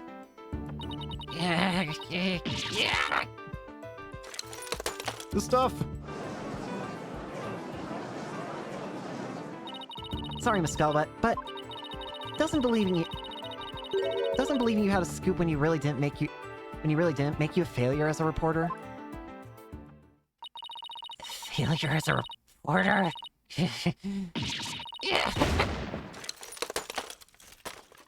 Whoa! Whoa! What the? Why, hello, Miss Skullbutt. It's so nice to meet the woman beneath the box. Okay, first of all, yeah, that was cool. Second of all, I saw that laptop for a brief moment. Didn't it have it had Juniper, Hugh, and Robin on it, I think. I only saw it like for a second, but I swear it's had those three on him. You did see nothing. Objection! Now, I would have you stop right there, Sykes-Stono. For it is the why of the matter upon which I would have this court focus. What do you mean?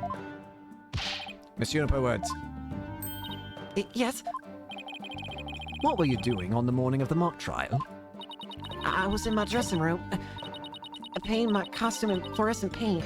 Fluorescent paint? My sign drawn shows twinkling stars in the costume. Oh, I was going to make the costume shimmer like that by painting the inside fluorescent. oh, wait a minute! That answers a question I've been having. What is the? I've been wondering why was Robin's hands in this paper glowing? Like, it was so weird. But that's why. It was fluorescent paint, wasn't it? What was that again? Fluoride? Did your costume have cavities? Not fluoride. Fluorescent, as in glowing. The paint would make it glow in the dark. Yes, yes. So you applied it to the inside of the costume, and then? I let it dry for a while because I heard it takes a long time. So I put the costume on my mannequin inside out. Inside out? So then... This is a photograph of the inside-out costume taken in the dark.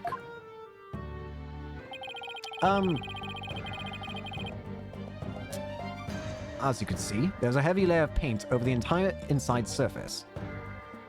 Are we also going to ignore the fact that there's, handprints on those? If someone were to properly don this costume in this state, the wet paint would get all over their body.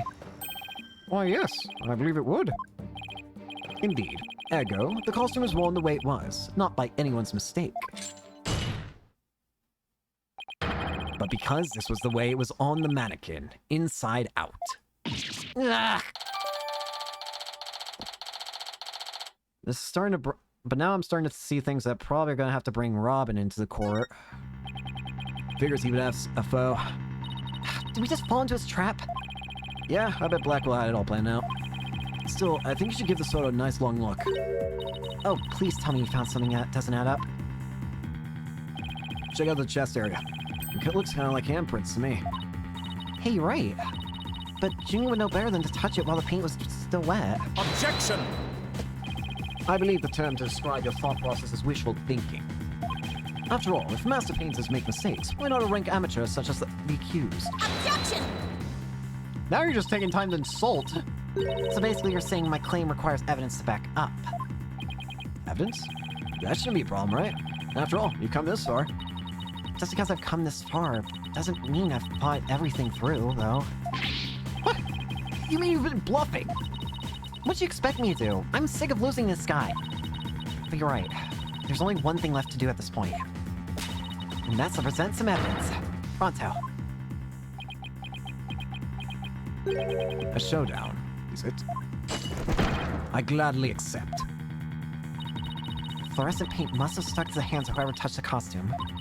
And that paint should glow in the dark places. So I just need to be carefully check every last piece of evidence.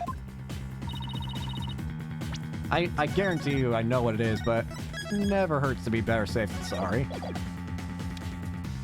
We have paint here. A school newspaper? Interesting.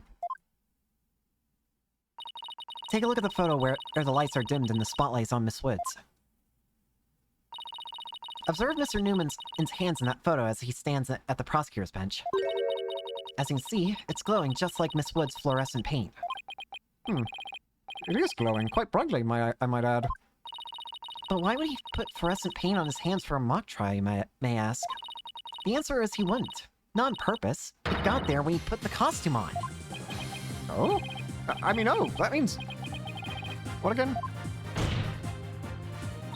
It means the figure photographed in the costume was not our client, Juniper Woods. It was her classmate, Robin Newman. What?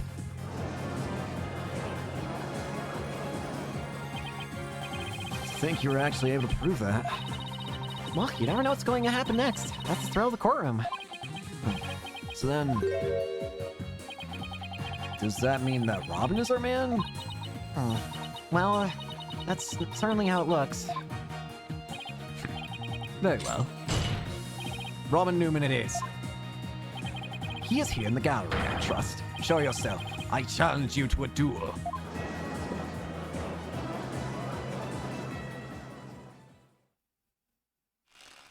Hi there. You look like you're about to explode. Will the witness please state his name and calm down, sir. It's okay.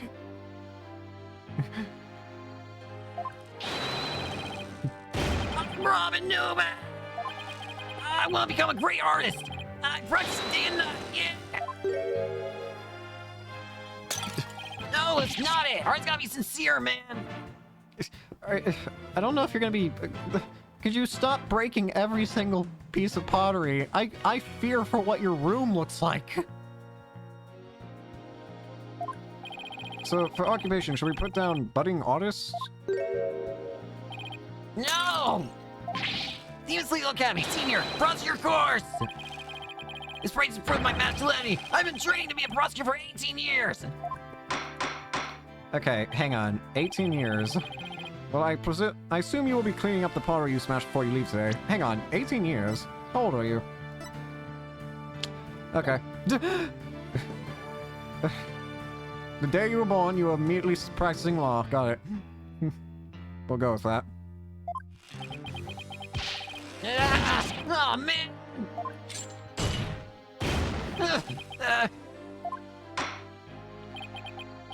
It seems the witness has finally settled down, I think. I guess nothing phases a judge after all these years. You may proceed with your testimony, Mr. Newman. Specifically, the court wishes to hear why you had fluorescent paint on your hands.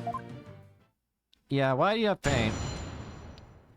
You can chill. You can relax. Like, I feel tense just looking at you. I didn't see Juniper in her dressing room, but she wasn't there!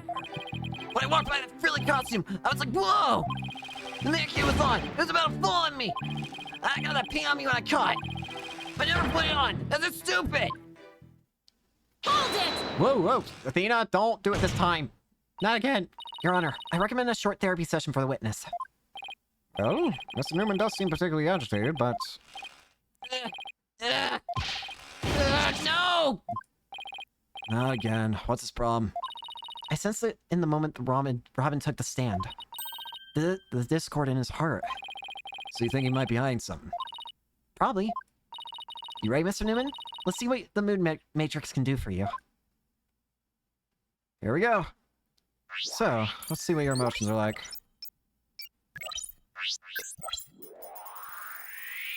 %. Let's get to it. I went to see Juniper in her waiting room, but she wasn't there. When I walked by that frilly costume, I was like, whoa. The mannequin was on, it was about to fall over. I got that paint on me when I caught it. I never put it on, that's just stupid.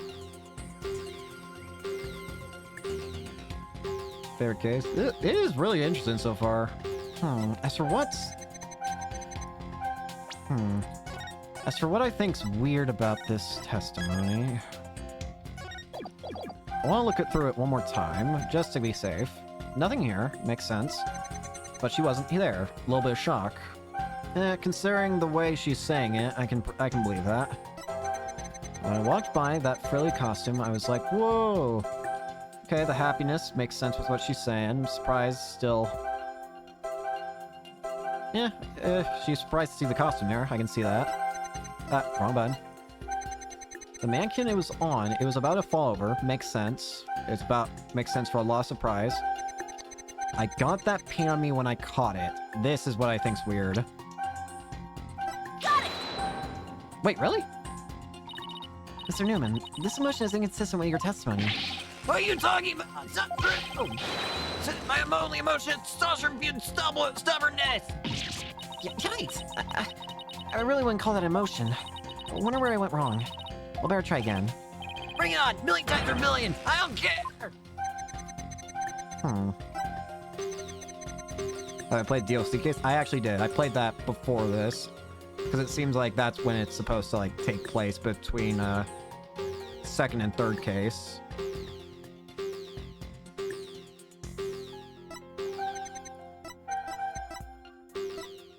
Oops.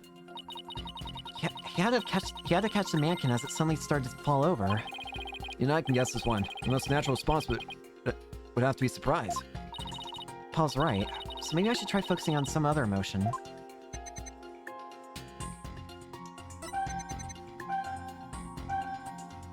Wait. Got it! Nope. That's not true!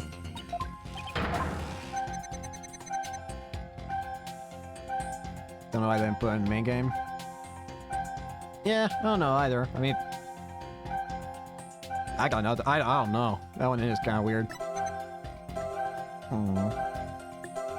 When I walked by, that frilly costume was like, whoa. Got it! When you mentioned the stage costume, I sensed a sudden powerful feeling of joy. Would you care to explain, Mr. Newman? Wait, what? Why would a frilly scarf thing and a long skirt make you feel like that? I don't know, but you seem awfully interested in that costume for some reason. You didn't happen to put it on, did you? Like I'm into that kind of thing. I'm a dude. I'm into braces. You don't think Robin's actually got a thing for Juniper's outfit, do you? Oh, come on, isn't it obvious? You're enjoying this a bit too much, Athena. No way, man. Nick keep falling down toward me, so I stuck up my hands to stop it. End of story. That's a new piece of information. Time to run an update.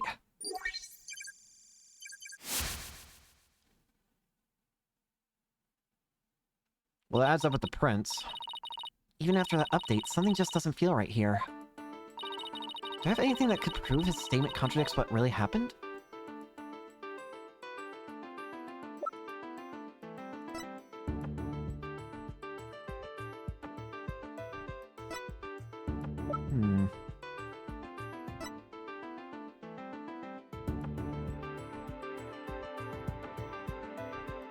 Wait.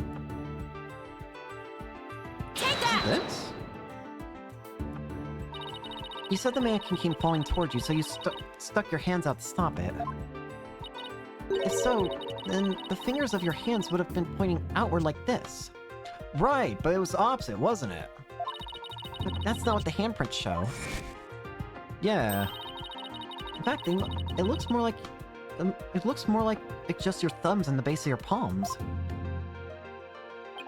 Why in the world would I leave such weird handprints? You know why. You left them when you went to adjust the scarf after putting it on. Just like the model in this drawing. Whoa! Why don't you just admit, Mr. Newman, you did put the stage costume on, didn't you? And you really do like Miss Wood's clothes, don't you? Fine. I meant to putting the costume on. I don't like girly clothes. Man. Whoa, he got a lot of noise. 6 samurai deck. Black will run a 6 samurai deck. If you played Yu-Gi-Oh! Nice. Yes, new information to plug in. Time for another update. Snuck in knowing the costume was in there. My heart was pounding even though I'm a guy. Huh? Got it!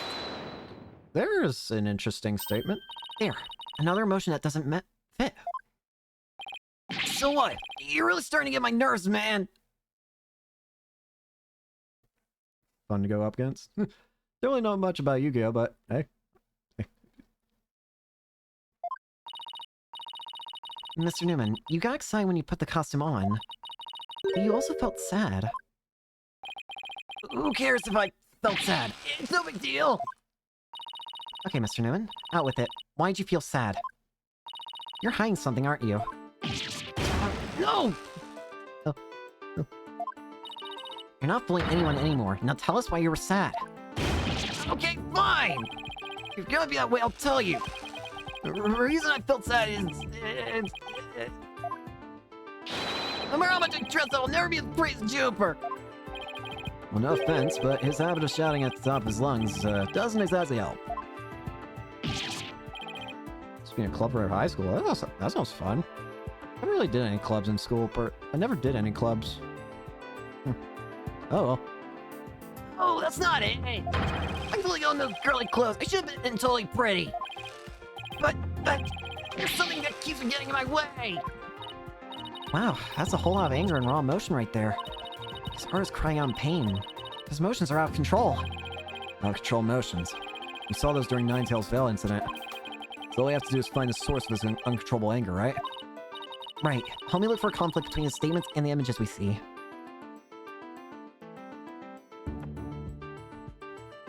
And FCs? That's cool, though. Still more than I did. If we can find that, we can wrestle him away from whatever's tormenting him. Mr. Newman said that there's something getting in the way of him being pretty. Something that doesn't go with girly clothes. What could it be? Fine, I'll tell something, man. Only 5%. Overflow.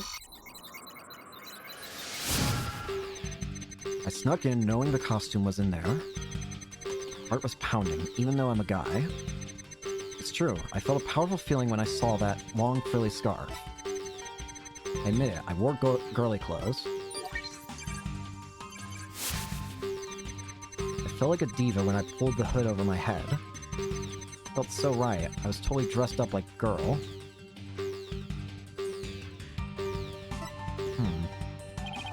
So, I'm looking for the source of this anger. Right. The conflict in his testimony will most likely arise from his emotional repression. Let's compare the images to his testimony. We might find the problem that way.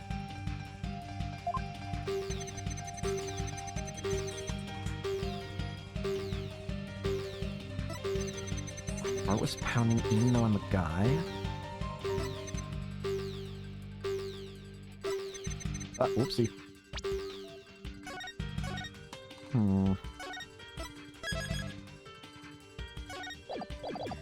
It's true, I felt a powerful feeling when I saw that long frilly scarf.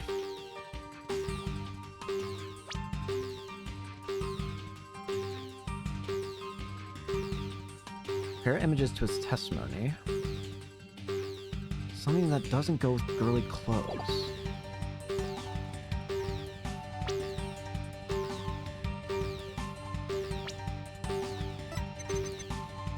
More girly clothes.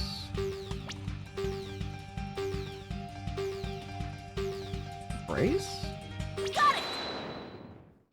Why do you wear that? Mr. Newman, you feel a great deal of anger towards your brace, don't you? Is that what you feel is holding you back from being as pretty as you think you should be? What? Mr. Newman, the truth is, you really want to take that brace off, don't you? No way, man. This is a symbol of my masculinity. I can never take it off. Is it that you can't take it off, or that you don't want to take it off? Man, I should keep my big mouth shut. This is really weird. He exhibits intense anger toward his brace, which he calls a symbol of masculinity. He can't take it off, not even when he's trying to look pretty. What could be at the root of his complicated relationship with his brace? I have a feeling we're on the verge of uncovering an earth-shattering secret. Lena? You okay? Seems Robin is still hiding a secret, a big one. Bigger than the fact she's really secretly jealous of Juniper's looks?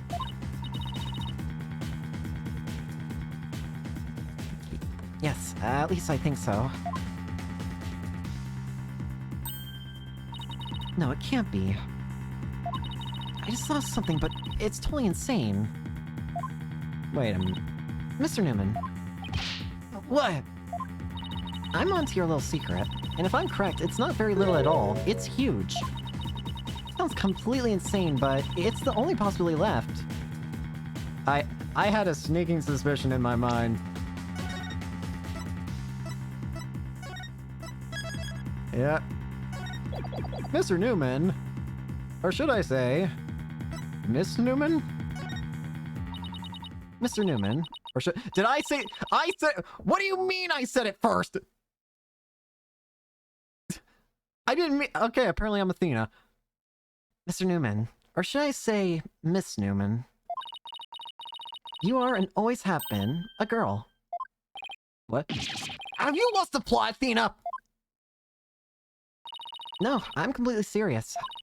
I don't have any direct evidence. And that's what Robin's heart is shouting out, loud and clear. Hold it! I still think you've totally lost it. I mean, Robin raised testosterone. How could he possibly be a she? I, for one, have never seen a girl who shouts like a maniac all the time.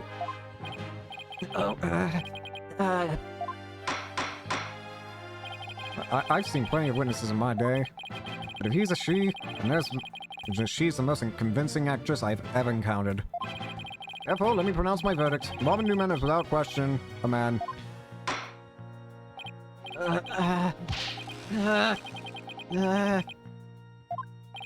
You're not truly Justice Stoner's equal in one area. You're just as equally insane.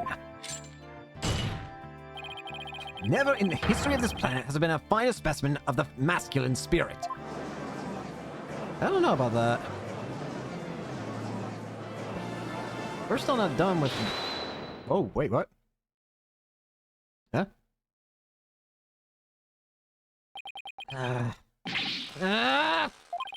You guys are done talking about me! Huh?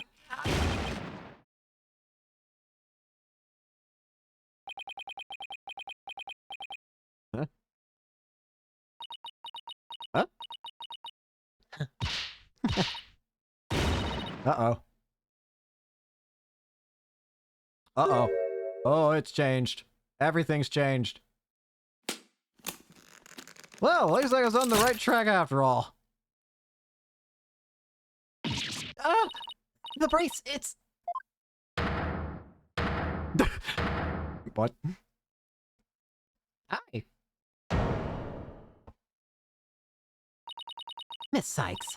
No, allow me to call you Athena. I wanted to keep this a secret at all costs. But no.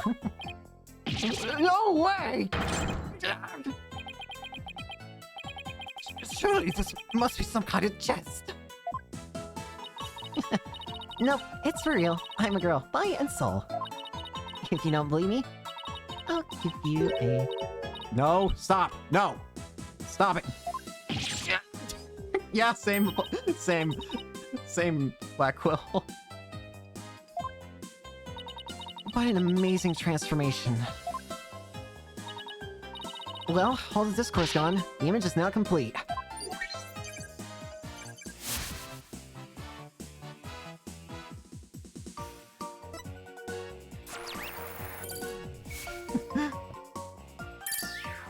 Bye-bye. I was raised as a boy since I was little, and studied law just as my parents wanted. But now this living lie has pinned to the ground, it's... Ugh! Yeah. I'm blown to smithereens by you, Athena. I'm gonna stop pretending I want to be a prosecutor. I'm gonna be an artist. Yippee! Well, Order! Order! What a shocking development. He really did turn out to be a she. Why is everyone looking at me like that?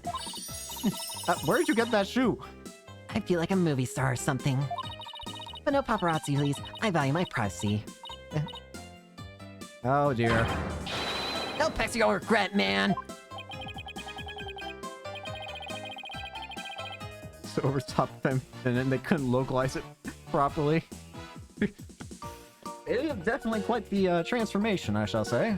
I might just just imagining things, or is Robin even more hyper now than when he was a he? I don't know.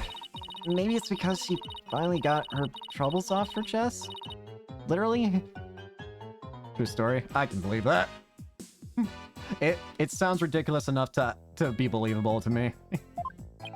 This is all well and good, but does he being a she actually change anything? The fact that the witness is actually a girl does change things, because there's no piece of evidence that we must reevaluate. Oh, yeah, actually, now I know why.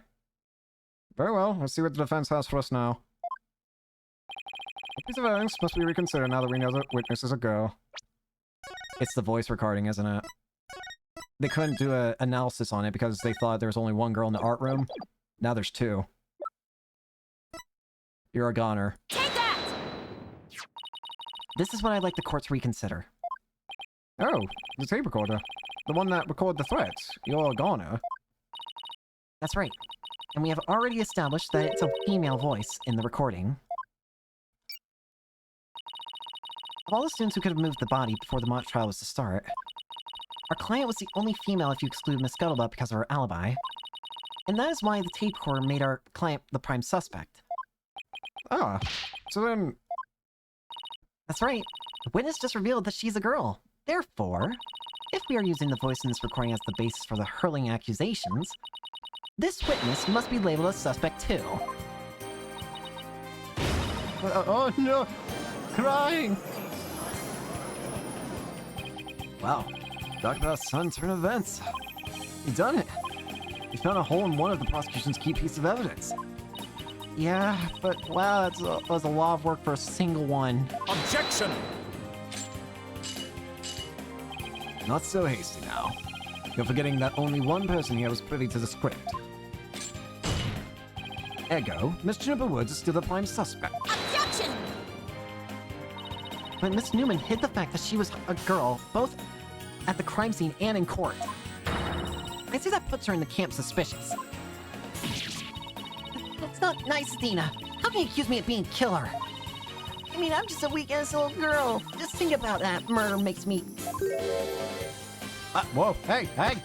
Objection! No!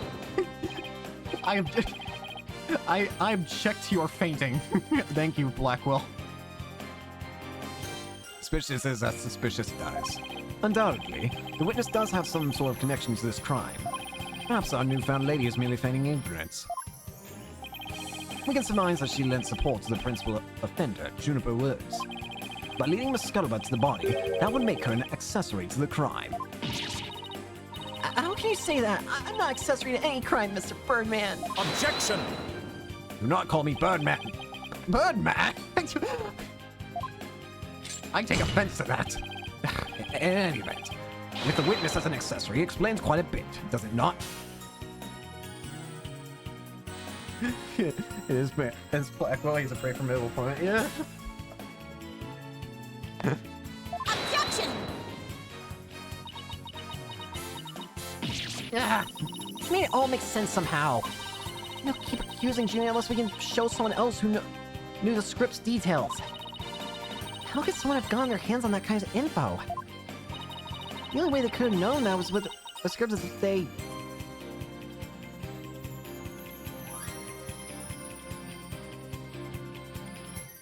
I don't know, maybe they heard it from Junie. I should have saved there. That was a stupid idea. Sorry, Junie, but you're not going to like this. Our client may have leaked the script's details to someone. What the devil? And I know I shouldn't have, but I revised the script to favor the prosecution. But Professor Court noticed it immediately and changed it back. Miss Woods did not want Hugh O'Connor to win the mock trial. That's why I believe she leaked the details to the witness, Robin Newman. I get it. If Robin won, Hugh wouldn't be able to confess to Juniper. Right. Junior was probably trying to keep their friendship from becoming awkward. How could you, Athena? What a bunch of bull... I've never heard a word about the script of Jumper! Never ever! Objection! You sure? Can you look me in the eye and swear you didn't? E-A-E Athena. Give me evidence! Bye-bye. Weep. Stop passing out. Ugh. Actually, we might have just the thing. Really? Yeah, one of Robin's lines I'd read when we were reenacting the mock trial. Here's a shot of the crime scene. Ironically, it was Professor Court who posed as the corpse. Hey, forehead, how did the mock trial participants react to this photo? No, it's full by thing, yeah. Mr. Newman was surprised by what Professor Court was wearing. Robin said, oh, the green sweatsuit. But wasn't it... Oh, yeah! That's what I meant. I noticed that earlier. It says it's a red sweatsuit. Or, wait, was it red here? Yeah, red one. It's a red one. S-U-R-E. I might have said that, but... So what? Well, think of it this way, Athena. Yeah? Which way exactly? I don't even fates like that nowadays. It's either... I can't tell what's more telling of it being fake. The quantity, the amount of times that it happens, or the quality of the fall. If I told you that I'd be wearing blue suit today, and then showed up wearing what I've got on now, what would you say? Oh, the red suit. I think I've got it. Your Honor, we have evidence proving that Miss Newman knew the contents of the script. The defense moves to present said evidence to the court. Say both. Yeah, fair enough. Very well, Miss Sykes. Present away.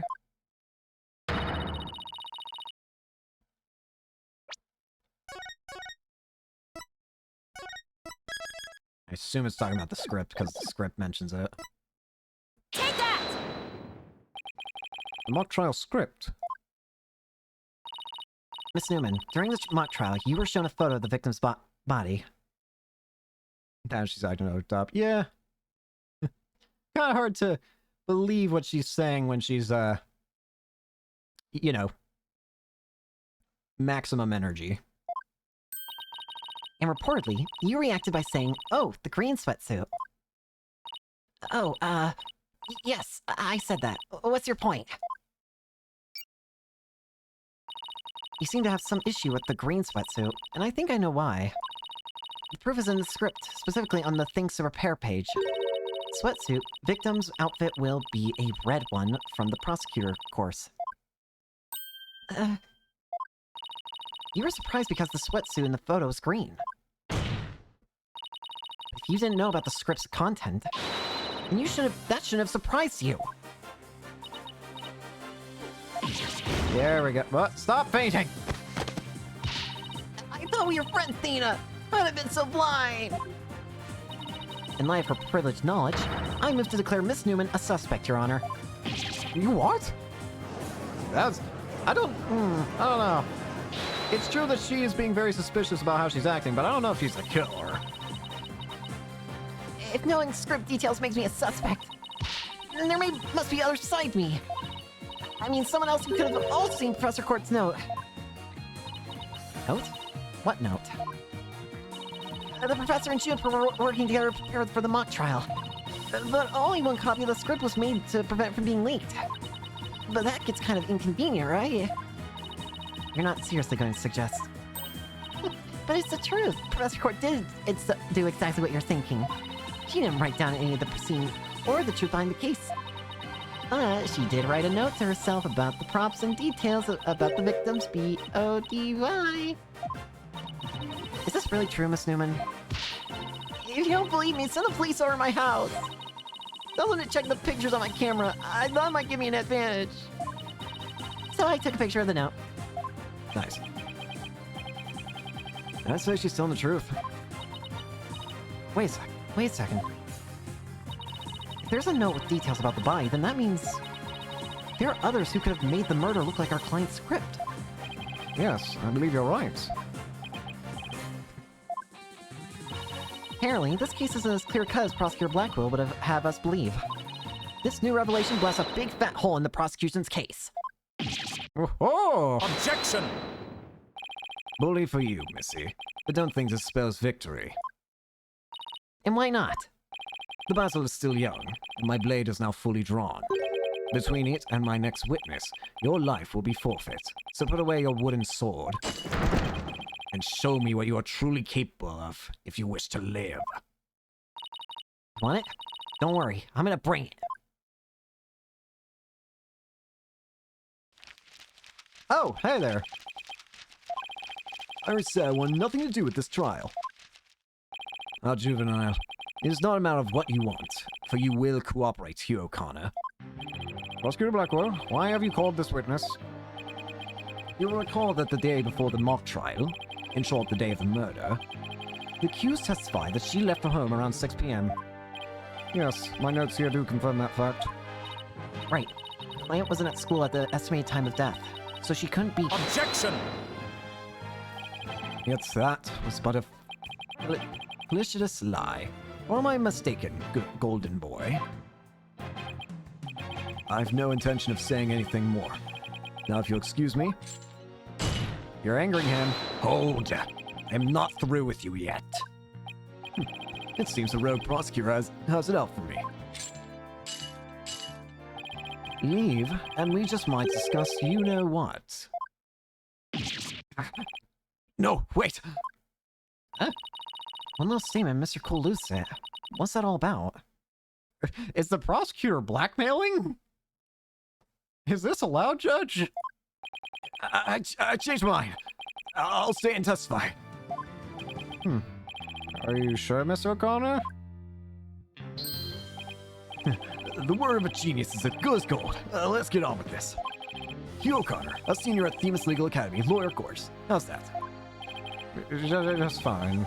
Your testimony, then, if you please. You're up against the top of the class now. Now be careful, are you? I know Junie would never lie like that. Pompous schoolboy won't know what hit him.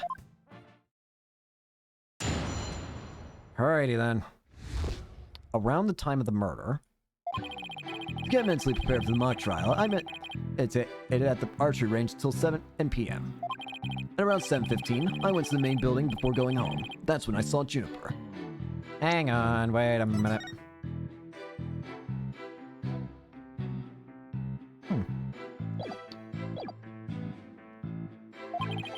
We didn't say much as we passed by each other. She seemed her usual self. That's it.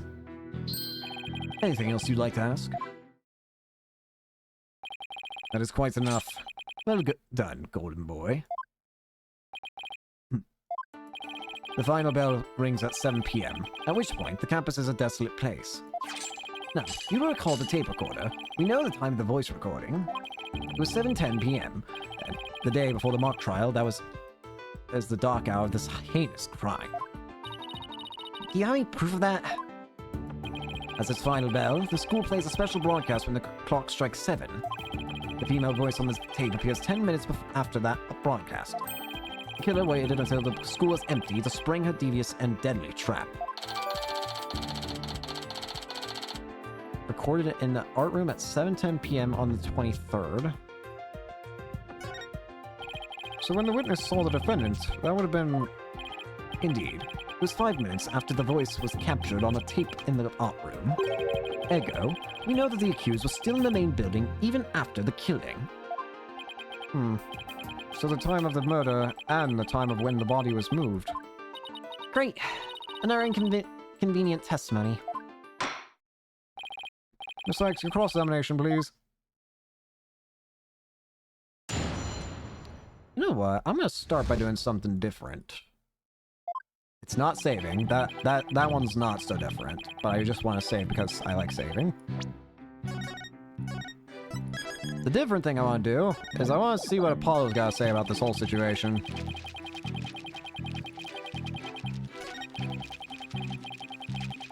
Just say blah blah. I'll go through this all in a second. I just want to see what Apollo's got to say about it. Wow, is that the confidence and composure that comes from being a genius? Athena, doesn't matter who's on stand. Her job's still the same. Sure, but if Junie was really still at school after 6 p.m. Ugh, I didn't spot any inconsistencies in Hugh's testimony either. What am I supposed to do now? Might be something from pressing.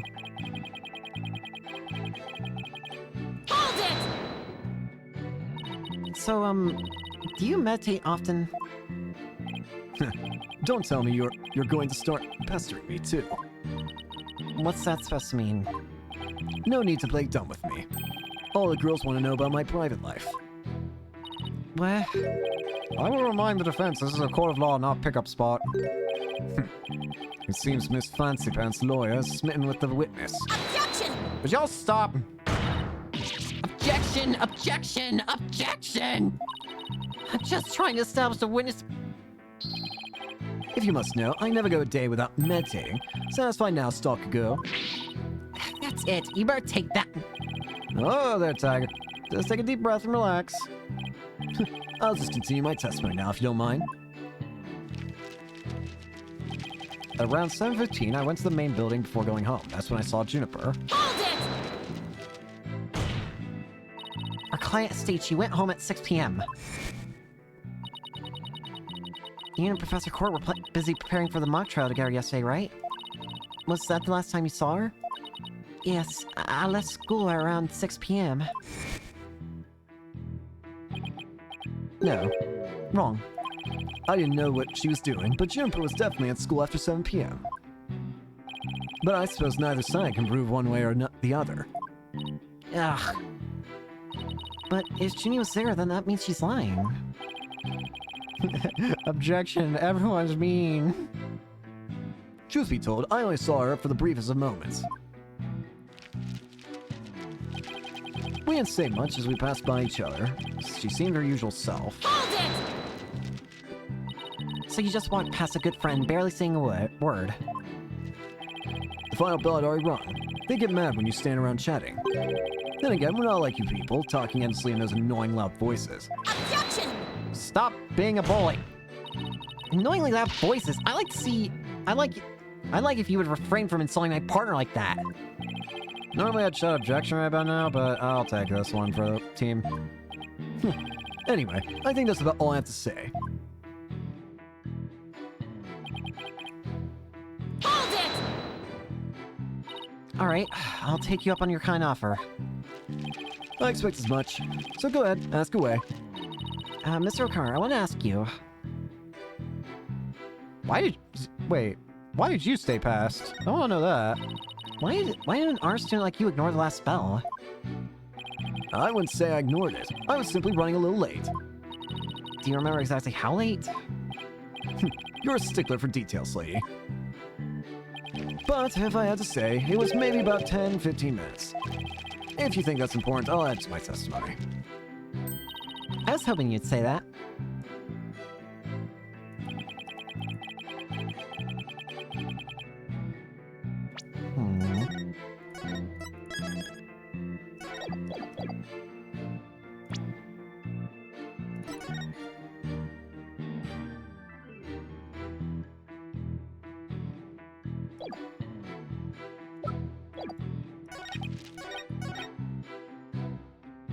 Wait, can I ask you about the other stuff too?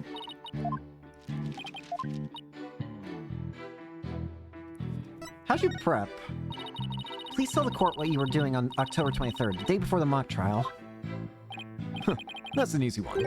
Nothing in particular. Nothing at all? You didn't help with the preparations?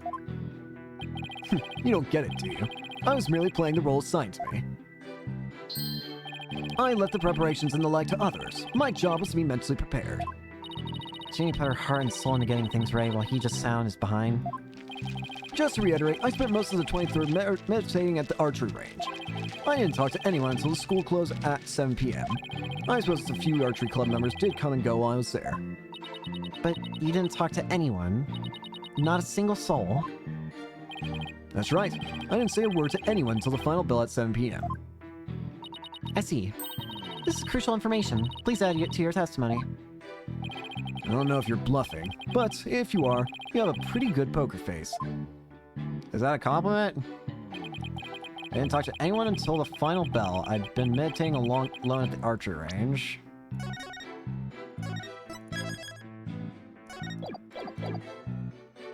Okay, in that case... Objection! No. So, you didn't talk to anybody on October 23rd. Are you sure about that? I already told you. My word is as good as gold. That is fool's gold. Okay, then how do you explain this? And don't spare any details. Sorry, never seen that before. This is the victim's planner. She recorded all of her plans in the great detail. Take a look at this page here. It reads 23rd, meet with Hugh, and important. Don't you find that interesting? Where'd you get that? The keyword here is important. You say you were at the archery range all day. But you also said that a few students came and went while you were there.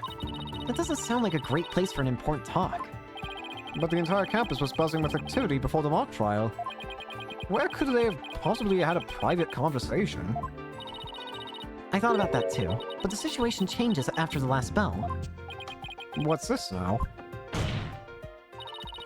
The witness stayed after the last bell, in order to have a private talk with the victim. Am I right, Mr. O'Connor? This is Objection! Must we go through this yet again? I suppose you also have no evidence, as usual. No, I don't have any direct evidence. However, the witness was meditating until after last bell. And he attempted to conceal his private meeting with the victim. First Robin, now me. Who are you going to accuse next? You're just another unscrupulous attorney looking to get ahead. Don't let him get to you. He's definitely eyeing some. I mean, he was supposed to meet with the victim around her estimated time of death. I had my suspicions about Robin, but Hugh seems just as guilty. These three are the only possible suspects after all. Mr. O'Connor, answer me this. Did you meet with Professor Court that day?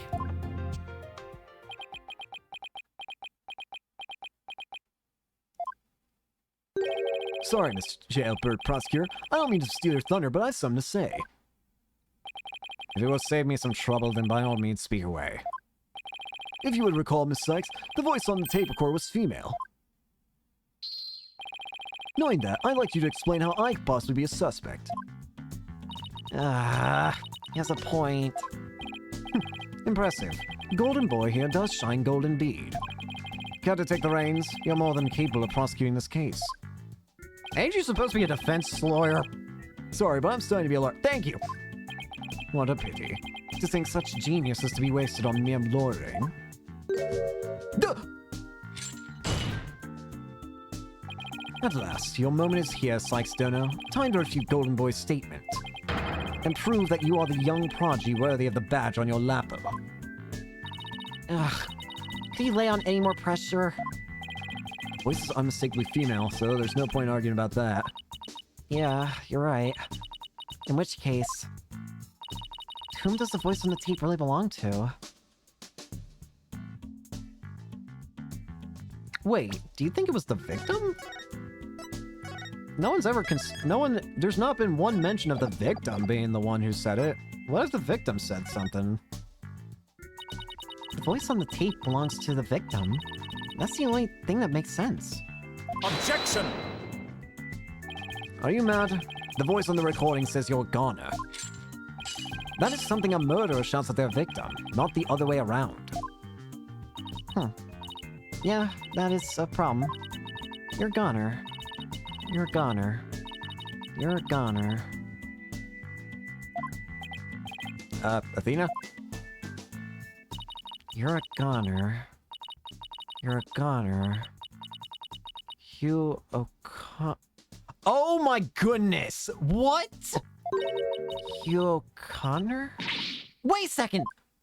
Whoa, Athena, you're scaring me here. You're scared! I'm terrified for even coming up with this! With what? Prosecutor Blackwell, you want to know if I'm worthy of my badge? Well, I'm about to show you why. Despite my age, I can wear it with pride. He's 5'4", Blackwell's 6'2". Oh? Then can I take it you won't be changing your argument? Still, it sounds that it's a bit odd for the victim to be the one yelling, "You're a goner." I agree, if that's what the victim was saying, but it's not. I assume you have something to back up your assertion, Miss Sykes? Not exactly, but you don't have to add fuel to this fire, Your Honor. If it is indeed Professor Court's voice on the tape, then she was shouting because she was...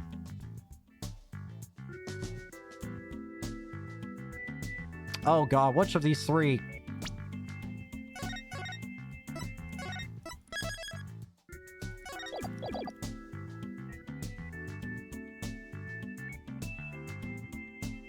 Being threatened? Your gun was a threat to win and shot at the victim. No! I escaped! Was it scolding? I was thinking about hitting scolding, but... Yeah, it is. I would like to call on one basic fact in question. Is that shout on the tape really saying you're a goner? What are you up to now, Athena? Professor Court's planner says she was supposed to meet with the witness for an important talk. Perhaps our witness, despite being a genius, had done something wrong. And this made Professor Court get angry with him during their private meeting. I don't see how this changes what we heard in the tape. Well, if you want to see how it changes things, then let's try a little experiment. Your Honor, I want you to yell at the witness as if you're mad at him. But, and this is important, use his full name. Okay, let's see. Hugh O'Connor! What do I do to deserve that? Yes, like that. Now try again, but faster. Hugh O'Connor! Hugh O'Connor! Huh? Hugh O'Connor. Hugh O'Connor. Hugh O'Connor? Wait a second. No, this can't be! Objection! You think I'd spend the energy to lead you this far if it wasn't true? But it is, Your Honor. Humans are not perfect. That's a scientific fact. We sometimes mistake shadows for monsters, or the wind for voices. Well, you mention it. You can do this, Athena. Just give the old guy a little more push. The sound in the tape recorder never was the phrase, "You're a goner." That's only what we thought we heard, when in fact, it was the witness getting yelled at. The court will note that this is different from the selective hearing men are so good at. What? I think you're right, but what was that last part again? I was about to say, like, huh? Huh? Never mind. The important thing is that the voice was recorded as in our client's. And since it was the victim scolding the witness, he must now join this list of suspects. Objection! I had thought that testimony would suffice, but it seems it has come to this. I will not allow such fallacious quibbles to upend this court. The prosecution has one final piece of evidence to present to the court. Evidence? What's he going to pull out now? Fix your eyes on this photo, and let me see the insolent look vanish from within them.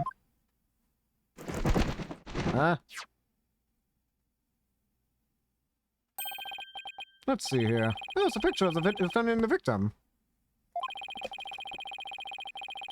The photograph shows professor and student preparing for the mock trial together. Wait, was this taken in the art room? The room where the murders occurred? Indeed it was, but the revelations do not end there. Do you see the clock on the wall? It reads 7:05, a mere 5 minutes before the voice was recorded on the tape. What? The accused brutally stabbed the victim to death 5 minutes after this photo was taken. This woman was even allowed to teach art. How on earth was this taken? It seems the defendant's culpability in this crime is quite obvious.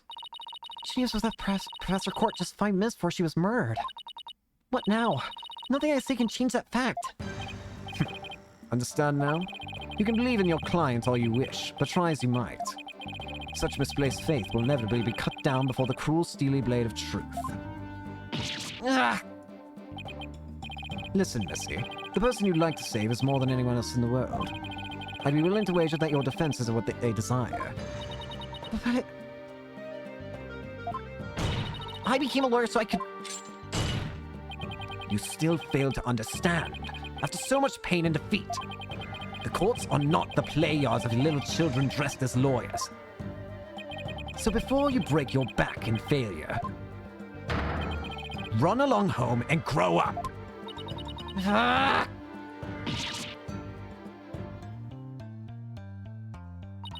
If he thinks I'm giving up now, he's got another thing coming.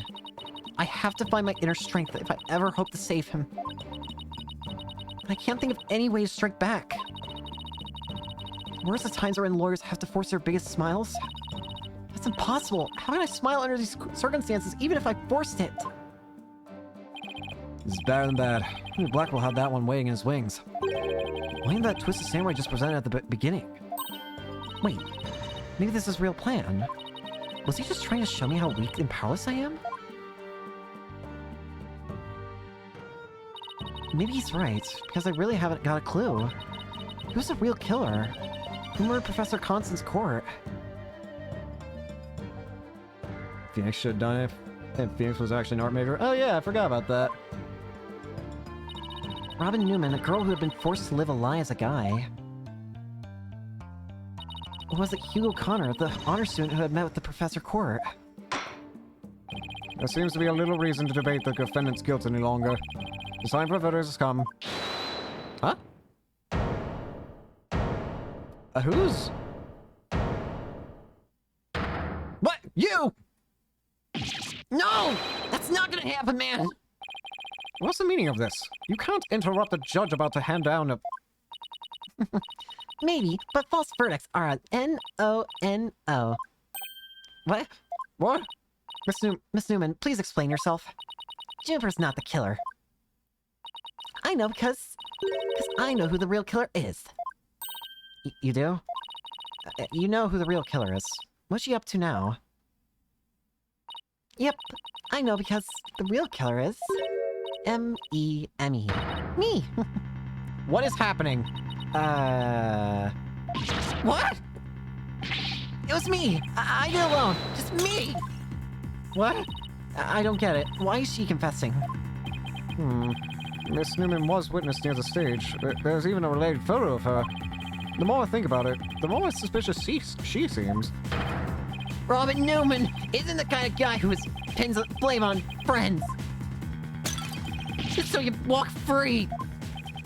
Get over it. Declare me guilty already. Don't tell me.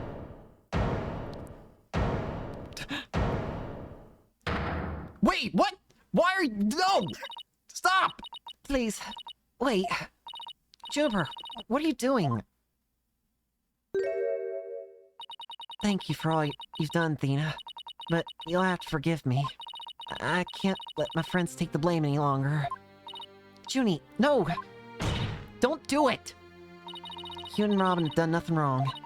They have absolutely no connection to this case. The real killer is me. I alone am responsible for the entire crime. What? Objection! This is not making any... Junie, you have to know that's not true. Hurry up and retract your statement. I'm afraid it is true. Forgive me, Thena. What is happening?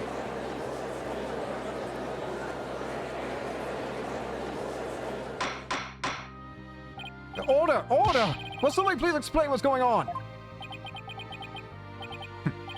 I see right through your cheap ploy. School rules state that a prior conviction terminates one's eligibility to graduate. A guilty verdict here would make whatever dreams one had go up in a puff of smoke. Oh, I wasn't aware. Even meek little mice will fight when cornered. A pitiful spectacle, I might add. These vermin are trying to protect each other now that they have nowhere else to run. Protect each other? Wait, so was Robin just trying to protect Junie too? If so, then the real killer is... Wait, what? Now what? Stop! All of you people, stop indicting yourselves! This whole thing's a joke. Oh no, now it's Hugh's turn. What is wrong with kids these days? I know what just crossed your mind, Miss Sykes. Whoa, what the? You think I'm the killer, don't you? That was a bow? Oh, he really is a genius. He even knows what you're thinking. I think it's about time I told you the truth. And I'll even get right to the point. It was me. I did it. Wait. What? Stop! I swear to God! What is going on? Now both potential suspects are claiming to be the real killer. I'm so confused right now. If you still have doubts, how about I detail my murder plot? That's absolute genius. I hate this. Enough of this nonsense. This is a court of law, not not the set of some high school drama. I see I have no choice. I'm afraid I'll have to... Oi, wait your boldness. I'm sorry, Prosecutor Blackwell, but I'm in no position to hand down a verdict just yet. I'm hoping that the defense and prosecution can come up with some airtight evidence. That is why I'm giving you both the rest of the day to continue investigating this case. Pinch me, I think I'm dreaming. Fine. Do as you wish. This brings today's proceedings to a close. Court is adjourned.